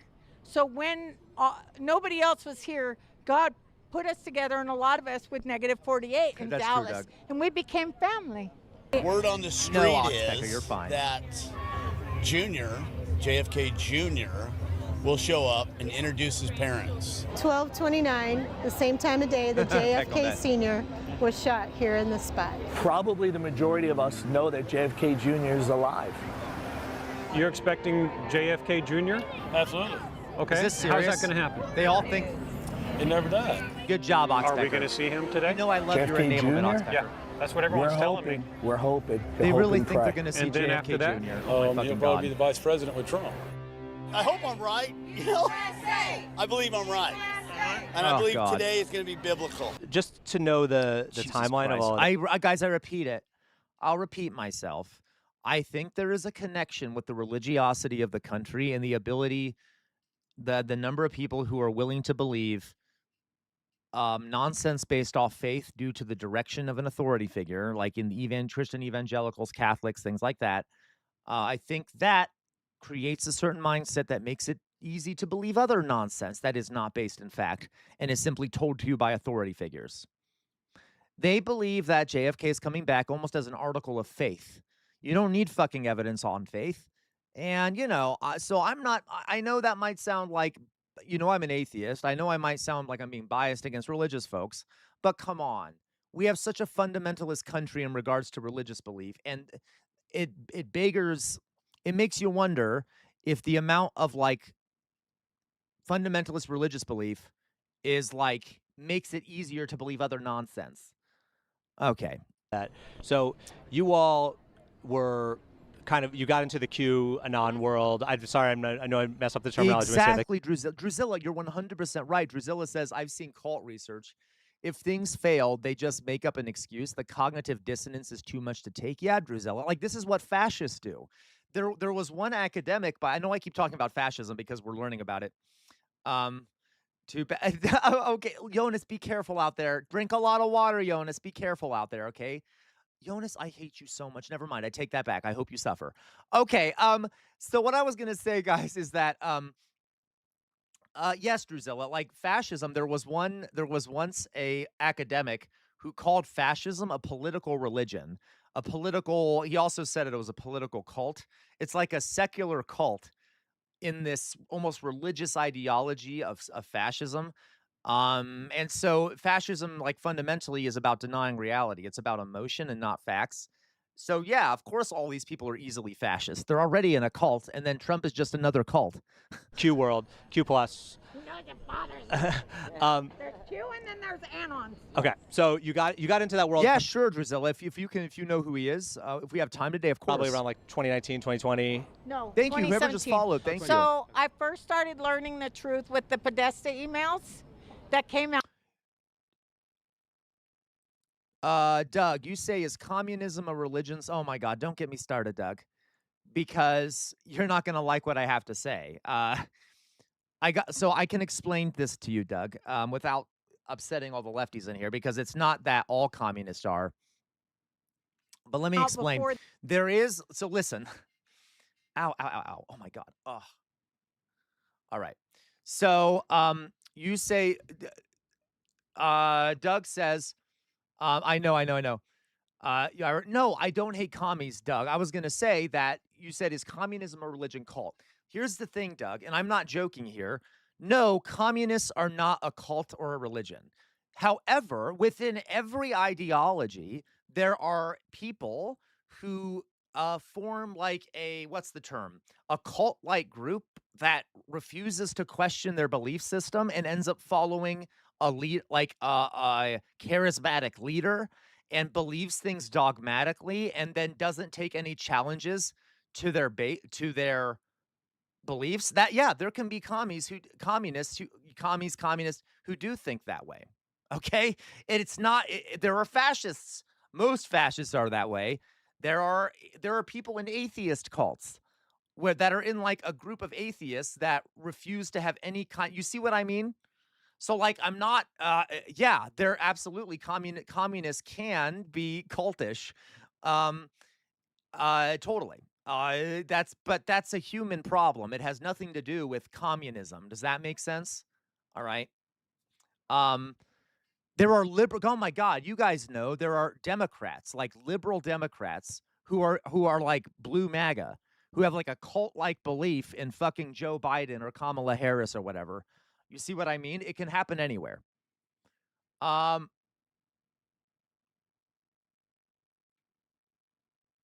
Okay. Takes down my Mal altar. Hey, it's okay. You know what I mean? I don't I knew what you meant. I knew what you meant, elevator lady, okay? Deaf Parade. Communists also tried to ban religion. It's just a but they also did it. I'm sorry, what do you mean, Deaf Parade? Welcome, by the way. You mean in the Soviet Union and in China, there have been attempts to somewhat ban religion, but I'm not, in some places, yes, I'm not quite sure what you mean. Forgive me. Well, what point are you trying to make there? Okay. Uh, Laquabwa, Sam doesn't believe in the immortal science. Laquabwa, I hate you. I know you're joking. Okay. Anyway, of Marxism, Leninism. No, but literally, Lacroix. I mean, you and Elevator Lady know this, and I want to point out, I'm not. You all know I'm not talking about anyone specifically. There are some Marxist Leninists out there who kind of act almost like cultishly about. Listen, there are socialists like me out there who act cultishly. It's non-ideological. Okay. Anyway. All right. Right. We got the idea. Let's go on here. Let's go on. Let's finish watching this. The election with President Trump and Hillary Clinton. Okay. WikiLeaks. And you're talking about the Pizzagate stuff that came out. Okay. Yes. According to police, Welch said that he had read online that the Comet Ping Pong restaurant was harboring child sex slaves, and that he wanted to see for himself if they were there. Yeah, exactly, Laquan. That's my point. I don't even want to focus on communism. I don't mean to, because there are plenty of amazing, like Doug, for example, not a cultic communist. Lacroix, not a cultist communist. Elevator, like, you see what I mean? Lacroix, there's dogmatic people everywhere. Yeah, guys. It literally, when it comes to, totally Elevator Lady, and listen. When it comes to the human brain, it is easier and it takes fewer calories to not change your beliefs. Okay, so your body almost has a aversion to going through the process of changing your neurons and the way that changes a belief. So if you're around enough people that agree with you, and there isn't much pressure on your brain to change, your brain won't want to change, even if the beliefs it holds are wrong. Do you see what I mean? It's kind of a human flaw. That's why you kind of have to constantly question your beliefs and make the effort to do it, and it takes effort, okay? So, yeah, like it's every ideology can fall into that, all right? Anyway, you guys get what I'm saying. Suspect said he was armed to help rescue them. The accusation came from this unhinged story that originated online days before the election, saying that Hillary Clinton and her campaign chairman, John Podesta, were operating a child sex ring. And then the shooting of Vegas, because I had friends that were there. So that Mima, welcome, Mima. Mima says you sound like someone with a Sci major. Well, I know I have a degree in anthropology and history, not psychology. I have taken quite a few psychology classes because of the anthropology, but I don't have a psychology degree, okay? SoCal, great hit there, SoCal, great hit. became like I needed to find out the truth, which was it was an assassination attempt of the. I know, Jonas, listen, okay, we're getting off track. I'm not saying that as an insult to Jonas, but I apologize. I know I keep pausing the video, okay? Jonas says, I'm glad I have friends that aren't religious too. I feel like I have to separate myself from so many people I care about because they hate me for me having this deconstruction phase. Jonas, I totally get that. Unfortunately, this is the case across a lot of religions. It has been built into the religious beliefs to punish people who leave the religion.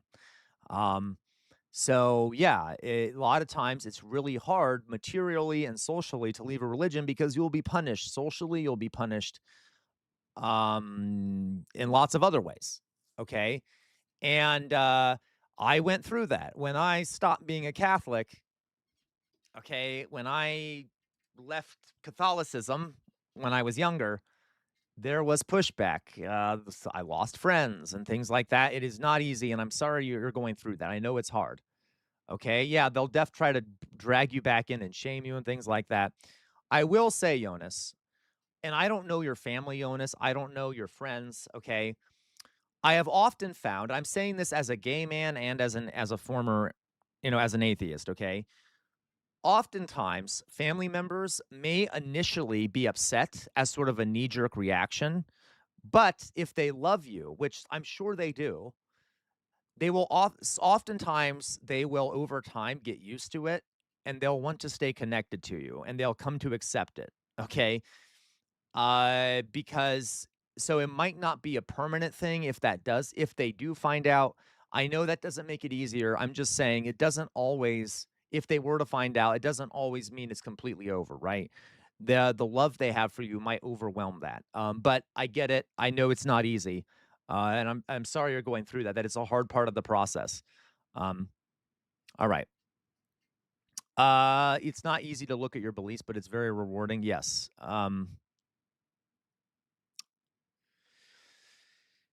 Doug, is having your brain wired to refuse to accept bullshit a vaccination against cult? Yes, absolutely, Doug. That is a great point. There's actually been studies on this, Doug. That is a great question. There is there are literally been studies that have done that show that certain kinds Jonas, please be safe, okay? Be careful. Respect yourself, all right?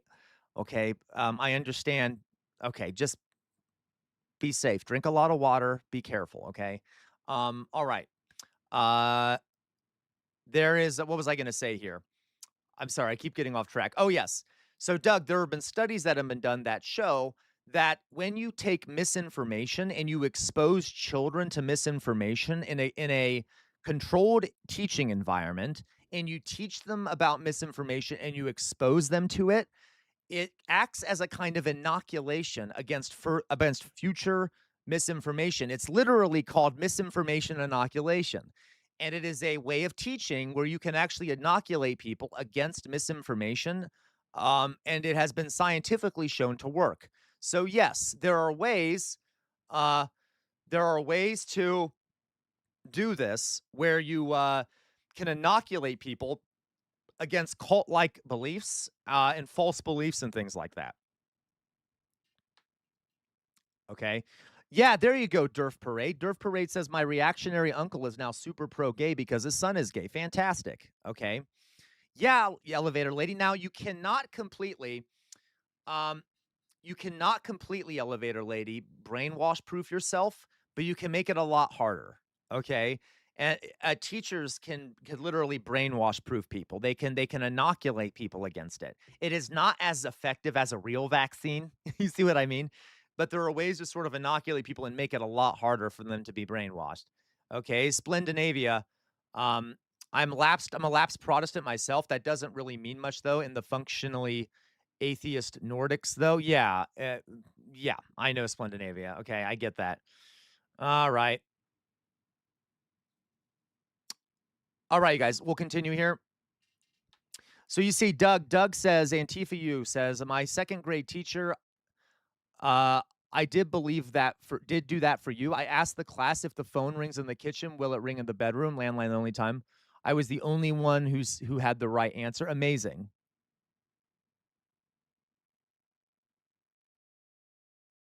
I'm not sure what that means, Doug. I see what you're saying. I need to look at that closer.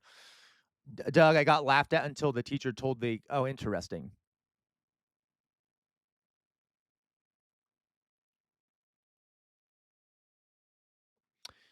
Drusilla, I realized after my dad died, I subconsciously held onto my faith to not let him down. Pretty sure he would be okay, but brains are weird. Yeah, Drusilla, like human brains make things harder. They do. I have often said, guys, that human beings, our frontal cortexes are a little too small and our lizard brains are a bit too big.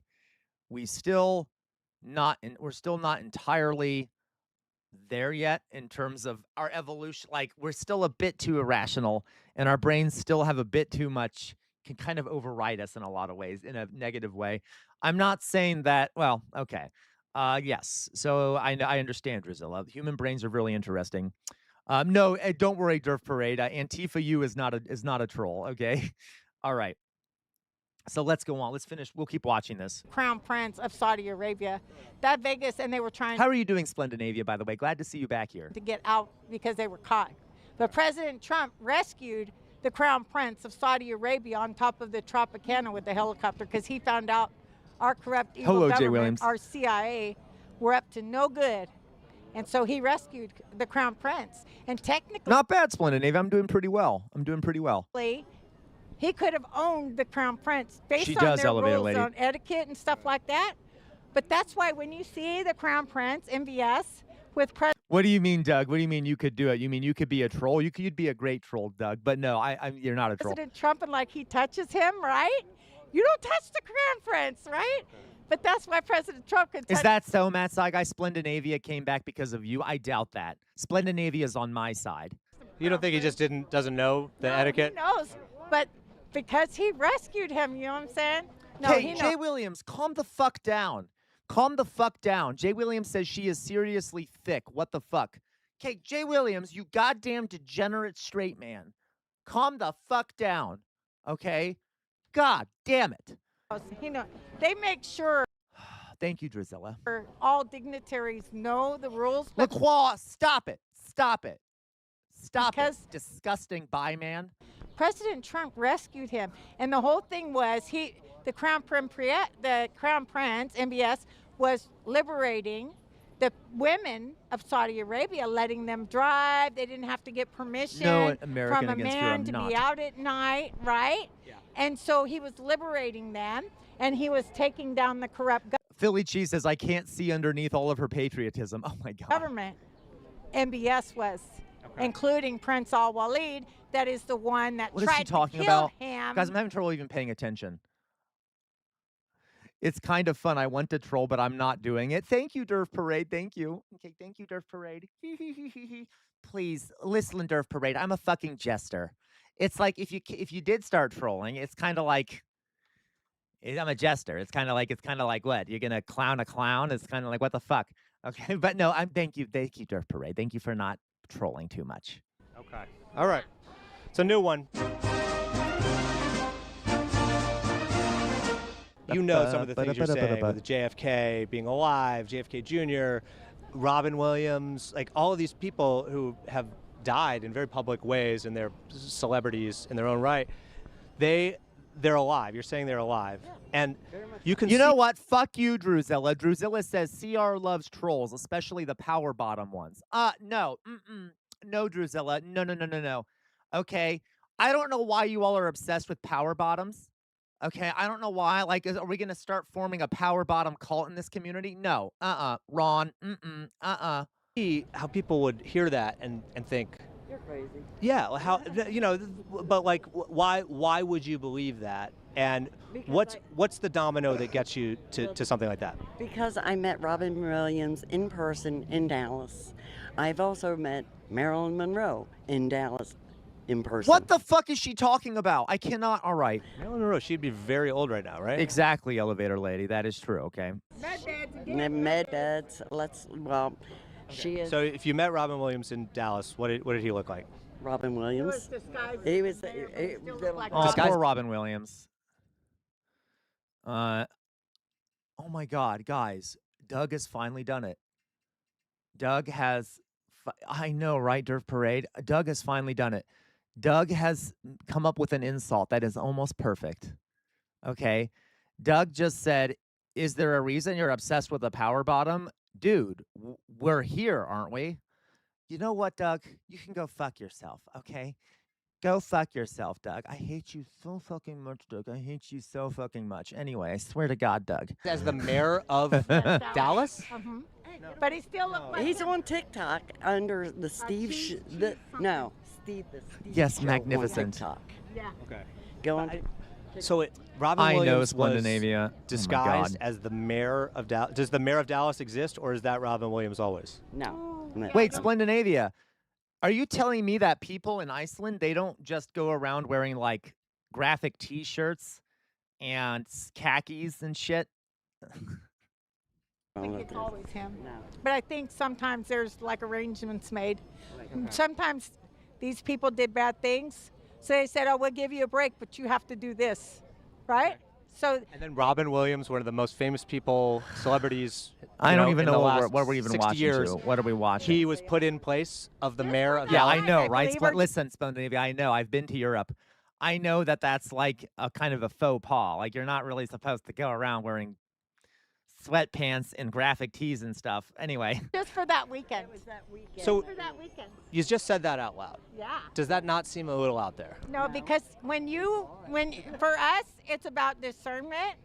And like we've seen the pictures, like we can sit there and look at and with the old people and then the actors and stuff, and we could see. Like, we know Joe Biden was never our president for a single day. Oh my fucking God. Look, there it is. There it is. People Okay. have two different These earlobes, people- okay? So Joe Biden in 1996 had two loose earlobes, right? Suppose Elevator lady, I love you. Elevator lady said, I don't mind the khakis. I still want to climb him like a tree. when he was the president, he had a loose earlobe and an attached earlobe. You don't think he just got a facelift? Who would get two different earlobes to fix themselves? No. What is she talking about? I'm in Delaware. Videos too where So you told me about the Delaware. Yeah, I've seen Right, no. but Okay. we've also seen videos where his mask was. So Derf Parade, literally Derf Parade. I don't know if you're actually asking me that, but I will answer it as if you are. You might actually be asking. It might be a rhetorical question. The answer to that Derf Parade is that there are a few ways. There are a few ways that you can convince someone when they're obviously insane, okay? Or when they're obviously in a cult, all right? One way is that if they start suffering enough, this sounds dark, they might be knocked out of their insanity. So if she were to suddenly lose all of her savings and lose her house, if Donald Trump were to result in all of that, she might suddenly not be so into the conspiracy theories that benefit Donald Trump. So like historically, fascists, when they're unless they're able to keep their people like materially happy and like not prevent them from losing all their money and shit, that's the only way to do it. So like if she were to start suffering a lot more economically, it might kind of knock her out of this state, right? If her material interests no longer were aligned with her insanity. That's one way to do it, okay? There are other ways to do it. I know. Okay, listen, Derf Parade. I know, because that would also mean that everyone in society would start suffering. Unfortunately, that might be the only thing that allows it to happen. Like, imagine Derf Parade if the economy collapsed under Donald Trump and all the MAGA people started suffering horrifically. They might stop not liking Donald Trump too much. I know that's dark. The other thing that we could do, right? Let me give you another one that's less hopeless. That doesn't sound as bad. The other thing is you can actually bribe them. Now, I don't mean literally bribe them. I don't mean literally bribe them as in like hand them wads of money. I mean, we could get someone into office that gives them a bunch of shit like universal health care, housing, higher wages, universal child care. That might, if we actually improve their material conditions significantly, like the left does, okay, that might make them turn to our side or away from Donald Trump. You see what I mean? So those are two ways. Either they have to suffer a lot more economically or literally in other ways, or they have to have their material conditions significantly improved by the other side. So that is just a thought. There are other ways too. Some of them I don't want to talk about, like if extreme violence is done, that other shit. Like if like when the Nazi cities were bombed to smithereens, it made it really hard for Germans to still like Hitler when they went outside and all their cities were destroyed. But anyway, the great jester famine. There you go, Jay Rams. I'm not saying I want to make people suffer. I'm saying that is a way that could, if they start suffering a lot, it might change their minds. Look, I never said that. Okay, Mima, excuse me. Why do they cosplay though? I don't know. It's just common. Okay, it's just common, right? Like, I don't know. I don't know what to frame it. There's people cosplay all the time. I don't know. I don't know what I'm saying, Mima. Okay. FYI, though, we do other cringe stuff as fuck over here. I'd like to obliterate from existence. It can seem like I'm talking down to my American comrades from a certain more... Listen, Splendinavia, listen. I talk down to Americans from a moral high horse, and I am an American, okay? But thank you. You are right. Americans are human beings. I'm not trying to like, dehumanize Americans. But fair. You say... it can seem like I'm talking down to my American comrades from a certain moral high horse. But make no mistake, Europe is just as, if not more stupid and or mentally ill than the United States. So listen, Splendinavia, absolutely. Europe and a lot of Europeans, and Europe is really stupid and pretty messed up. But I got to tell you, I don't know if I'd say they're more. I don't know if I'd say they're more messed up than the United States, but yes, there are a lot of lunatic Europeans out there too. But that's fair, okay? I'm an American exceptionalist, but only in the way that America is exceptionally stupid. Okay, that's an exaggeration. I know. We're human beings. We're different over here. I got you. I mean, we have people, there's different kinds of people. Some are good, some are bad, etc. Okay. I got you, Splendinavia. All right. Um, outer signal. Americans are not human beings, right? Hilarious. Okay, anyway. Yeah, no, splendid. Truly, Doug says, Americans are likely be more harsh than you would. That is true, Doug. Okay. Death Parade. Right wingers cosplaying is so true, like a Chud the Builder. Oh my God, you're so right, Death Parade. Okay, I kind of get your point now. Who else? Who was it that said that? Mima. Yeah, right wingers love like kind of cosplaying and having these fantasies. Now, if you want me to give you a more academic response to this, if you mean cosplaying as in like doing role play and like fantasizing about being stronger, more superior people or whatever, that is a core tenet of fascism. It's like this fantasy you play. It's like this fantasy that fascists play where they imagine some glorious past, like they imagine themselves wearing suits of armor like knights and fighting the infidels. Or, they'll imagine themselves as like patriots during the American Revolution, which is a way of distracting themselves from their current situations. It's kind of this like idealistic emotional distraction. So if you that's what you're referring to, then there you go. Okay. All right, let's go on here. Kind of Derf Parade, kinda. Slipping, and one girl's doing this video, and she's like, his mask was falling, so he couldn't breathe. So yeah, this is a situation for us where it comes down to. I've always asked this question. Who would, if Joe Biden wasn't Joe Biden, who was playing Joe Biden? Different actors. Famous actors? Famous actors. One of them, I said Jim. Forgive me, Mima. You said isekai novels? Isekai. I've heard that before. I'm having a mind blank. Isekai novels. You used to like isekai novels? That's right. Yes. Exactly. Okay. Exactly, Mima. Okay, that's what you said. That's why you liked isekai novels back when my Peter. Okay, so for the new folks in here, I know the establishment people do know this. I know the establishment people, the people that have been here a while know this.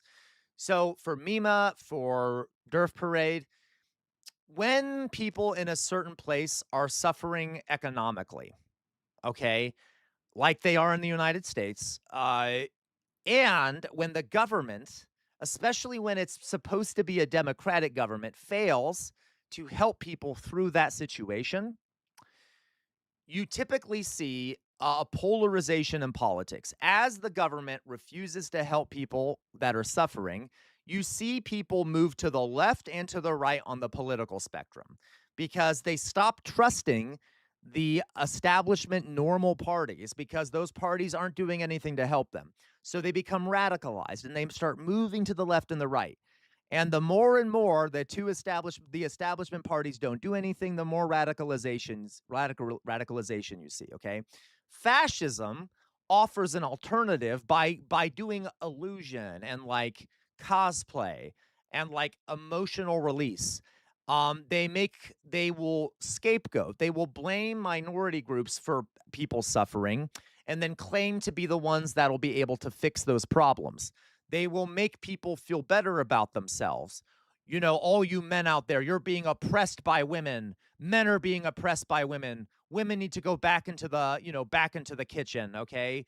They try, and you all come from a great American past.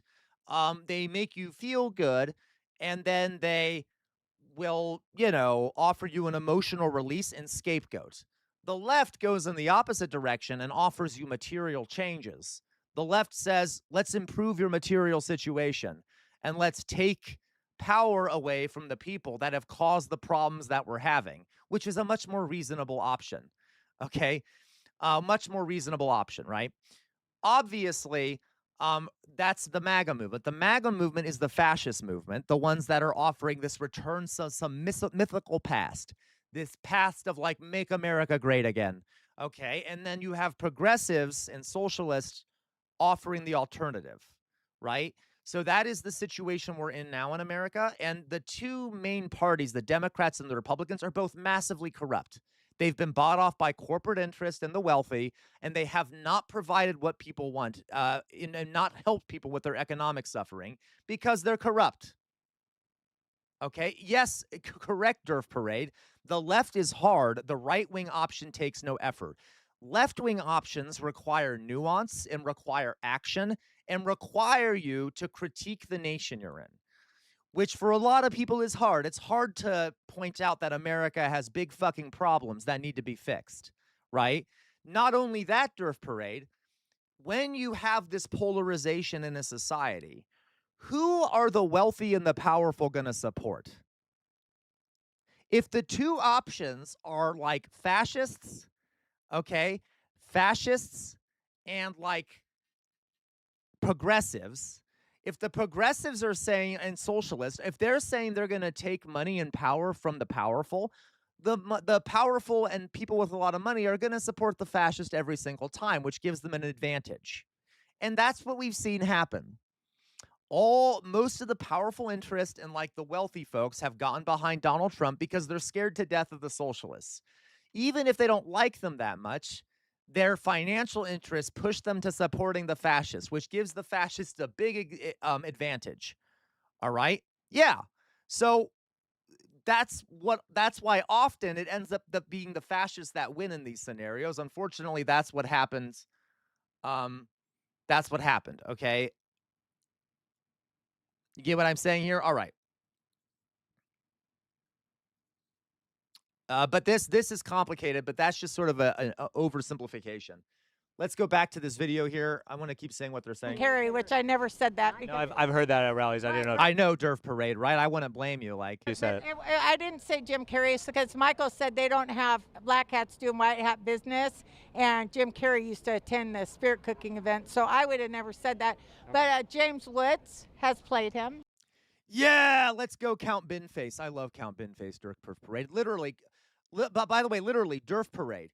We're seeing the exact same thing happen in the UK right now. You have an extreme right-wing party, and people do not trust Labour or Conservatives right now, okay?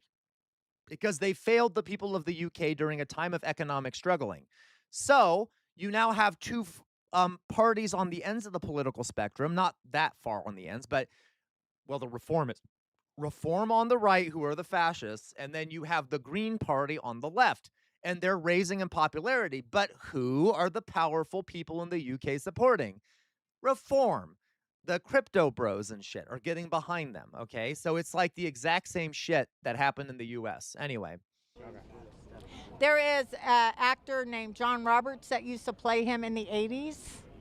But you still play Joe Biden's been dead for a long time. Joe Biden's been dead. Yeah. Since the 80s? Never our president. Oh my fucking God. If you go back and listen, No, some people say if you go back and look at the 21 to gun salute that they had, they held it in Arlington Cemetery. If you look up in Arlington Cemetery, Joseph Biden, what is that? Joseph Robin Biden?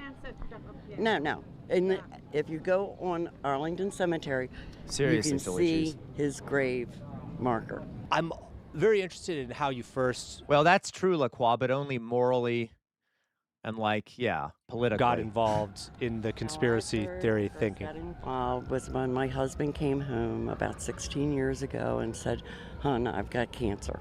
Okay. And I know the year before, my brother had the same cancer.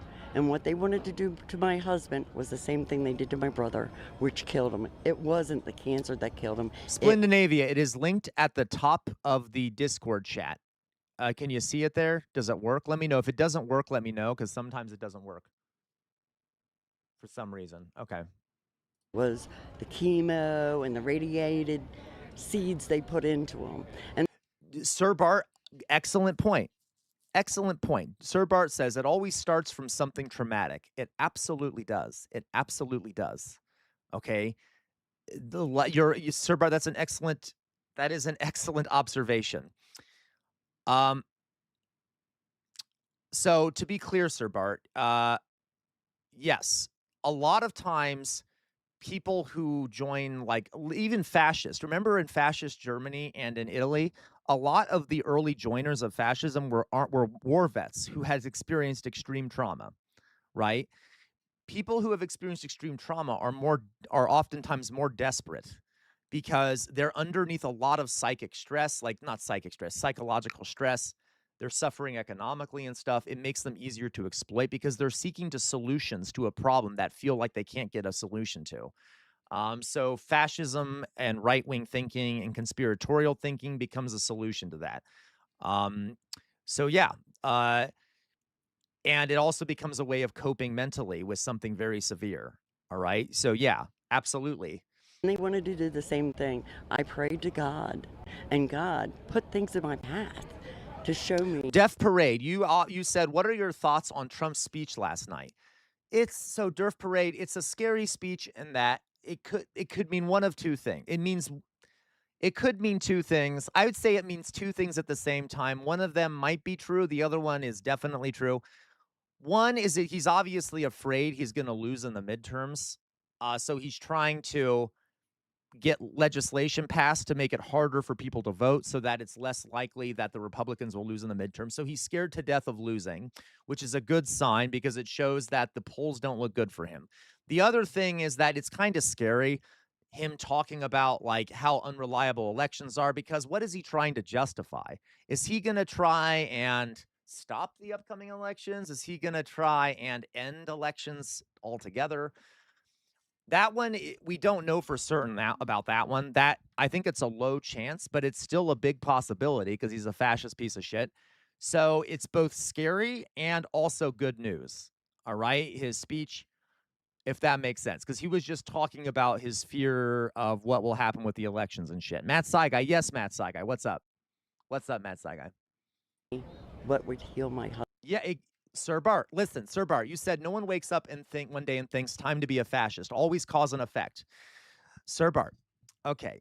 Sir Bart, I'm loving this moment that we're having. You know why? What have I always said, Sir Bart? I do not believe, hello, Matt Saigai.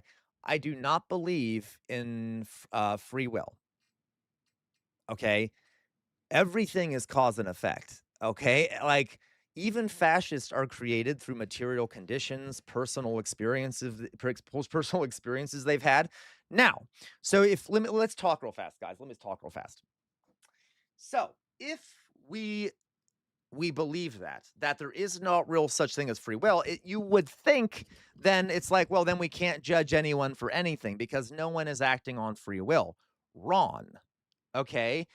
A way to change people's behaviors is to push back against them when they do things. Because, like, pushing back on people becomes a part of their environment that might change their minds. So we still need to demonize fascists and like make them feel demonized and put pressure on them because it'll make it much more socially unacceptable to become a fascist, right? You see what I mean? So we can create an environment that makes it less likely that people will become fascist, including by treating them like shit and demonizing them and viewing them as the scum of the earth like they are. You understand my point?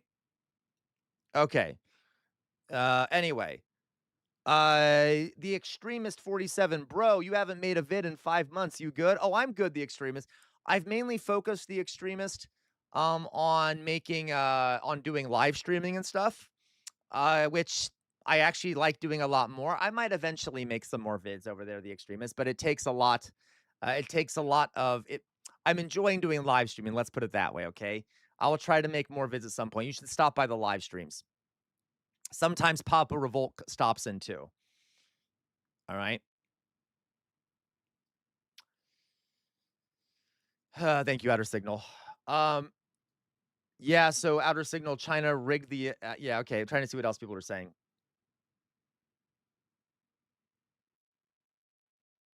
Did I miss anything? Fine. I'm not going to... Matt's like, I'm not going to yell at you because you asked me. So no, I'm not. Just to make you mad. All right, we good? Any other... Did I miss anyone? Did I miss any questions before we continue? Yes, I don't believe in free will. I think that that human beings are animals. Their actions are pretty much determined by their environments, how they've been raised, biology, and things like that, okay? I'm sorry, Matt. It's like, I'm not going to do it, okay? Because I want to make you mad. Husband. And every step of the way, it was just like a miracle. It appeared. And once I learned, I cured his cancer.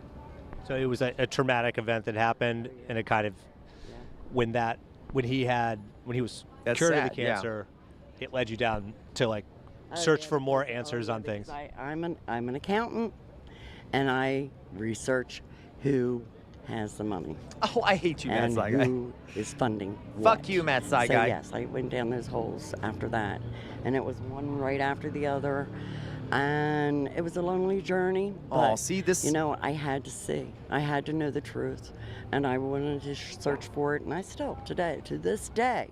I still research. I still look into people and look to see if they're bad or good, to see if they're on God's side or if they're on Satan's side, because that's what it is. Yep. This is not about politics. Everybody thinks it's about politics. No, sir. It's about good versus evil. Bottom line. I love you, Matt Saigai. Two things on that. One, do you think the conspiracy that is out there could possibly be No, it totally is, Philly Cheese. That is a very interesting quote from her.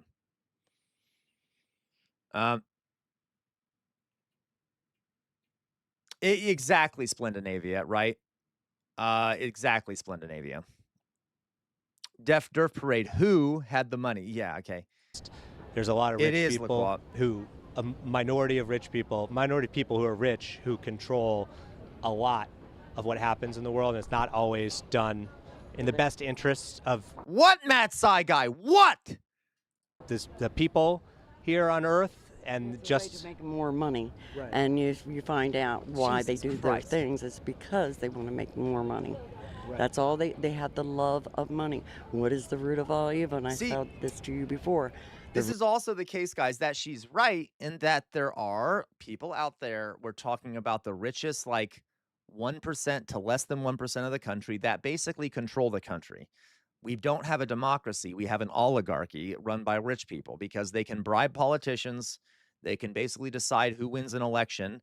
97% of elections are won by the candidate who raises the most money, and most of that money comes from rich donors and corporations. They're the ones deciding who ends up winning. So she's right. Now, the problem is this proves my point. When people lose faith in their government and suffer economically, they will often know there's something wrong. They often know there's something wrong, and then they will then misassign the blame for what's wrong to scapegoated groups. So no, it isn't that the wealthy are like have too much power. It's that, you know, the Jews are controlling everything, or migrants are causing problems, or trans people. That is scapegoating, and that is deflection, okay? And that's what the right wing preys on. It preys on that. A lot of people on the right know there's a problem, but then they misassign blame. Matt Saigai, Mom Donnie disagrees, right? And that was an exception, Matt Saigai. That was the exception, Matt Saigai. Like, it's rare, but it happens. To give you another example here, Matt Saigai, Bernie Sanders raised a lot less money than like Hillary Clinton, but he still did so extremely well and like almost won the election. So it's very possible. That shows you if he had the same amount of money Hillary Clinton had, he almost certainly would have won. But because people are more on our side than they are on the right-wing side. Alas, you know, when you have that much money, you can basically propagandize and brainwash people into voting for you. I have, Derf Panda. We have watched the stolen Lego videos. Okay? All right. Thank you, Matt Saigai. I'm jogging. Okay. So let's go on. Root of all evil is the love of money. And it's 13. See, like I hear a lot of religious people say things like that. The root of all evil is money. They know that there's something problematic there, right? They get it, that there's a greed problem. There's a class problem here. They're so close to being lefties. Right? Elite families that are doing this. So I guess what I'm saying is to find more common ground with people, on the left. Like a lot of people on the left are like, the billionaires have too much. Exactly. Much That's power. why there is an opportunity, guys, to win. That's why we have like a chance. There's always a chance because in the end, it is people who vote and they can often overcome the money. It makes it a lot harder, and it makes it even harder, guys, because even at that point, we can talk about this. There is hope. Let's put it that way. They're buying elections. They're doing all these, terrible things to our environment, to the world. Do you think there's something where you could unite with people on the left about that? I don't know how, but God is going to reunite everybody. I believe we are in Revelations. I believe that he is coming back. Okay, this is what I mean, though. We have a fucking death cult that runs the country. We have so many Americans who are in a death cult, who are excited, who are absolutely excited for the end of days, and who beg for and want Jesus to come and kill everyone. It's kind of fucking disturbing if you think about it. Yeah, I love the death cult nonsense. I love living in a country full of death cultists. Great. And this is where we differ, okay? While they might have a similar agreement on some things, there's also the lunacy that comes with it. Oh, my God. To judge these people. And I'm telling you, Sir Bart, as I said, the death, finally, yeah, my son gonna die in war. Exactly, Mima. They are a fucking death cult. And I love how people will talk about Iran, like, oh, Iran, they're a bunch of radical Muslims or whatever the fuck, okay? When we literally have a Christian death cult that runs the government, like Hegseth, and like, if you ever seen, like, the people praying over Donald Trump or Pete Hegseth, they're literally far right-wing death cultists who want to bring about the apocalypse. Anyway, okay? Oh, I love that. I love that for us. Not a danger to our existence at all. So, Sir Bart, again, that is the question, Sir Bart. So, evangelicals, right? Dearth Panda, Dearth Parade. I keep saying Panda. Chairman Bart, you say, so how on earth do you reprogram these people? Sir Bart, material conditions. As I said before, you can override these sort of irrational beliefs by giving them material benefits, or if they lose material benefits in a way, because of these beliefs, right? It's the carrot or the stick. That's how humans operate. I'm sorry to say, humans operate on incentive and disincentive. So if you were to bribe them if you were like a non-religious group, a lefty group that were to suddenly give them free healthcare, free housing, free childcare, that might change their minds and make them less believe these things. The other option is that they might suffer a bunch, okay, which might change their minds. Elevator lady, in 12 steps, I know it's Deaf Parade, okay? Elevator lady, in 12 steps, we use the acronym GOD, meaning gift of desperation. It takes a lot of hardship for someone to make a change. Also, why enabling addicts is bad, you sadly have to let your elevator lady, 100%. There is a phrase that I've heard addicts use before and addiction specialists, you have to hit rock bottom. Sometimes you have to let people hit rock bottom, or they have to experience rock bottom before they will try to rise up again and change their views. Okay. That is sort of a natural thing. Hello, James West. So like that is sometimes like you have to listen, this is a really hard concept for people who have loved ones to think about. Sometimes the best act of love for someone who is harming themselves is to let them crash. To let them fail, to not you see what I mean? To not prop them up, is so that they can reach that, they can understand that. Oh, I'm sorry, Durf. Forgive me, Durf. Forgive me, Durf Parade. the YouTube chat's like kind of far from me, so and the light is shining in my eyes, so forgive me. Derf Parade, forgive me. Okay. All right.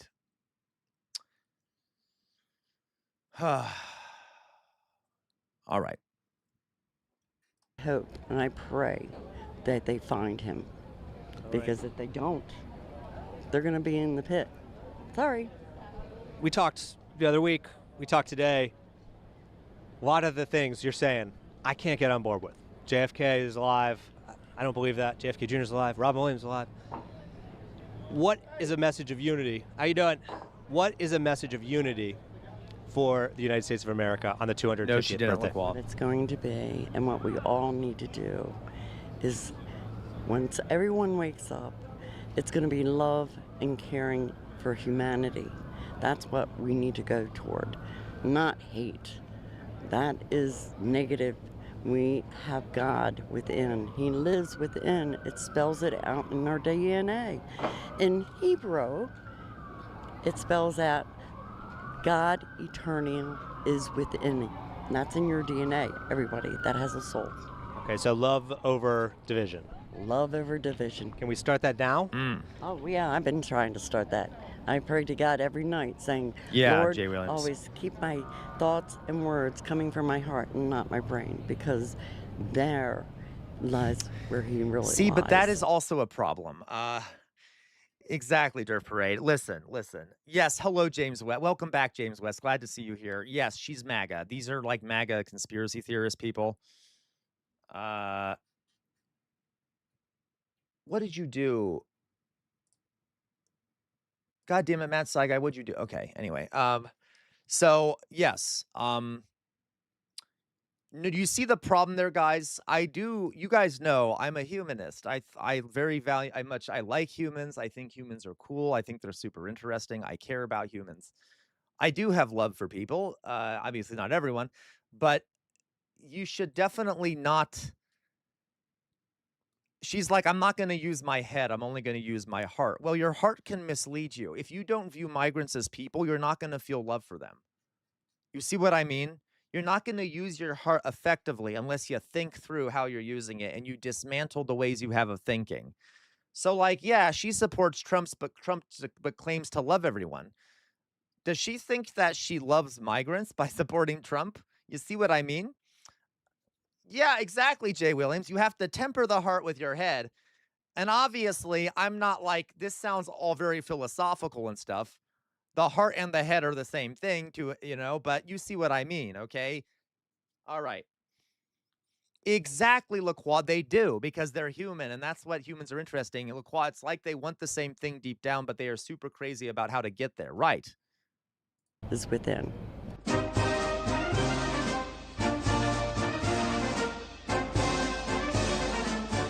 Yeah, right. Outers, they don't. We need. Yeah, let's do evil. I feel it's like a concentration camp guard. I have good vibes when I put people into the gas chamber, so it must be good. No, that's not how that fucking works. Okay, Jesus, it's kind of gross.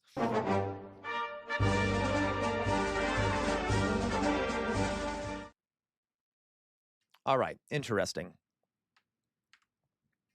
Okay.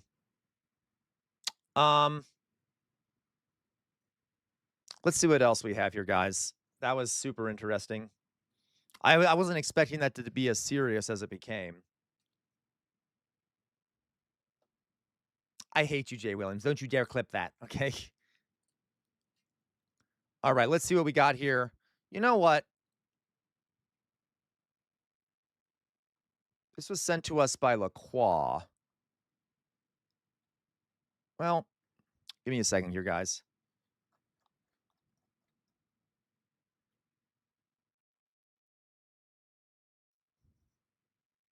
The dangers of 90 hip hop. Jesus Christ. Okay. Oh my God, all these are horrible.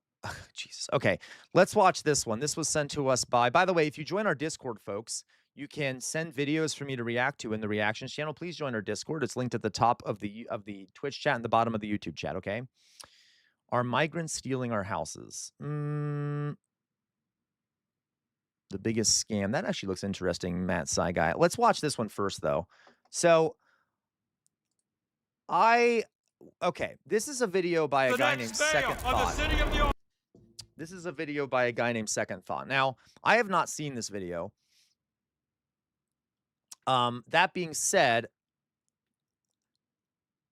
okay, bye-bye, Durf Parade. Thank you for stopping by. Hope to see you again, okay?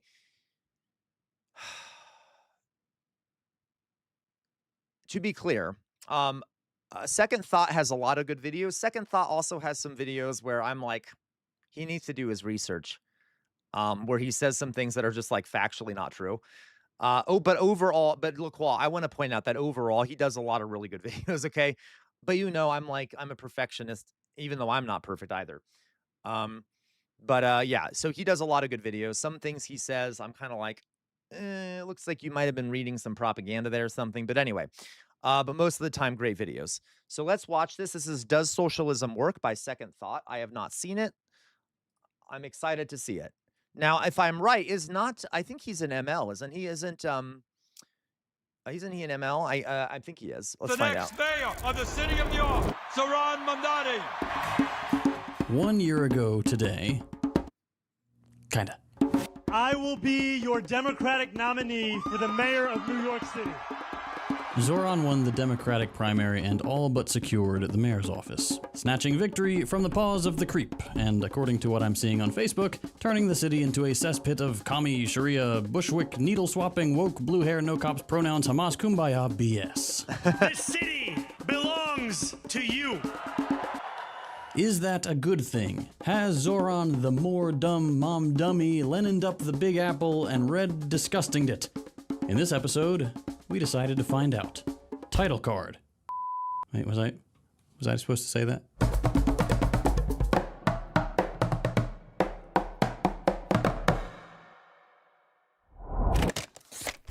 All right, quick plug, and then we'll get back to it. As always, I want to respect your time, so here's a timestamp to skip ahead if you're not interested or not able to support the channel.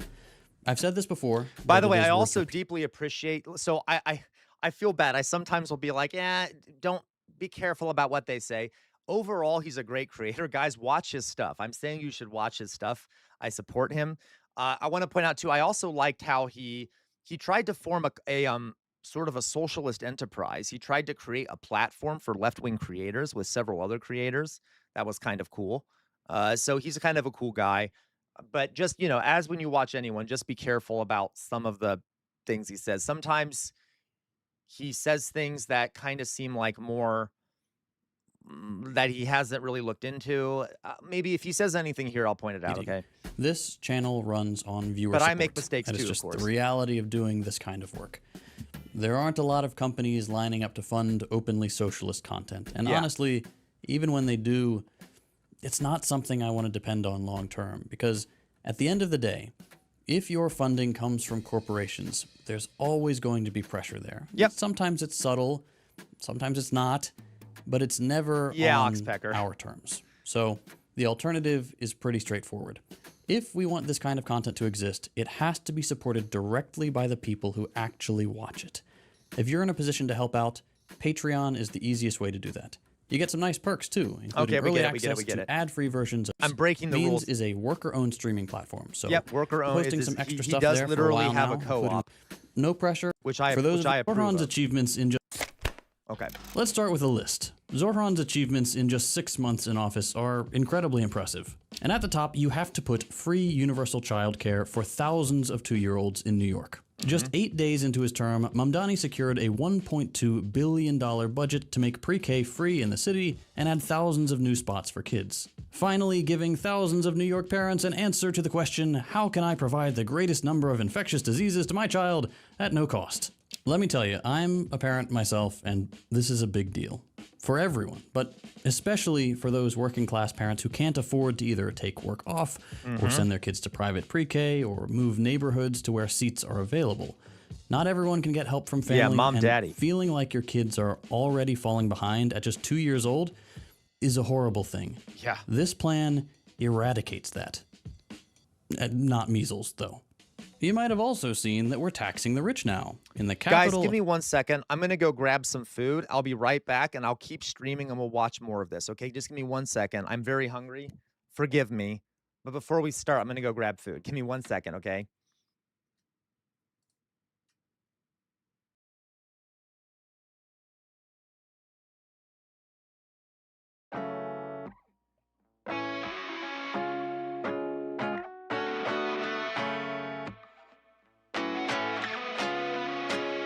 Yeah, some people like me are just destined to fuck up everything that we mess with. If I was made as a joke, I don't get it. Missed the call, but I guess I got the message. Usually I fall too hard, I'm addicted to pain. And if the world's on fire, I'll be swimming in flames, yeah. Cause I'm too impatient to wait for change. But no, I'm far from perfect.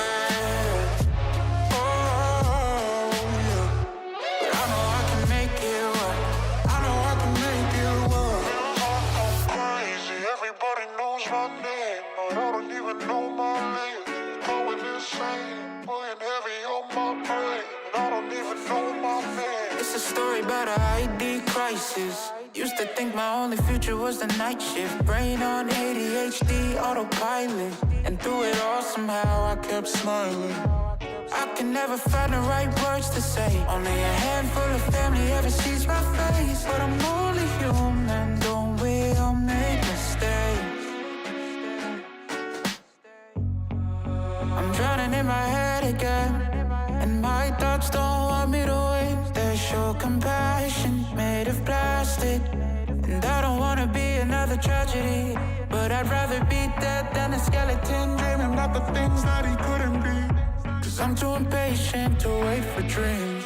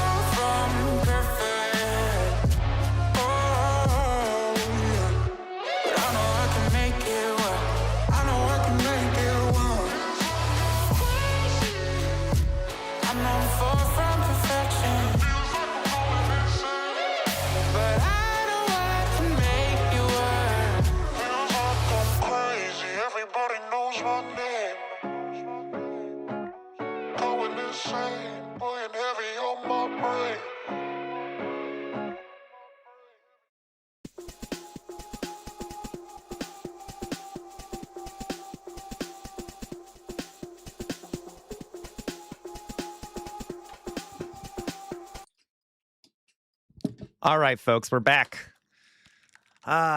Let's finish watching the video. Happy Friday, by the way. Happy Friday. How's everyone doing out there? Okay. Let's finish watching this video here. Where is this shit? There we go. So we're learning about does socialism work or whatever. Okay, let's watch. Capital, second homes worth more than $5 million and that sit empty most of the year are now going to be taxed. That'll bring in somewhere in the neighborhood of $500 million. You get it? Neighborhood? Which is really good news for a city where rent and property prices just keep going Oh, I'm sorry. Up. Sorry, guys. I forgot to put up the video. My mistake. Here you go. I'll go back a little bit. There we go. Jesus. That'll bring in somewhere in the neighborhood of $500 million. You get it? Neighborhood? Which is really good news for a city where rent and property prices just keep going up. There are entire streets filled with empty apartments used by billionaires exclusively as improvised bank deposits. Much in the same way I use my Funkos, we're all just parking our money in a safe investment. At least now there's a public benefit to us doing what we do. Now, as with most of Mamdani's plans, billionaires went to the press to whine. They said, oh, this is a mistake. People are gonna leave. We don't want to kick out millionaires who spend so much in New York, blah, blah, blah, blah, blah, blah, blah. But they know they're not going anywhere. Taxes like these never actually drive out more than a tiny % of ultra-wealthy residents. Study. And at the end of the day, New York is New York. These guys can't avoid going there once in a while.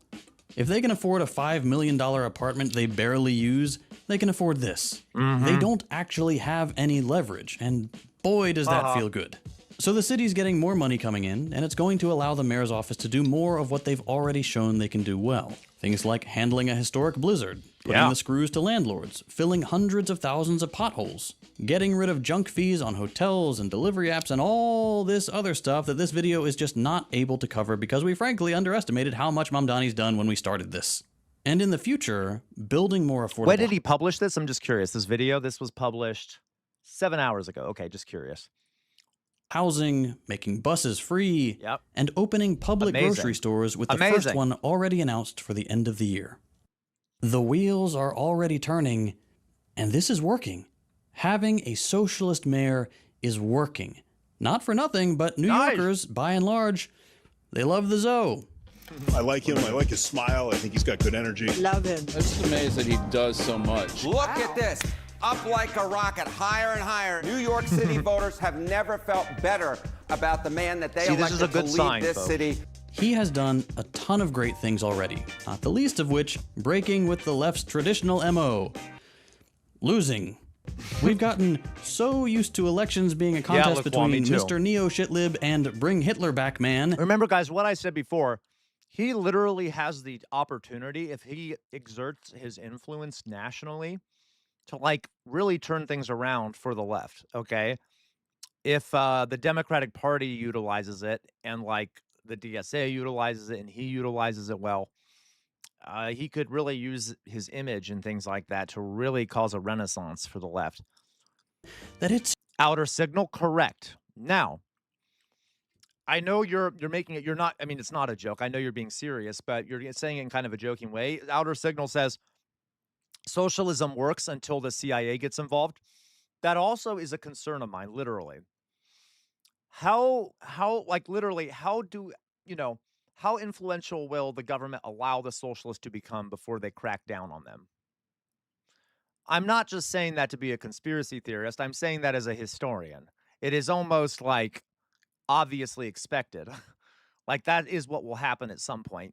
There will be a state crackdown on the left if it gets any significant power in a national government especially. So it's all well and good to have a mayor that's socialist, but we're already seeing like Trump panic and all these high up people panicking saying communism is coming back, communism is coming back, communism is coming back. Yeah, Drizzle, we might end up seeing another Red Scare. So there, and that doesn't mean it will happen. Literally, like I said, guys, history isn't a perfect prophet, but it would certainly be unusual if there wasn't a crackdown in America, right?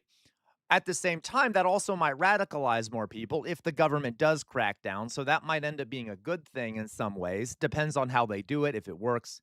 So there are many ways to look at this. But it is something to keep an eye out on. It could be pretend good things or bad things. Anyway. Incredibly refreshing seeing someone on the left not just offering an alternative and winning on that line, but then actually doing pro-working class things once in power, instead of clip-farming anti-Republican zingers, writing strongly worded letters, and going back to the nursing home. Like sewer socialists back in the 30s, Zohran is proving that socialists can both have the right ideas and get shit done. If you don't know what I'm talking about, Zohran isn't the US's first socialist in office. A century ago, cities like Milwaukee elected true-bred Reds to city councils and mayor's offices. And once in power, these sewer socialists delivered things like the first public housing co-op in the country, city-owned power and quarry. At some point, guys, I'll do a stream on sewer socialism. Really interesting socialist movement in America. And, as the name implies, functional sewage systems. They even, in an echo of what's coming down the pike in New York, secured city-run affordable food and clothing. Once again, socialists in office, good, but sometimes bad too. For all the great things the Mamdani admin is doing, having the DSA sticker of endorsement doesn't give him a free pass. For all the progress made, there are some serious concerns I, and a lot of us on the left, have about how the next few years might go. Okay. And let's start with the biggest disappointment so far. The NYPD. We knew this was coming. Early in the election cycle, Mamdani committed to keeping Jessica Tisch on as NYPD commissioner, most recently seen here. You might not know her if you don't live in the city, but Tish is well known there for both her connections to New York's financial elite as an heiress. Forgive me, didn't he get rid of her? I could be wrong. I just thought that he ended up getting rid of her. Tish, New York City. I mean, I know he kept her at the beginning.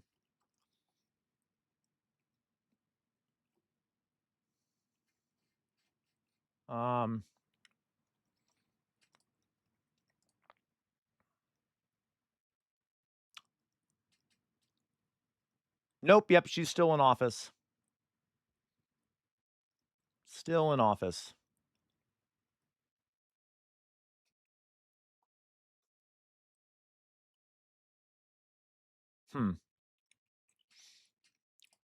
All right.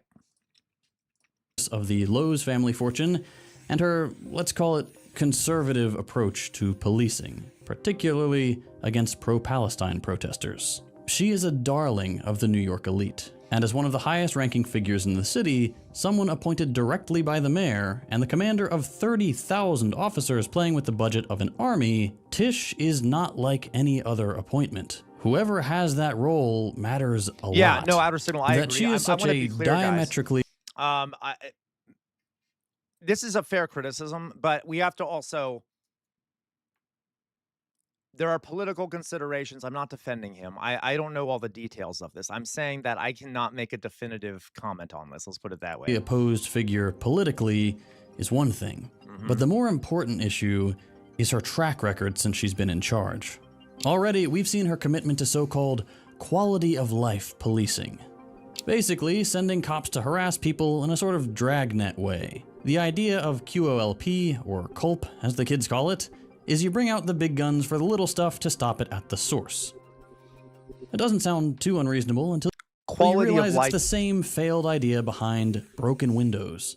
Okay, wait 1 second. Quality of, I'm just trying to check this stuff because he does great research. Most of the time he does really good research, but I don't know a lot of these terms because I haven't looked that deeply into their policies. Quality of life policing.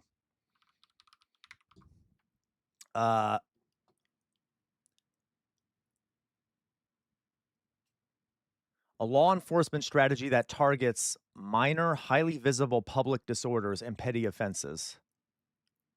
Yeah, stemming from broken windows theory, it operates on the premise that cracking down on low-level offenses deters more serious crime and improves overall community safety. Okay, interesting. 1 second, let's see here. This is from the National Library of Medicine.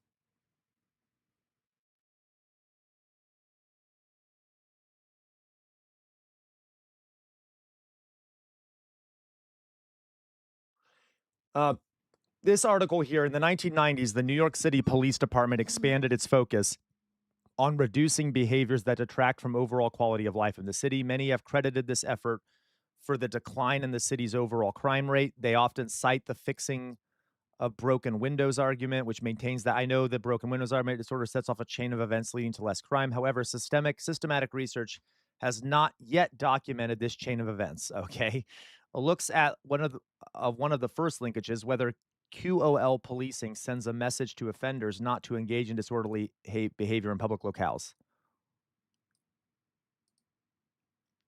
The project investigated 539 New York City arrestees in 1999. Almost all of them were aware that the police were targeting variously disordered behaviors. Among those that engaged in disorderly behaviors, about half reported that they had stopped or cut back in the past 6 months. They reported a police presence was the most important factor behind their behavioral changes. Oh, okay. These findings do support the idea that QOL policing has a deterrent effect. Now, so apparently this is actually an academic article. That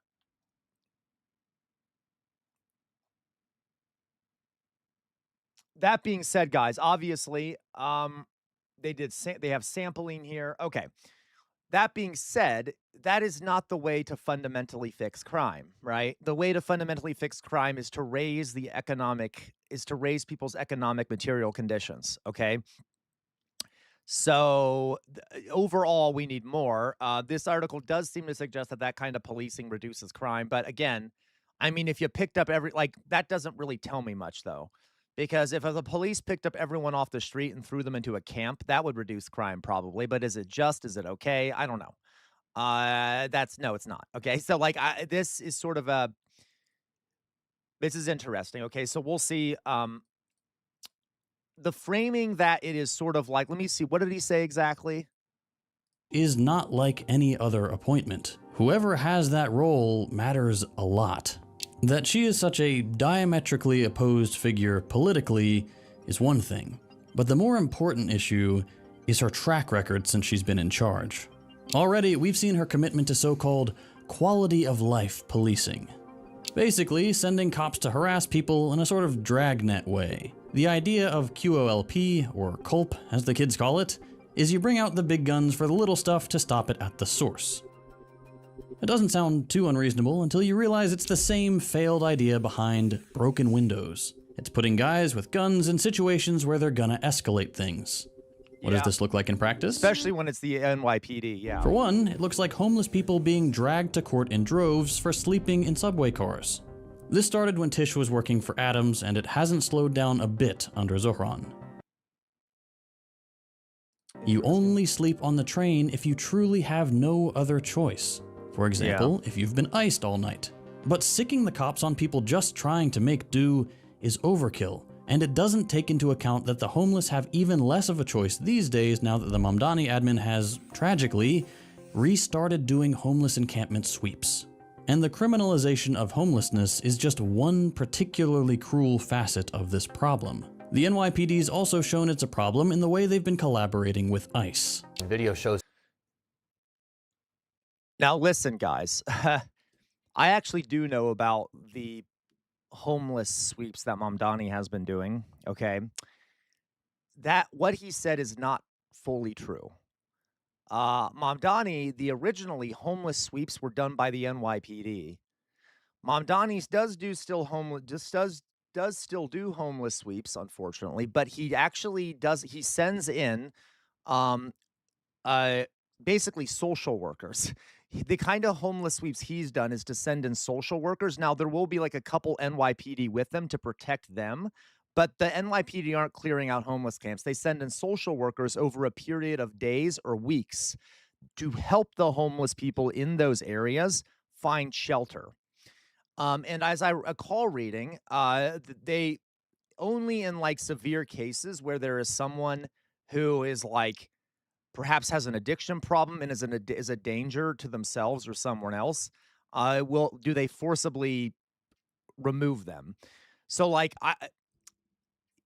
I'm just saying I'm still not a big fan of this. We need more housing, which Zohran Mamdani is saying he wants to build $400,000 more units of housing.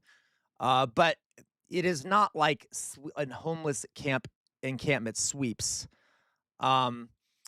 That's a fair point, Laqual. Let's take a look here. Let's find out. Let's do some extra research. Mamdani homeless encampment sweeps. And I will say he did promise he would stop doing this, and yet he does still seem to be doing it, even if it's a different process.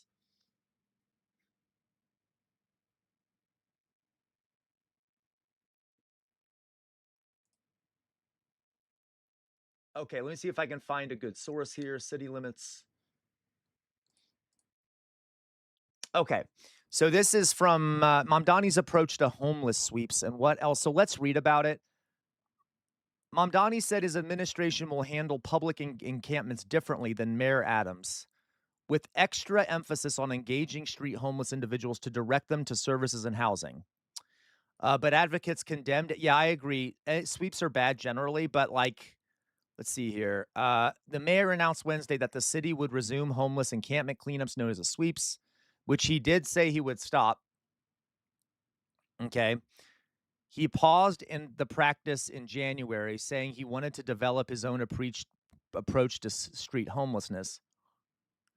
Mamdani said that the key difference between how his administration will handle public encampments and Mayor Eric Adams' approach, which he called a failure, is an emphasis on engaging street homeless individuals He said that the Department of Homeless Services would take the lead, not the NYPD, and that outreach staff will make daily visits to encampments for a week before removing anyone. Now, listen, that's still kind of rough. Even a week, like you maybe give them a little more than a week. So I guess they will visit every day for a week to try and convince people to leave or find them housing. But removal in the end is still crappy, folks. Like, I don't want to downplay this. The outreach staff will make visits to encampments for a week before removing anyone in an effort to build trust and convince those that are wary of the shelter system to come indoors.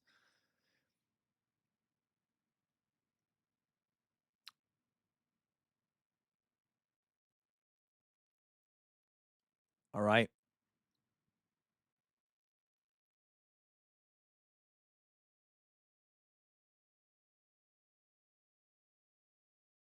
Interesting. It does say here,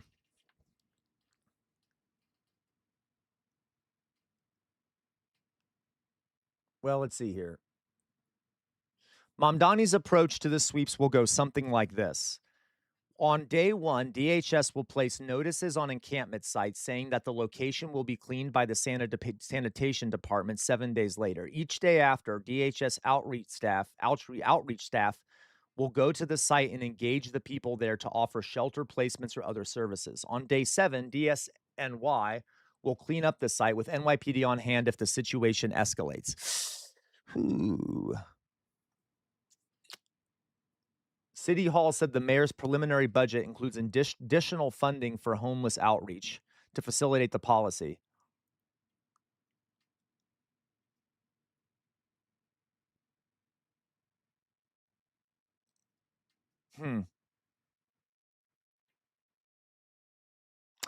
So, interesting. Okay. So I'm not a fan of homeless sweeps. It is not the same as what other folks have done. It's, I guess, better, but it's also still not perfect. We need absolutely, LaQual. This is not good. So what we need is more housing, right? Okay, so that should be what we do. The homeless sweeps. I am curious as to why he's doing it. I know maybe I'm being biased. I'm trying to find political reasons why he's doing it. But okay, let's see what else we say here. Those ICE agents dragging a man outside of Wyckoff Heights Medical Center. Probably, Druzilla. Probably that's my worry, Druzilla. Is it just an image thing? Okay. So that is one thing that is a good critique. We're working to find out why ICE took him into custody, but the NYPD says it had no involvement in this operation.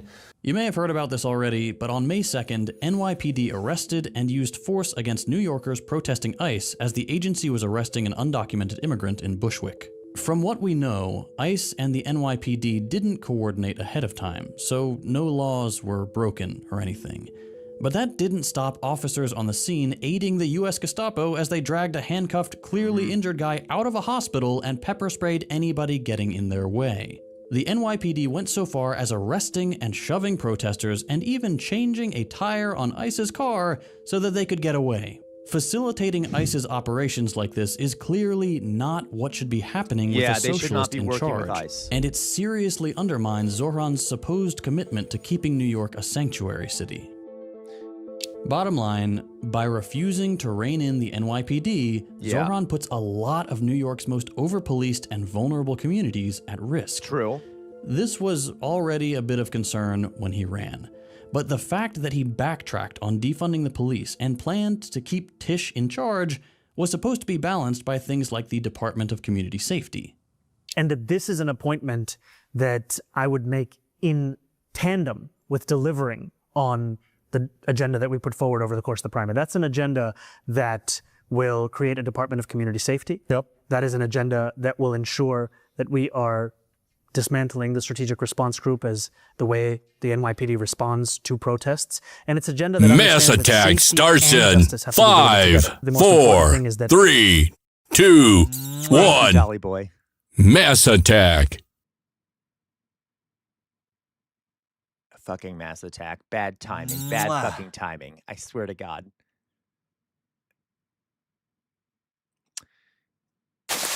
Dolly Boy's the only one. LaQuava, everyone needs to give a kiss to Mom Donnie. Thank you, Outer Signal. Thank you. You're the only one that kissed me. Thank you, Fetty. Thank you, LaQuava. Oh, thank you guys for all the kisses. Aw.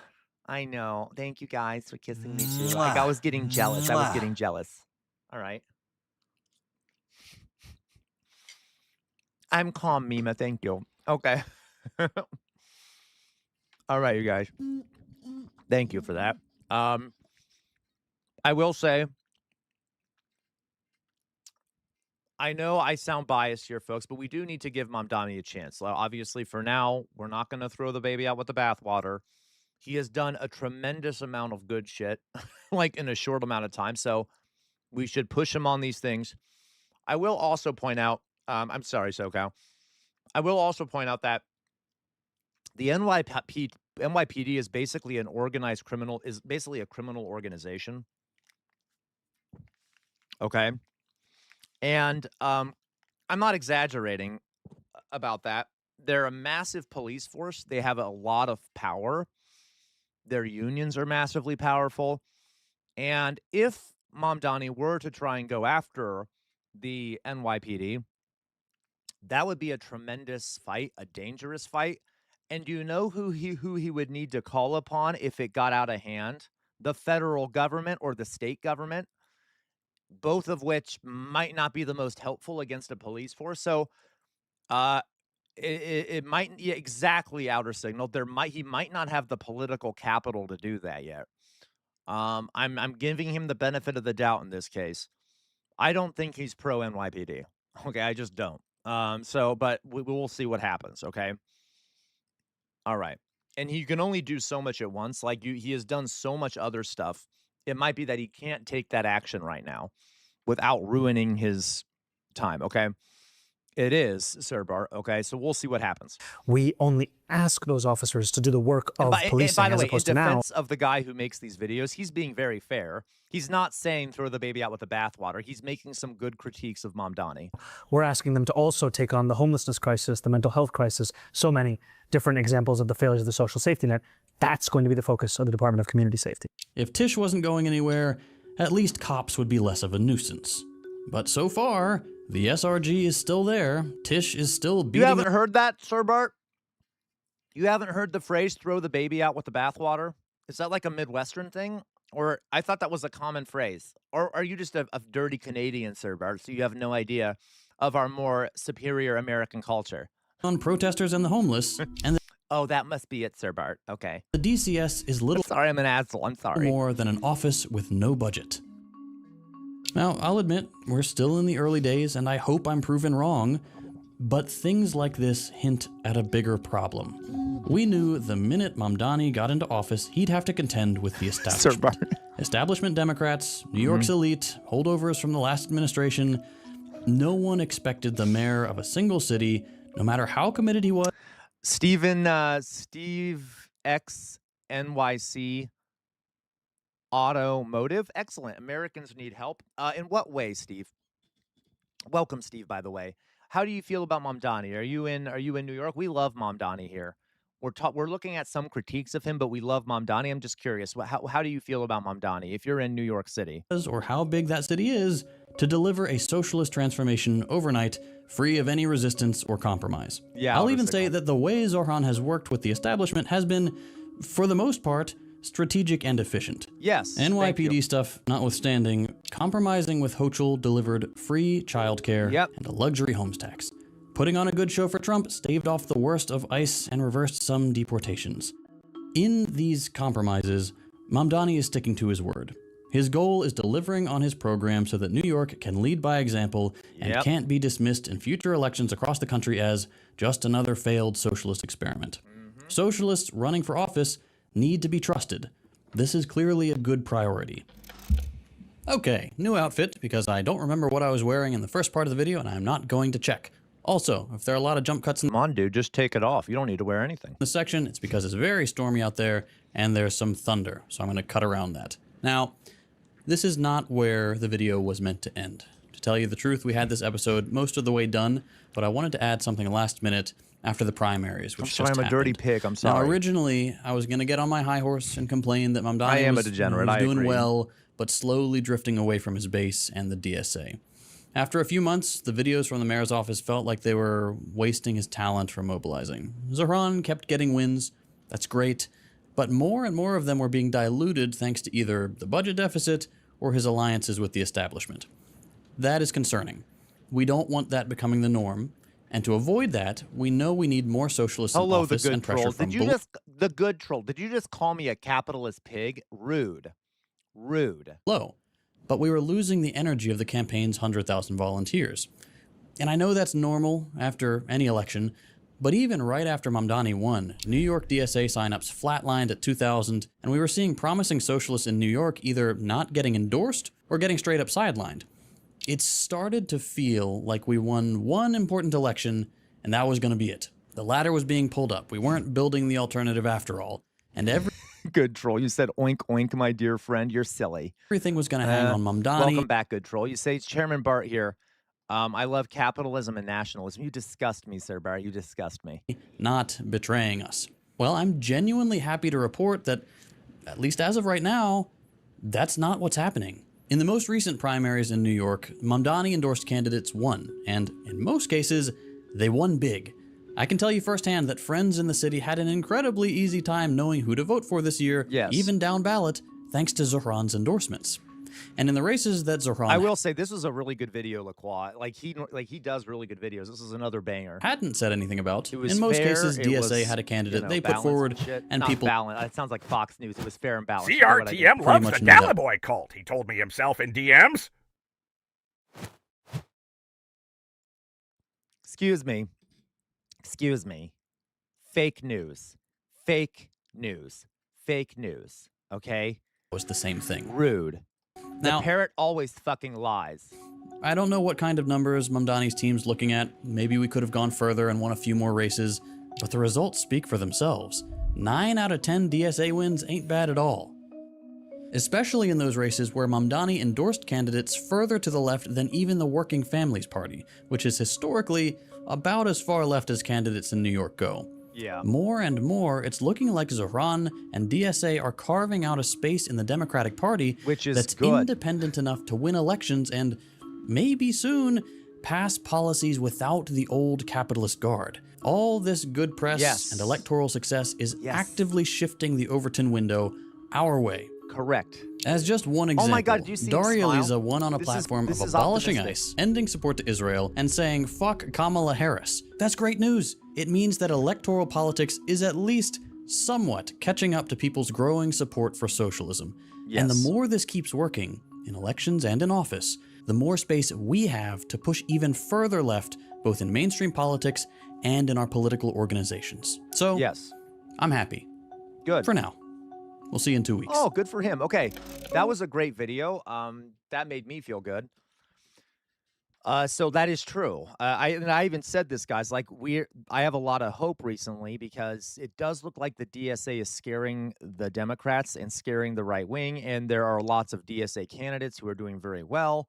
Mamdani has made a lot of DSA candidates do very well. I will say I am worried because if there's one thing that'll destroy the left, you know it's the left itself. Think about like Weimar Germany. There are a lot of lefties out there who don't like the DSA because they don't view them as radical enough or whatever it may be. But we need to like support whatever lefties we can find that are doing well. And apparently the DSA strategy is working, whatever it may be. Okay, so I'm just saying, I mean, not obviously not. You can support who you want, but you get my point. They are doing very well. And so I feel that they need to be backed a bit, or we should at least try to help them out if we can. Even if he didn't take his shirt off. Yes, Drizella, because I'm not a fucking degenerate pig, Drizella, okay? I know, Oxpecker, I know. Luckily, though, I will say, like most Americans who touch grass do like the DSA, I think. Hi, I'm Christius Rex. Welcome to my Christian capitalist Amish stream. Mamdani is Muslim, if you know what I mean. Sponsored by Palantir. Oh my God, Outer Signal. Oh my fucking God. You disgust me. I am repulsed. What the fuck is wrong with you? What the fuck is wrong with you, Outer Signal? Oh my, how dare, I don't even know where to start feeling offended. There's so much offense for me to take from that. Calling me Amish, a Christian, Palantir, are you fucking crazy? Jesus, just be, I bet you're being homophobic, Outer Signal. You're like, Peter Thiel is gay. I bet he supports Sam because Sam is a raging F word, right? Is that what you were thinking, Outer Signal? I bet it was. I bet it was. Okay, shame on you. Shame on you. You probably said it out loud, too. You probably are said, oh, Sam is a raging, and then you said the word, didn't you? Anyway, but to be clear, folks, Outer Signal is a lovely person and would never say that, okay? All right. Although he does have the F word pass, okay? Moving on. So, there you go, LaQual. Sam is a raging friendly jester, okay. I know I'm an asshole. How dare you, Outer Signal? Thank you, though, for that. Okay. Prove I'm not with Palantir. Oh, right. I can prove a negative. Okay. Jesus. All right. That doesn't how that works. All right. Thank you, Outer Signal, I guess. Okay. Let's watch something else here. This was sent to, oh, there's one by Jonas. Jonas is out having a good time now. This was sent to us by Matt Guy. This is literally an hour long. This episode is brought to you by Squarespace. And you're not going to give Why me... are we being against the big build? They don't talk about... You're not going to give me, like, any... Okay, you know what? In the last few hours. This is, so... This is a news item I wanted to discuss that I haven't gotten to yet. It is, this is like Andy Burnham is now the head of the labor, I did, Oxpecker. I saw all of them, but there were a ton of other videos before that. So again, I can't do every one you send me, and I gotta see what other people want also. But so this is sent to us, but well, this one isn't sent to us, but this is one I wanted to show all of you. This is so Andy Burnham. I'm just repeating myself.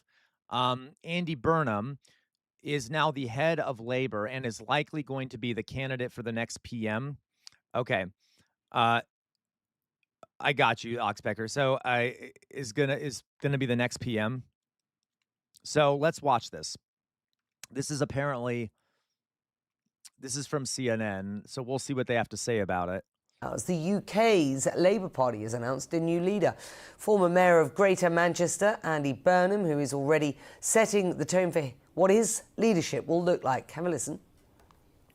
We are united, and we put the power that comes from that unity at the service of people and places who have been waiting too long for politics to let them hope again. I will say I like his way of speaking much more than, from a superficial analysis, much more than Keir Starmer. That's what we're going to do, everybody. We're going to give them hope back. Well, he is succeeding Sir Keir Starmer, who announced his resignation as Prime Minister last month. But Burnham won't officially be taking the mantle of PM until Monday. In recent years, he has become one of the country's... we might end up watching the Gen Z one today. That looks good. Most I am popular eating dinner politicians. right now, CNN's so Claire Sebastian has more. Better not put that one on the camera. Britain's incoming Prime Minister belongs to a new generation of politicians, one that understands the power of social media. Evening, everyone. From campaign trail highlights to... Sir Bart asks, what's for dinner? Well, gnocchi. I know I'm pronouncing it wrong, whatever. Gnocchi, which are potato dumplings. Italian potato dumplings in a white kind of Alfredo-y sauce with carrots, zucchini, mushrooms, and chicken. Okay. With basil. Football skills. Right, Outer Signal. He can talk the talk, but can he walk the walk? Right, Outer Signal.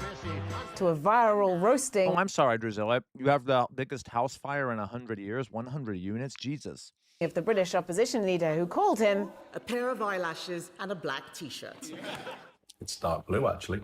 That video racked up over 5 million views on X. Well, the strategy, especially with these signature selfie-style videos, is really part of an effort by Burnham to present himself as an outsider here in Westminster, a regular guy, despite, of course, his many years spent in Parliament previously. His style is true to Andy, and that isn't going. He's trying to mimic what the Greens do, right? He's trying to appear to be more of a populist outsider, yeah. But is he really? I don't know. We'll find out. A source close to his campaign told me he's not trying to land a point with every post. He feels comfortable, he feels relaxed, and to be honest with you, it reminds me of that famous phrase that Margaret Thatcher had about Ronald Reagan. He's engaged in the great cause of cheering us all up. We're doing it to change Labour, to make and it yet, better. optimism and hope don't always get the clicks. Yeah, Dolly boy. He has got a harder job in terms of, you know, his content compared to someone like Trump or like Farage. If you come to the UK illegally, you will be detained and deported. We know that social media algorithms prioritize or amplify emotionally charged, polemic, that was a weird thing content to say. in any way. But I would look to someone like Mamdani, for example, who has managed to navigate that. I'm freezing. Do not fucking compare Mamdani to Burnham. Forgive me, but I really doubt they're anything like each other. I get though. She's saying that they're using a similar tactic in terms of running. You're right. New York Mayor Zoran Mamdani is emerging as a template for progressive politicians on social media, and the parallels with Burnham aren't hard to find. Using social to amplify grassroots campaigning, light-hearted ways to discuss major policies. Start spreading. Even singing. North again, I traveled south again. Oh, he's trying to copy when Mamdani. people Okay. Take risks and try things out and aren't afraid of cringe. But, says Mamdani's former communications director, Burnham's desire to unify may have come at the expense of clarity. The agenda. Yeah, guys, I hate the phrase unity. I really hate that phrase. Maybe it's because I'm a millennial. All I've grown up with is hearing politicians scream about unity, and they have sacrificed principle. They have sacrificed progress for unity, constantly sacrificing progress and principle for unity.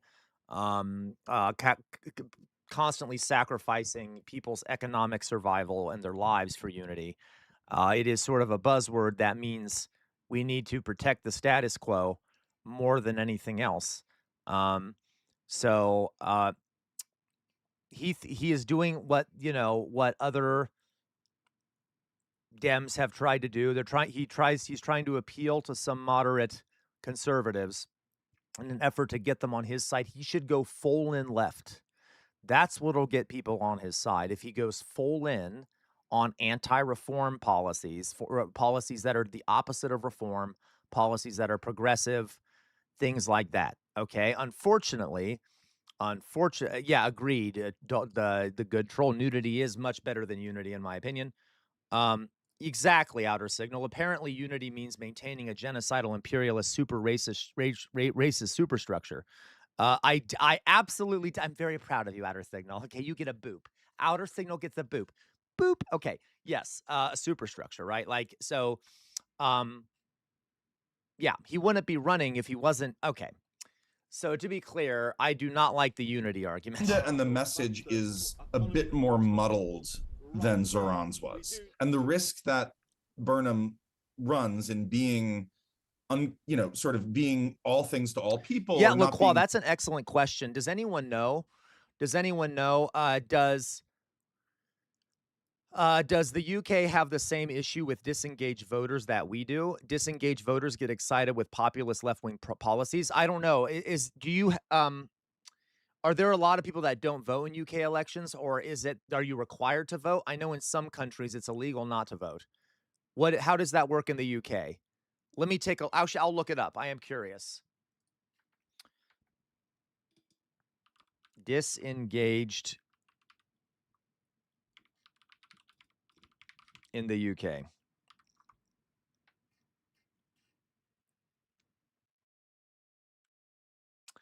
Yes, so you're saying that, yeah, the turnout is normally 30 to 40-ish% lower in some places. Okay, yeah. Thank you, Lois. So they have a higher turnout rate, but there are still some places that don't get a lot of turnout. Okay. So I guess, yeah, if you want to inspire people to come vote for you, especially if people are tired of labor and things like that, you need to set make a strong message that is once that pushes benefiting people materially and things like that. Okay, that's one of the big problems the Democrats have. They think that if they say things that are too left, that people won't vote for them, so they straddle the center. And then when they straddle the center, it bores people, and people want to hear the radical stuff. So then they don't get people inspired to go vote for them. All right. So like, okay, so we'll see. Okay, we'll keep watching. Totally clear on where he falls on particular issues or ideological debates, I think can risk reading to people as just being another politician. And that's exactly what Burnham is trying to avoid. I am going to do things differently. He's used social media to make himself accessible to regular people, facing criticism on the way for neglecting traditional media, something he denies. No questions allowed. Of course the CNN person would say he's neglecting traditional media. From journalists at this recent big policy speech.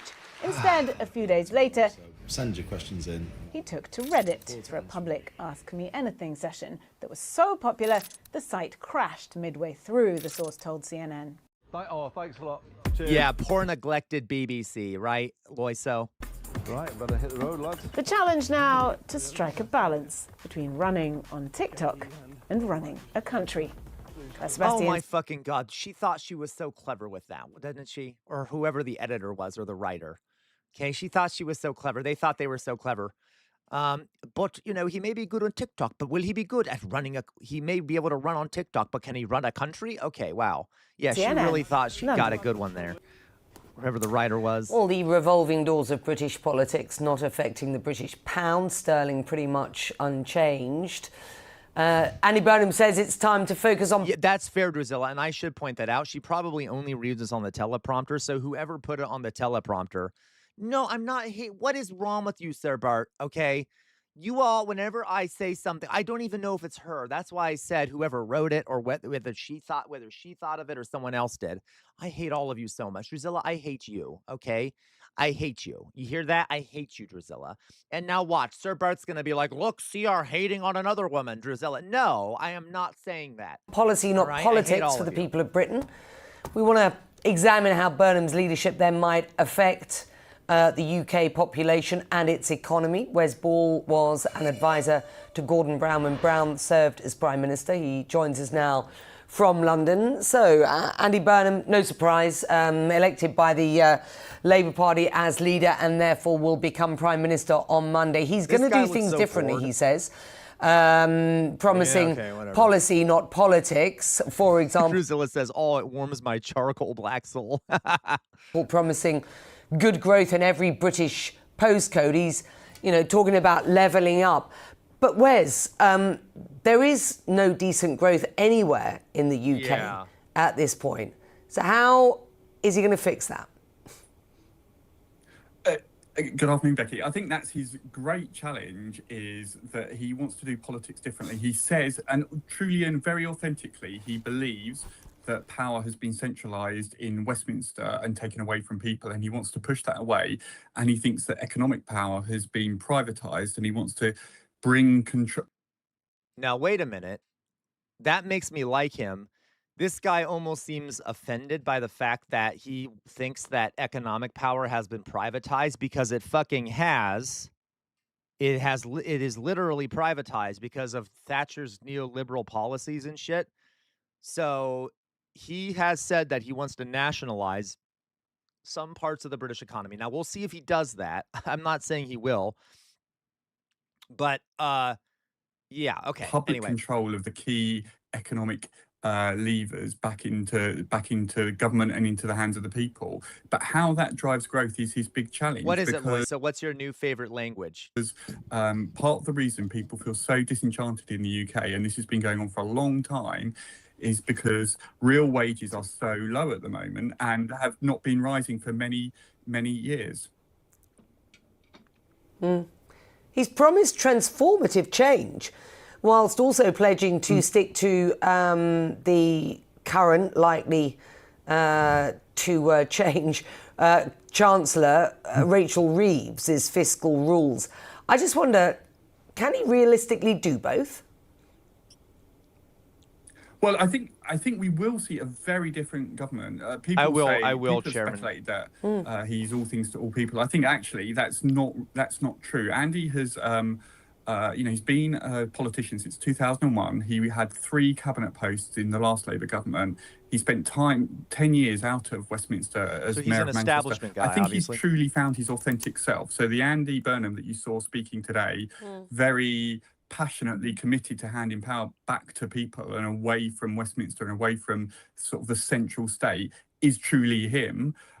Whether that will bring about the change he wants to bring about quickly is a real question. I think, Andy Burnham is very clear that this is the last chance for Labour, and it's the last chance for kind of the mainstream parties, because he is very clear in his own mind that if it's not him and if his government doesn't succeed, then Nigel Farage and Reform will be the next government, and that for him is is not just the swing of the pendulum; it's a complete transformation in the UK.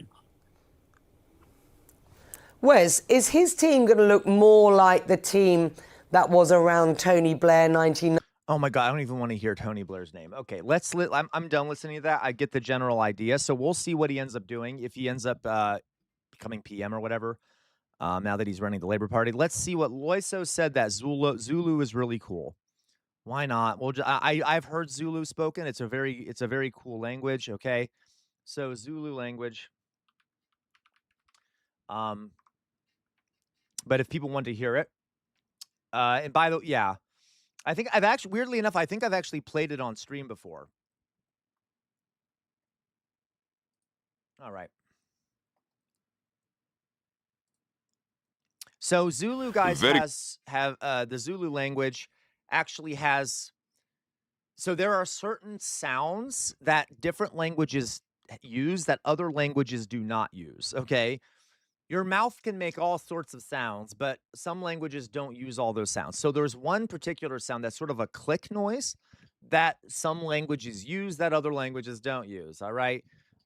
So there is a click in Zulu that is pretty cool to listen to if you're not used to hearing it as a language, because it's like, oh, I'm not used to hearing a click. So you're probably going to hear some clicks that are literally, it's a letter. It's literally a sound in Zulu, okay? Good morning. My name is Sakile Dube from Safari and Surf in St. Lucia. Welcome to Ismangaliso. In South Africa, we've got a group of people we call ourselves Nguni people.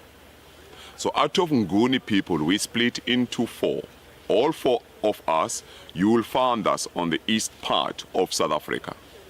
In a province, we call it Eastern Cape. There is Xhosa people.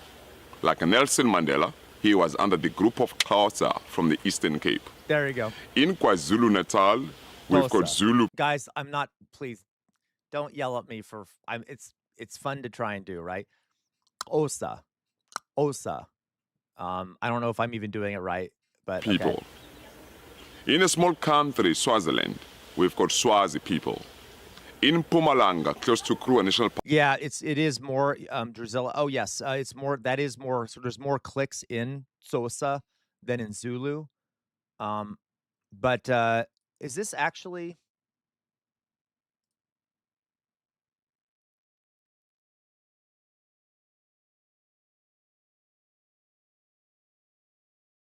Okay, just making sure. There is Ndebele people. Ndebele, Swazi, Zulu, and Xhosa, all 4 of us, we fall under one group. We does have a click sound. As in South Africa, we've got 11 official languages. We can easily communicate with one another. The well-known people in South Africa with a click are the Khoisan or Bushmen. So 4 of us, we've got a click in the letter P. Our P, it sounds like the name Ipapa, Ipeni, Ipipi, Impolompolo, Upopai. That sounds so cool. And we've got letter C. Our C, it sounds like the name Ela, Iqiqi, Cula, Qiqilia, Colombia, Canada, Xola, So cool. And we've got letter X. Our X, it sounds like. There are different varieties of a like click the sound. name, ingxoxo, uqam, xoma, xhosa, xa, and we've got letter Q.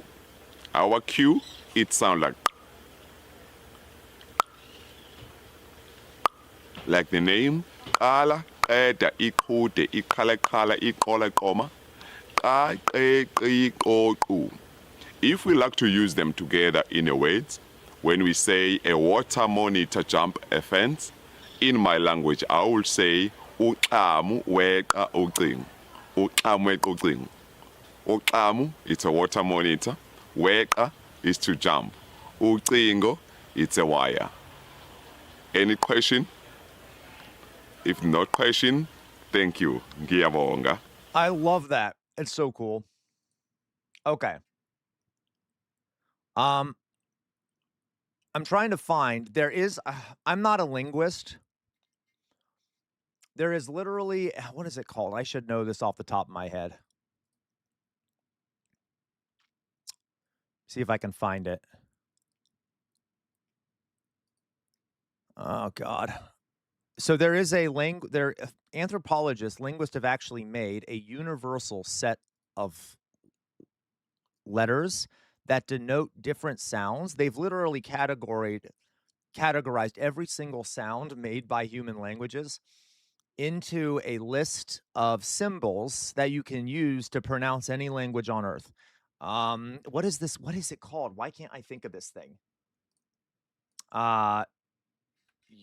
Universal language sounds. Is that what it is? Loiso, IPA? IPA. Thank you. The International Phonetic Alphabet. Thank you very much. Okay, I totally forgot. So let me show you what it looks like. It's very cool. But the click noise, the click sound is an exclamation point. So if I can,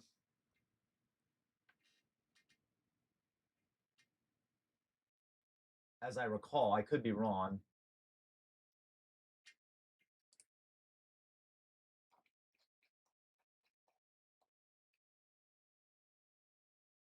So if you look here, let me show you.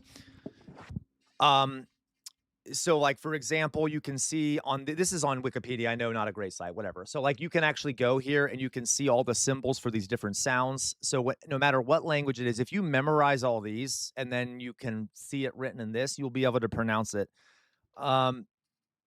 So there's like a trill, a dental noise where your tongue goes against your teeth. There's all these different things.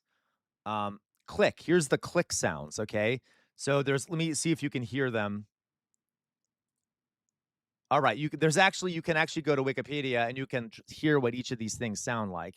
So if we go to, where is it called? Where's click, click, click, click, click, click. Oh, is this not it? That's okay. So, but like a trill. Bra, bra. Bra, bra. Bra, bra. Okay, so like there's all these different. Fa, fa. Na, na. Pa, pa. Glottal. Ah. So that's in the back of your mouth. Okay, so like you can find basically every sound possible made by humans. Here we go. Here are the clicks. Let's listen to some of the clicks. Ah.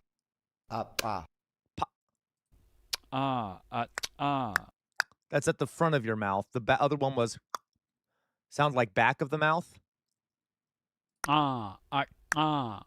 Sounds like mid mouth.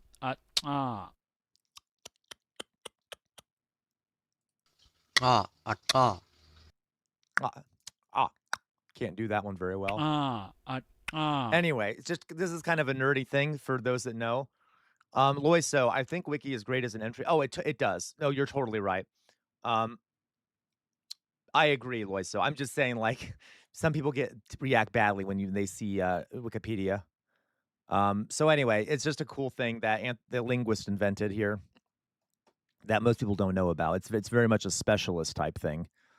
Okay, International Phonetic Alphabet. All right. Yes, there is a rolling R, Drusilla.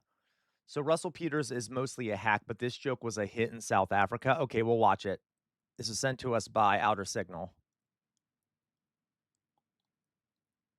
When I was in South Africa, I heard real African names. My child's going to get an African name. I don't care. Real African names are wicked, man. I was at this casino in South Africa, right? I'm playing blackjack.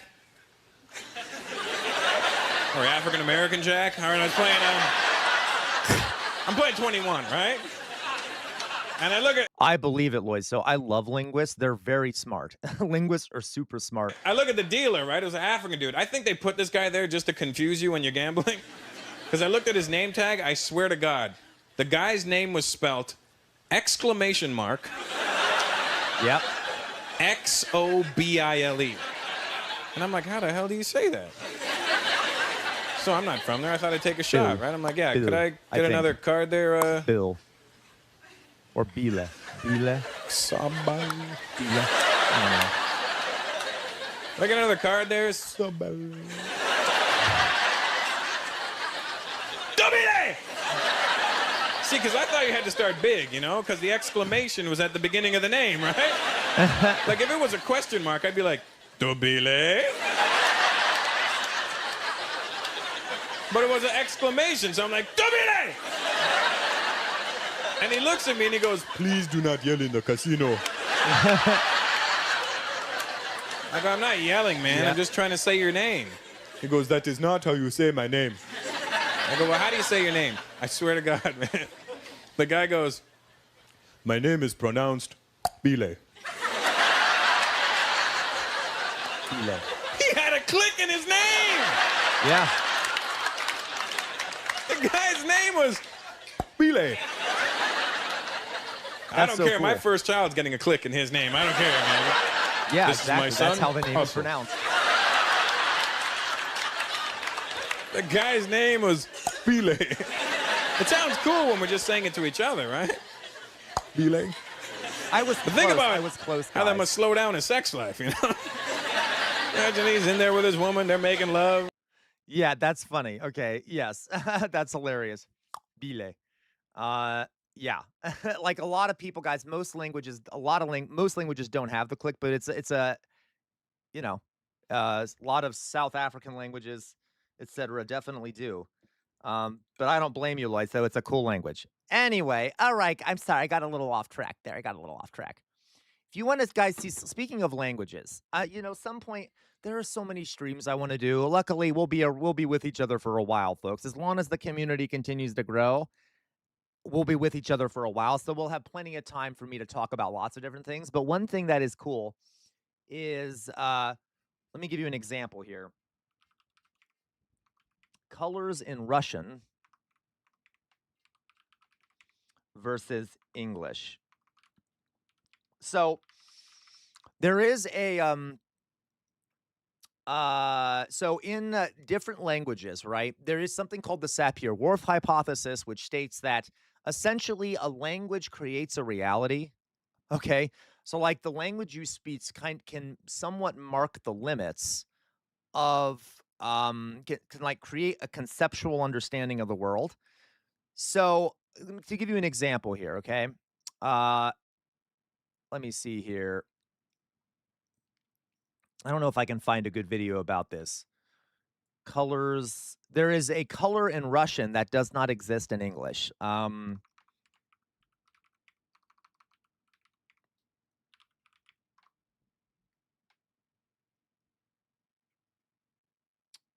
Russian language.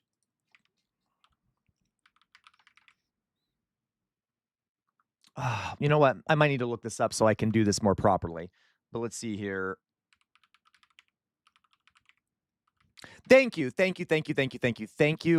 Loiso. I was hoping you would tell me. Okay, Goluboy, and I don't know how to pronounce it, so forgive me. Goluboy.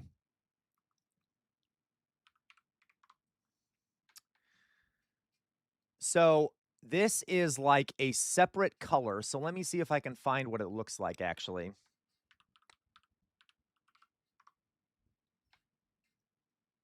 All right.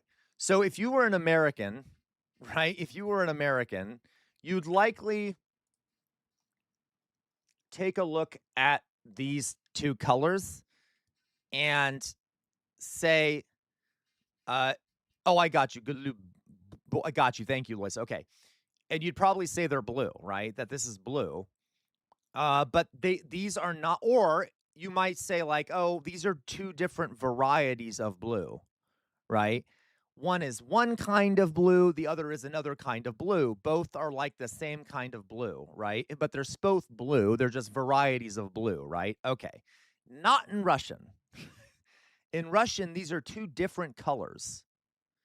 These are different colors. They're not both blue. They are both different colors completely. You see what I mean? So Goluboy and Sini are two completely different colors.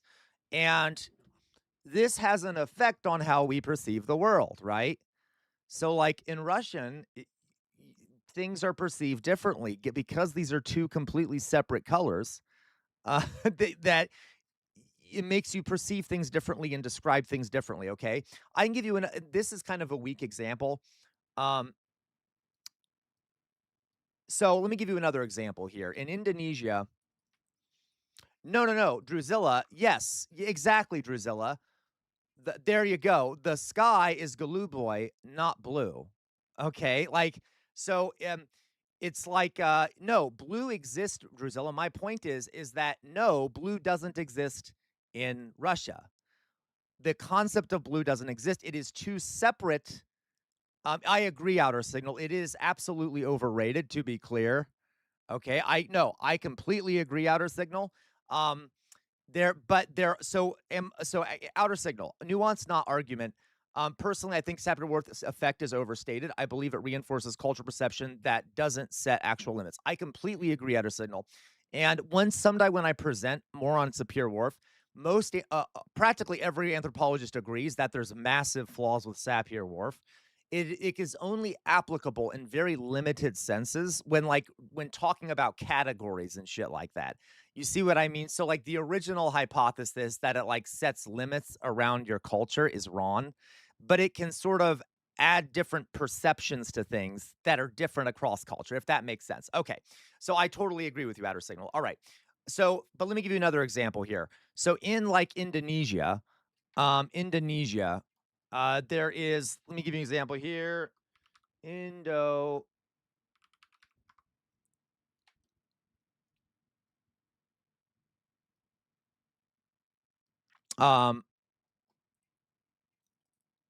Hello, Jonas.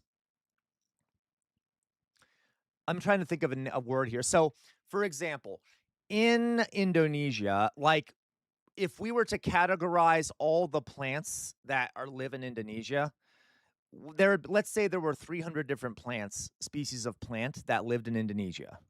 Okay, that we categorize scientifically or whatever the word is.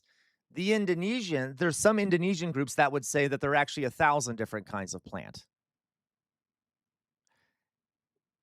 They have identified species that we view as the same species, but they split them into multiple species depending on how the plant looks, the color it is, and things like that. So who's right in that case, right? Like there is no one who's right. One has more nuance and allows more specificity. So to an extent, it's almost like the Indonesian way of doing it is almost better because it's easier to identify exactly what kind of plant you're talking about if you have more names for the plants. Okay? Do you see what I mean?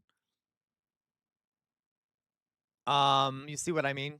So, but like anyway, it's super interesting, okay? Like language in some cases, and as Outer Signal rightly mentioned, it has to be very limited cases because there are certain Sapir-Whorf kind of created this perception of like certain cultures are limited in their ability to understand or like do things because of it, which is completely wrong.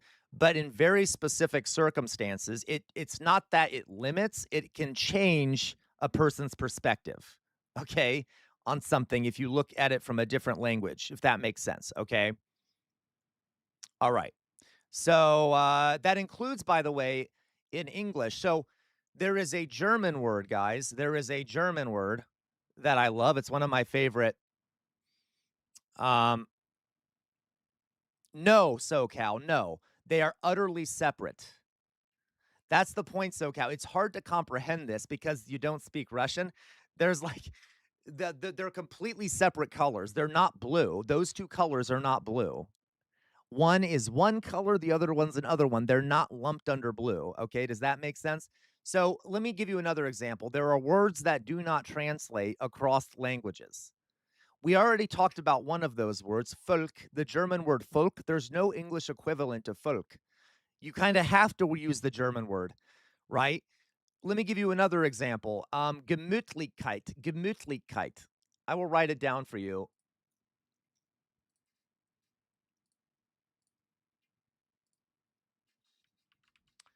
Gemütlichkeit. Okay.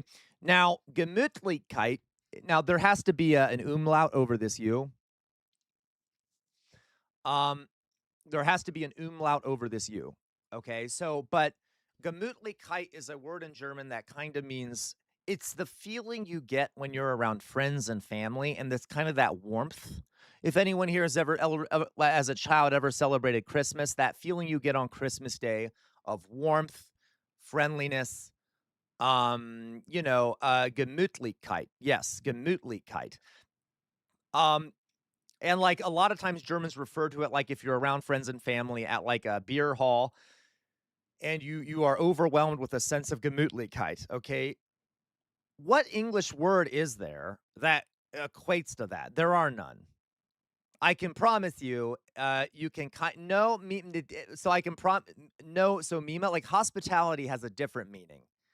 Okay, hospitality doesn't mean that means like you're offering something to someone that makes them feel comfortable. It doesn't really describe this feeling itself. Okay, there's some words in English that are close to it, like homely or like having a sense. What's a good? I can't even think of any. Yeah, Drusilla, perhaps. Heiga could be. I don't know. That might be a good word in Swedish. I don't know, though. You see what I mean? So, like, and because of that, I don't know. A feeling of like belonging. I like that feeling you get around friends and family, that warmth. You see what I'm not Swedish, Norwegian. Oh my God, I'm so sorry, Drusilla. That was rude. I apologize. I'm being a stupid American. Forgive me. Okay, forgive me. I'm being a stupid American. Norwegian, forgive me. I know I'm a monster. Oh my God, everyone's gonna judge me from now on, right? First outer signal is like, God, I hate all of you so much. Okay. So they're like, okay, you see what I mean? And so because of that, it can kind of change your perception around things, like a little bit. Like for Germans, there's a greater sense of like having to create a sense of Gemütlichkeit. Like English, people who speak English want that feeling too, but okay. You see what I mean? Takoyo, interesting. It's Danish. Oh well, there you go, Drusilla. So fuck you, Drusilla. All right. Anyway, you see my point. Norwegians have koselig. Interesting. But see, if that and see, here's the thing. Let me show you. So the reason I'm telling you this, guys, it is important. So if I were to go to Google Translate right now,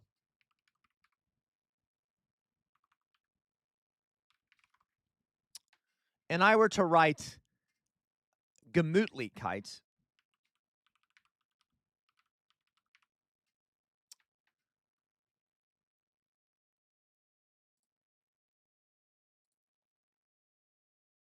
you will notice that they do not even have a translation word for it. All right. The word, they don't even change it into English. At the bottom, it says like, well, here's some words that are close to it. Coziness, friendliness, okay. Snugness, comfortable, unhurriedness. It's kind of all those things combined, but they can't even really translate it. So it's just interesting. That is why it is important. It is deeply important to when people translate something from one thing to another, you have to understand that context. You cannot just know what word matches to what word. You have to understand the words of the other language in that language and what they actually mean. You see what I mean? Okay. Sir Bart, there are words in English, by the way, that are similar. I'm trying to think of an example here. Words in English that don't translate to other languages.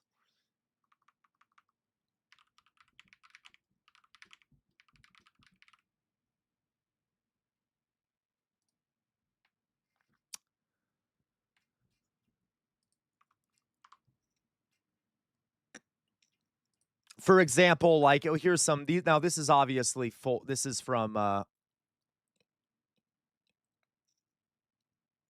Okay, this is some examples from what's the term? AI. But let's look at this. Yeah, 5 English words that don't exist in other languages. Fluffy. Fluffy. Okay. Fluffy describes something soft, light, and full. Surprisingly so. Okay. There's not many other languages that have a word like that. Okay. Awkward. Awkward is very English. Now, think about that. Awkward is a very commonly used word. We have a sense of when things are awkward, right? And we have like a whole cult. We have a lot of memes and stuff and shit like that built around this idea of being awkward. It makes it harder. It makes it hard then in other languages to sort of capture that part of English. You see what I mean? So all languages have these things. It's not a matter of like one is better than the other or anything like that. Okay. Serendipity. Exactly, outer signal. Translation is more of an art than a science. You look for words and phrases that evoke the same feeling rather than exact matches. Correct. Okay. So serendipity is another one. Like an accidental discovery or like something that's okay. Flaky, spam. Okay, and that does not mean as outer signal rightfully pointed out, that does not mean that like cultures that don't use these words is like somehow wrong, okay, or like but it causes some interesting cultural things. Let's put it that way, or some interesting like ways of thinking and ways of using words. So oxpecker, melancholy. That might be, I don't know. I don't know oxpecker. Maybe that is used in other languages. I don't know. I do not know. I will say oxpecker. Let me give you an example here. There are some words, Santorum. Oh my God, Splendinavia. That is hilarious that you know that word. Okay, yes, Santorum is disgusting, and no one look up what Santorum is unless you want to. Okay, so okay, let me give you another example here. It is often, by the way, the case that language changes because, remember, language is part of a superstructure of a society. It's part of the ideological and belief structure of a society. So it is at the top of that oil barrel that I show you, which means that in the power structures influence the language structures. All right. So, for example, post-traumatic stress disorder. Post-traumatic stress disorder. That used to have other names. It used to be called shell shock, battle fatigue. There were other words for it. And then over time, it turned into post-traumatic stress disorder, I'm kind of stealing this idea from, what's his name, the comedian, because he made a good point about this. It has kind of gotten to the point of being like not being weakened down to where it doesn't sound as bad. Like post-traumatic stress disorder doesn't really capture the horror of what that is as much as shell shock, right? It's kind of like weakened the word, which might be beneficial to people in power if they're sending people to war. Here's another example. I actually do not like, so it runs in my family. It's a mental health condition called um uh major depressive disorder. Okay, I hate it. I hate that word. We used to use the word for depression that was used prior to depression was melancholia. That was the old-fashioned word, okay? The old-fashioned word. No, Doug, but the phrase shell shock, you don't have to have gone to war to understand the meaning of shell shock. Something shocking happened to you and has hurt you and affected you deeply, okay? But like saying post-traumatic stress disorder sounds too cute. It's like you just have a little bit of stress. No, it's worse than that. You've gone through something, okay? Like, you see what I mean? I will tell you, Mima, in a sec. I will show you the sword in a second. That's my opinion. This is irrelevant. Okay, so let me go back to what I was saying. The word that we used to use for depression was melancholia. I think I much prefer that word to depression because depression makes it sound like anyone can be depressed, right? Melancholia sounds more specific. It sounds like a condition rather than just saying, oh, well, they're depressed. Well, people can get depressed all the time, right? So can we just exactly, Lloyd. So I prefer the word melancholia. I don't use it because no one knows what it means. Yeah, you see what I mean, Outer Signal? So sometimes words lose their power and their effect over time.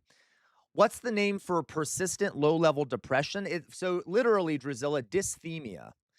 Dysthemia is like a word that is used for a persistent low-level depression. There's also cyclothemia, which is I agree, Splendinavia, right? Melancholia. It makes it sound less like, it's a better sounding word too. Interesting, Lois, okay.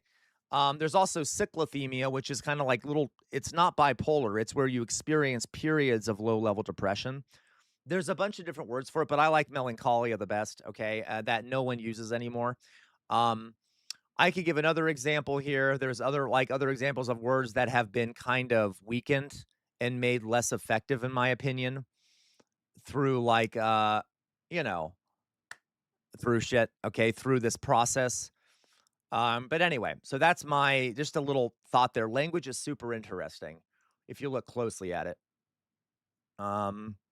Okay. Right. And there are, by the way, yeah. English is not great in a lot of ways. It's not no language, like every language, there's no good or better languages, okay? All languages are different, but they develop in particular cultural context, and so there's some unique features of them and things like that. In the end, though, guys, as always, all people are human. It doesn't fucking matter what language you speak. We all feel the same shit. We all do the same shit, okay? That's the problem with Sapir-Whorf to a large extent, but there are specific cases, okay? Anyway, we get that? All right. Okay, guys. So it is currently 7:25. I have been I'll stream for 10 more minutes and then I'll get off here because then I will have streamed for 7 hours. I'm proud of myself for doing that. Okay, so I'll stream for 10 more minutes here. You guys are getting me going on a anthropology or linguistics rant, which is, I guess, anthropology. Linguistics is anthropology.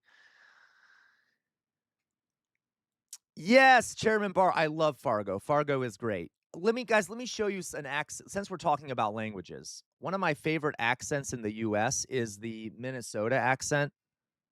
It's so cute, and it gives me Gemütlichkeit. All right, it gives me a Gemütlichkeit. Let me pull this up here.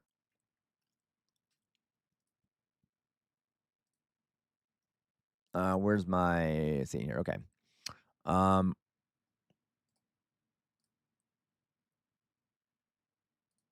So let me play for you guys where'd my face go? Why can't I get it to come up? Oh, I'm clicking the wrong button. That's why.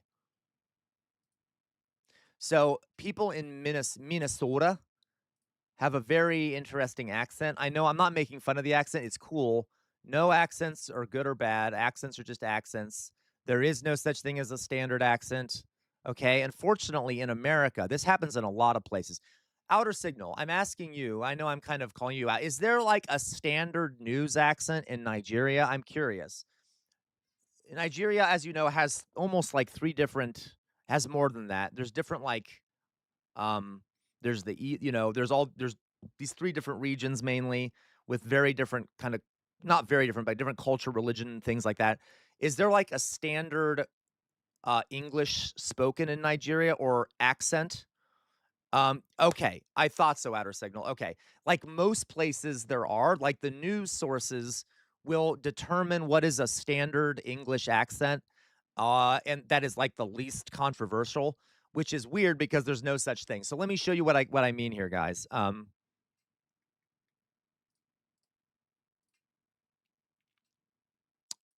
So and in the UK, I think it's like the Queen's English or like a upper class English. That's kind of the standard, right? So let me show you what I mean here. Okay, there is an Ohio accent. Oops. But unfortunately, the Ohio accent is standard. Okay, the accent I speak, urban Ohio accents, have been made standard for the whole country. It is viewed as like standard English in America. So my accent is boring to people because it's viewed as the standard accent, okay? But it isn't. It's just a different accent. So let me show you a good Minnesota accent.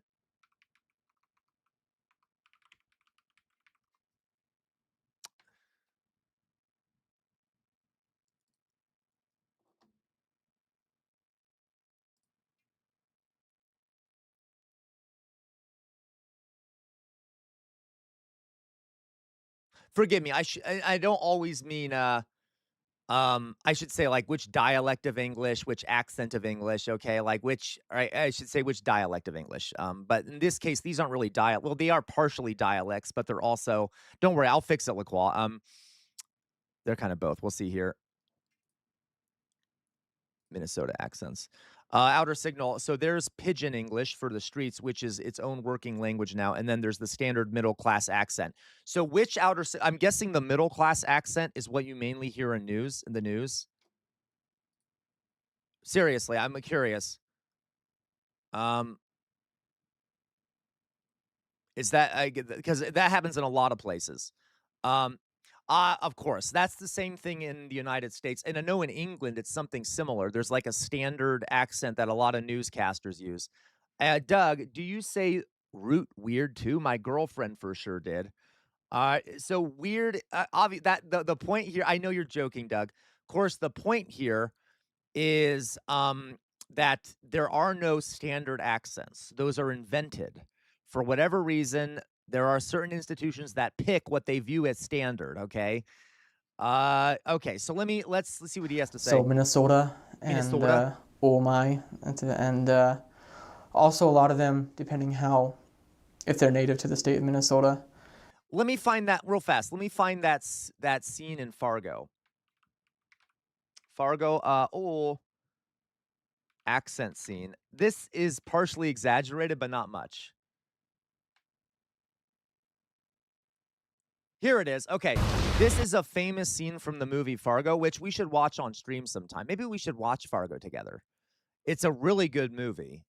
It's very interesting. Would you guys be interested in watching Fargo at some point? It's a really good movie. Minnesota police officer speaking to yeah, this is a nasally, don't you know, accent. It is partially a comedy. Yes, good troll. It's a black comedy. It's kind of a dark black comedy. For asking, only you don't use but the also word jerk. It's kind of a yeah. So this is partially exaggerated. Not everywhere in Minnesota speaks this way, but a lot of people in Minnesota settled from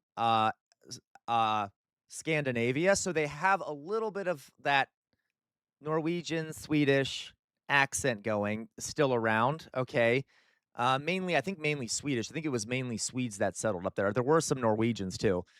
That still kind of lingers in their voices. Should call it in. So just I like it. There's nothing wrong with it as an accent. I hope you know, Tater Tot. I love the Minnesotan accent. What a Minnesotan accent. Okay, it's very fun. But anyway, and then you also will have like in the Deep South accent. which you all know of. What sounds like bad English to you actually comes straight from the mother tongue. Aristocratic England, the most that we think of, is so very. Teach a given actor a Southern accent. That's not what I want. I want like a real Southern accent.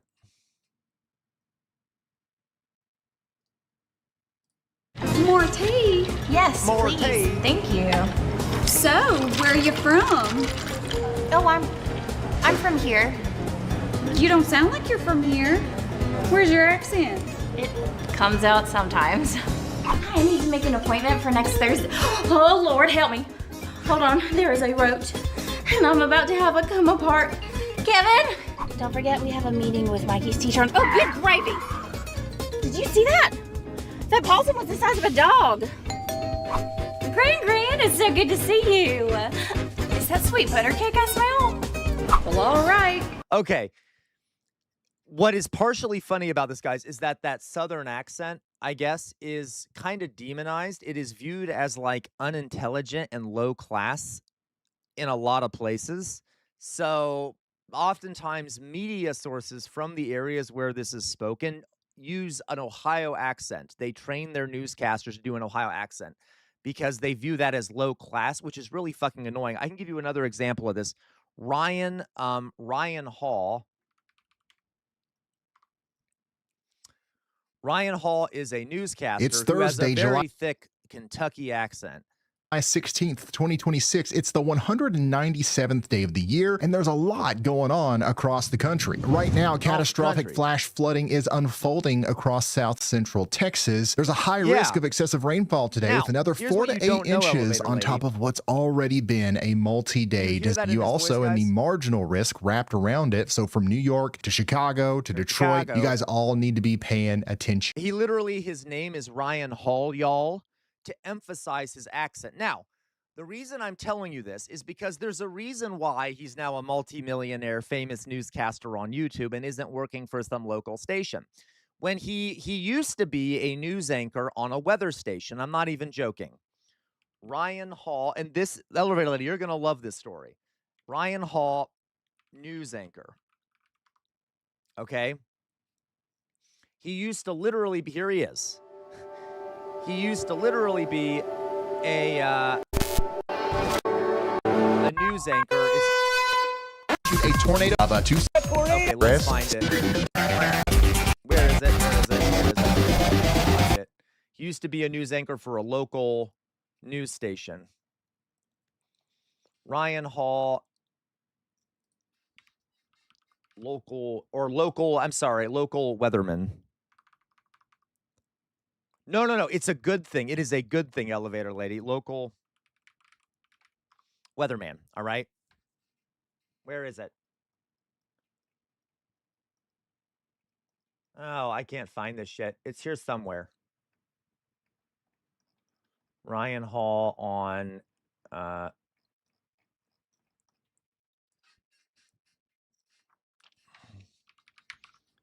TV weatherman, I guess. Ryan Hall. I'm sorry. I'm going to find it, folks. Don't you leave.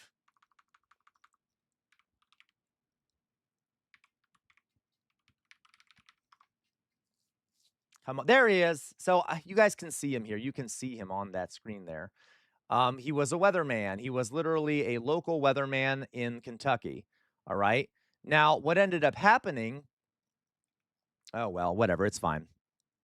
What ended up happening is that they said his accent was too strong. Okay? That his accent was too strong. It sounded too uneducated.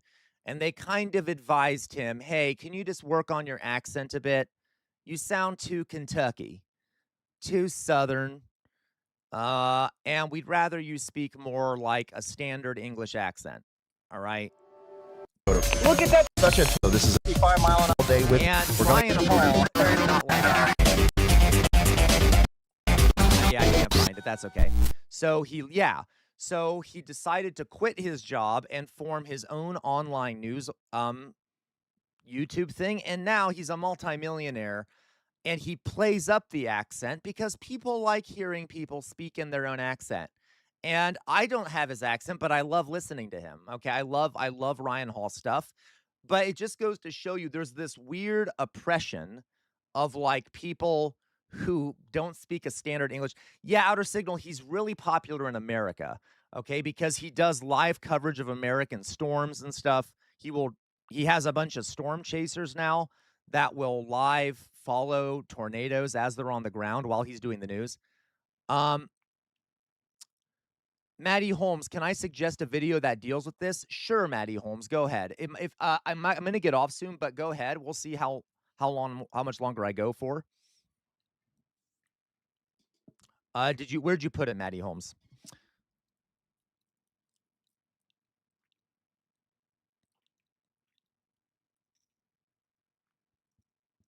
Okay, sure, Maddie Holmes. Oh, hold on. Go ahead. All right. So anyway, so that's Ryan Hall.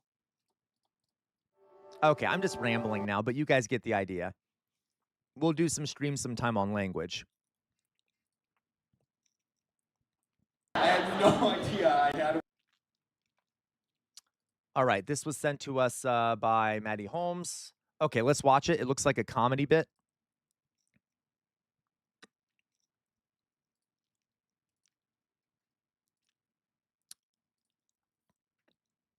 Wisconsin accent until I went to school for broadcast journalism. And at the time, I thought I was going to be like the next Brian Williams. I'm talking Brian Williams back before he got caught lying about that whole helicopter situation in Iraq, you know.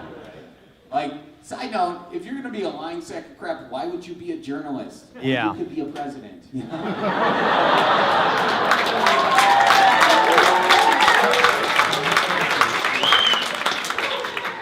In case you're not cheering and hooting, I didn't say which president, so just take the one you hate, put him in that joke, and we're all friends, man. We're all friends. Anyway, I wanted to be the next Brian Williams, and I had this professor who had like a golden NPR voice. Well, Doug says the reason there's so many call centers in the Midwest is that that's the most general accent, easiest to understand by Americans. Not fundamentally, Doug. The reason it's the most understandable is because it's the one most people are used to.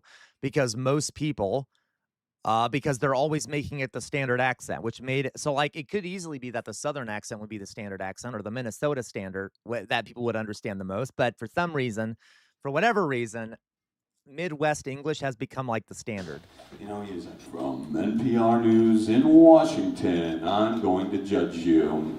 Yeah. And I really wanted to impress this guy, all right? So I stayed up all night working on my Correct, anchor Maddie read. Holmes. I got in early, put in the teleprompter, sat behind the anchor desk, waited for my countdown. 3, 2. Yeah, exactly, Roland Tot. Welcome, Roland's Tot. You say newscasters have been taught to speak in Indianese for like 70 years. Right. Indiana and Ohio, like in kind of that general area, correct, okay? It's weird. In Menasha today, please pull over the man from Ashwaubenon for not stopping at the stop and go light.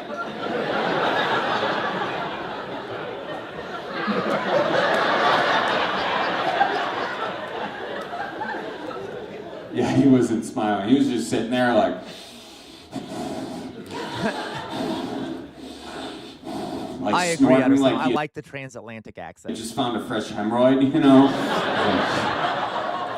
Charlie, has anybody ever told you that you have a voice for print? So roll out the barrel and get the band. Hilarious. Yeah, see, but that's true. They do that. It's kind of sad to me. All right, guys. All right, you guys. You all have tricked me into going longer than 7 hours. Okay, you've all tricked me into going longer into 7 hours. Shame on you. You're all a bunch of miscreants. Okay, I hate all of you. You have tricked me. I know, Maddie Holmes. How dare you? Okay, that was funny. So I'm going to go, guys. I'm going to go. Please join our Discord if you haven't already. I know you were, Jay Williams. Thank you, okay? Thank you, everyone who was here. Oh, no, not a whole 8 minutes. I know. It was absolutely painful for me to sit those extra 8 minutes. Okay, I'm just kidding. I love you all. All right, so we just finished that. I'm going to get some rest, guys. Tomorrow I will stream again. Maybe we'll do a movie or something or an After Dark tomorrow. Maybe we'll find out. So don't forget, come back tomorrow. We will do it. That's so funny. Look, Qual, when you say later, thanks for the stream, I imagine you saying it in like a passive-aggressive way, like later, thanks for the stream. Like, I don't know why I imagine you saying it that way, Liqua, but I feel like you're being like, later, thanks for the stream. I'm going to go find someone else to watch. I don't know why I interpret that way. But anyway, so guys, I'm going to go. You know what I'm about to say, guys? First of all, free Palestine, free Sudan, free the Ukraine, free Venezuela, free Cuba. Free everywhere, all places, everywhere, all at once. Okay, I love you all. We're living it. Never stop resisting. The easiest way to resist. The easiest way to resist is to think for yourselves. The easiest way to resist is to think for yourselves. That includes you watch me. I'm not perfect. I make mistakes. See what other people are saying. Don't get caught in an information silo, because the easiest way to resist is to think for yourselves. We're living in a fascist moment in this country. Fascism thrives in an environment where people have lost faith in their democratic institutions, so they turn to more radical ends of the political spectrum. We need major reforms in this country. You cannot stand in the center against fascism. If you do, the fascists will walk all fucking over you. Don't let the fucking fascists walk all over you. Don't let them do it. Don't let them do it. Okay? Don't let the fucking fascists do it. We need major reforms or revolutionary change in this country. Okay, that's how you fight fascism. On the wall behind me, as requested by someone out there, on the wall behind me is a sword. Who was it that requested to see this up close? On the wall behind me is a sword. The name of this sword is Chainbreaker, and it has been passed down in my family since the Civil War. It is a sword from the Union Army from the North. It is called Chainbreaker, and it is thought to have been responsible for the death of 7 slave owners. Why do I have it back here? I have it back there to remind everyone that our ancestors made some major sacrifices for some of the things we have today. Sometimes having to do violence or had violence done to them for some of the rights we have and some of the freedoms. We cannot let our ancestors' sacrifices go to waste, folks. Please, please, please do not let their sacrifices go to waste. And always, always, always fight for a better future. And on that note, folks, I'm going to send you to JFK Rotting over on Twitch. For those that are on Twitch, we're going to raid JFK Rotting, who we haven't raided for a while. So let's do that. All right. I will see you all tomorrow. I love you all very much. Join our Discord. I'll be chatting on Discord later, probably, because I can't stay away. All right, guys. So there you go. The raid is beginning. Please join the raid if you'd like to raid. All right. Okay. Everyone ready to go? Let the raid begin. All right, guys. I will see you all later. Bye-bye.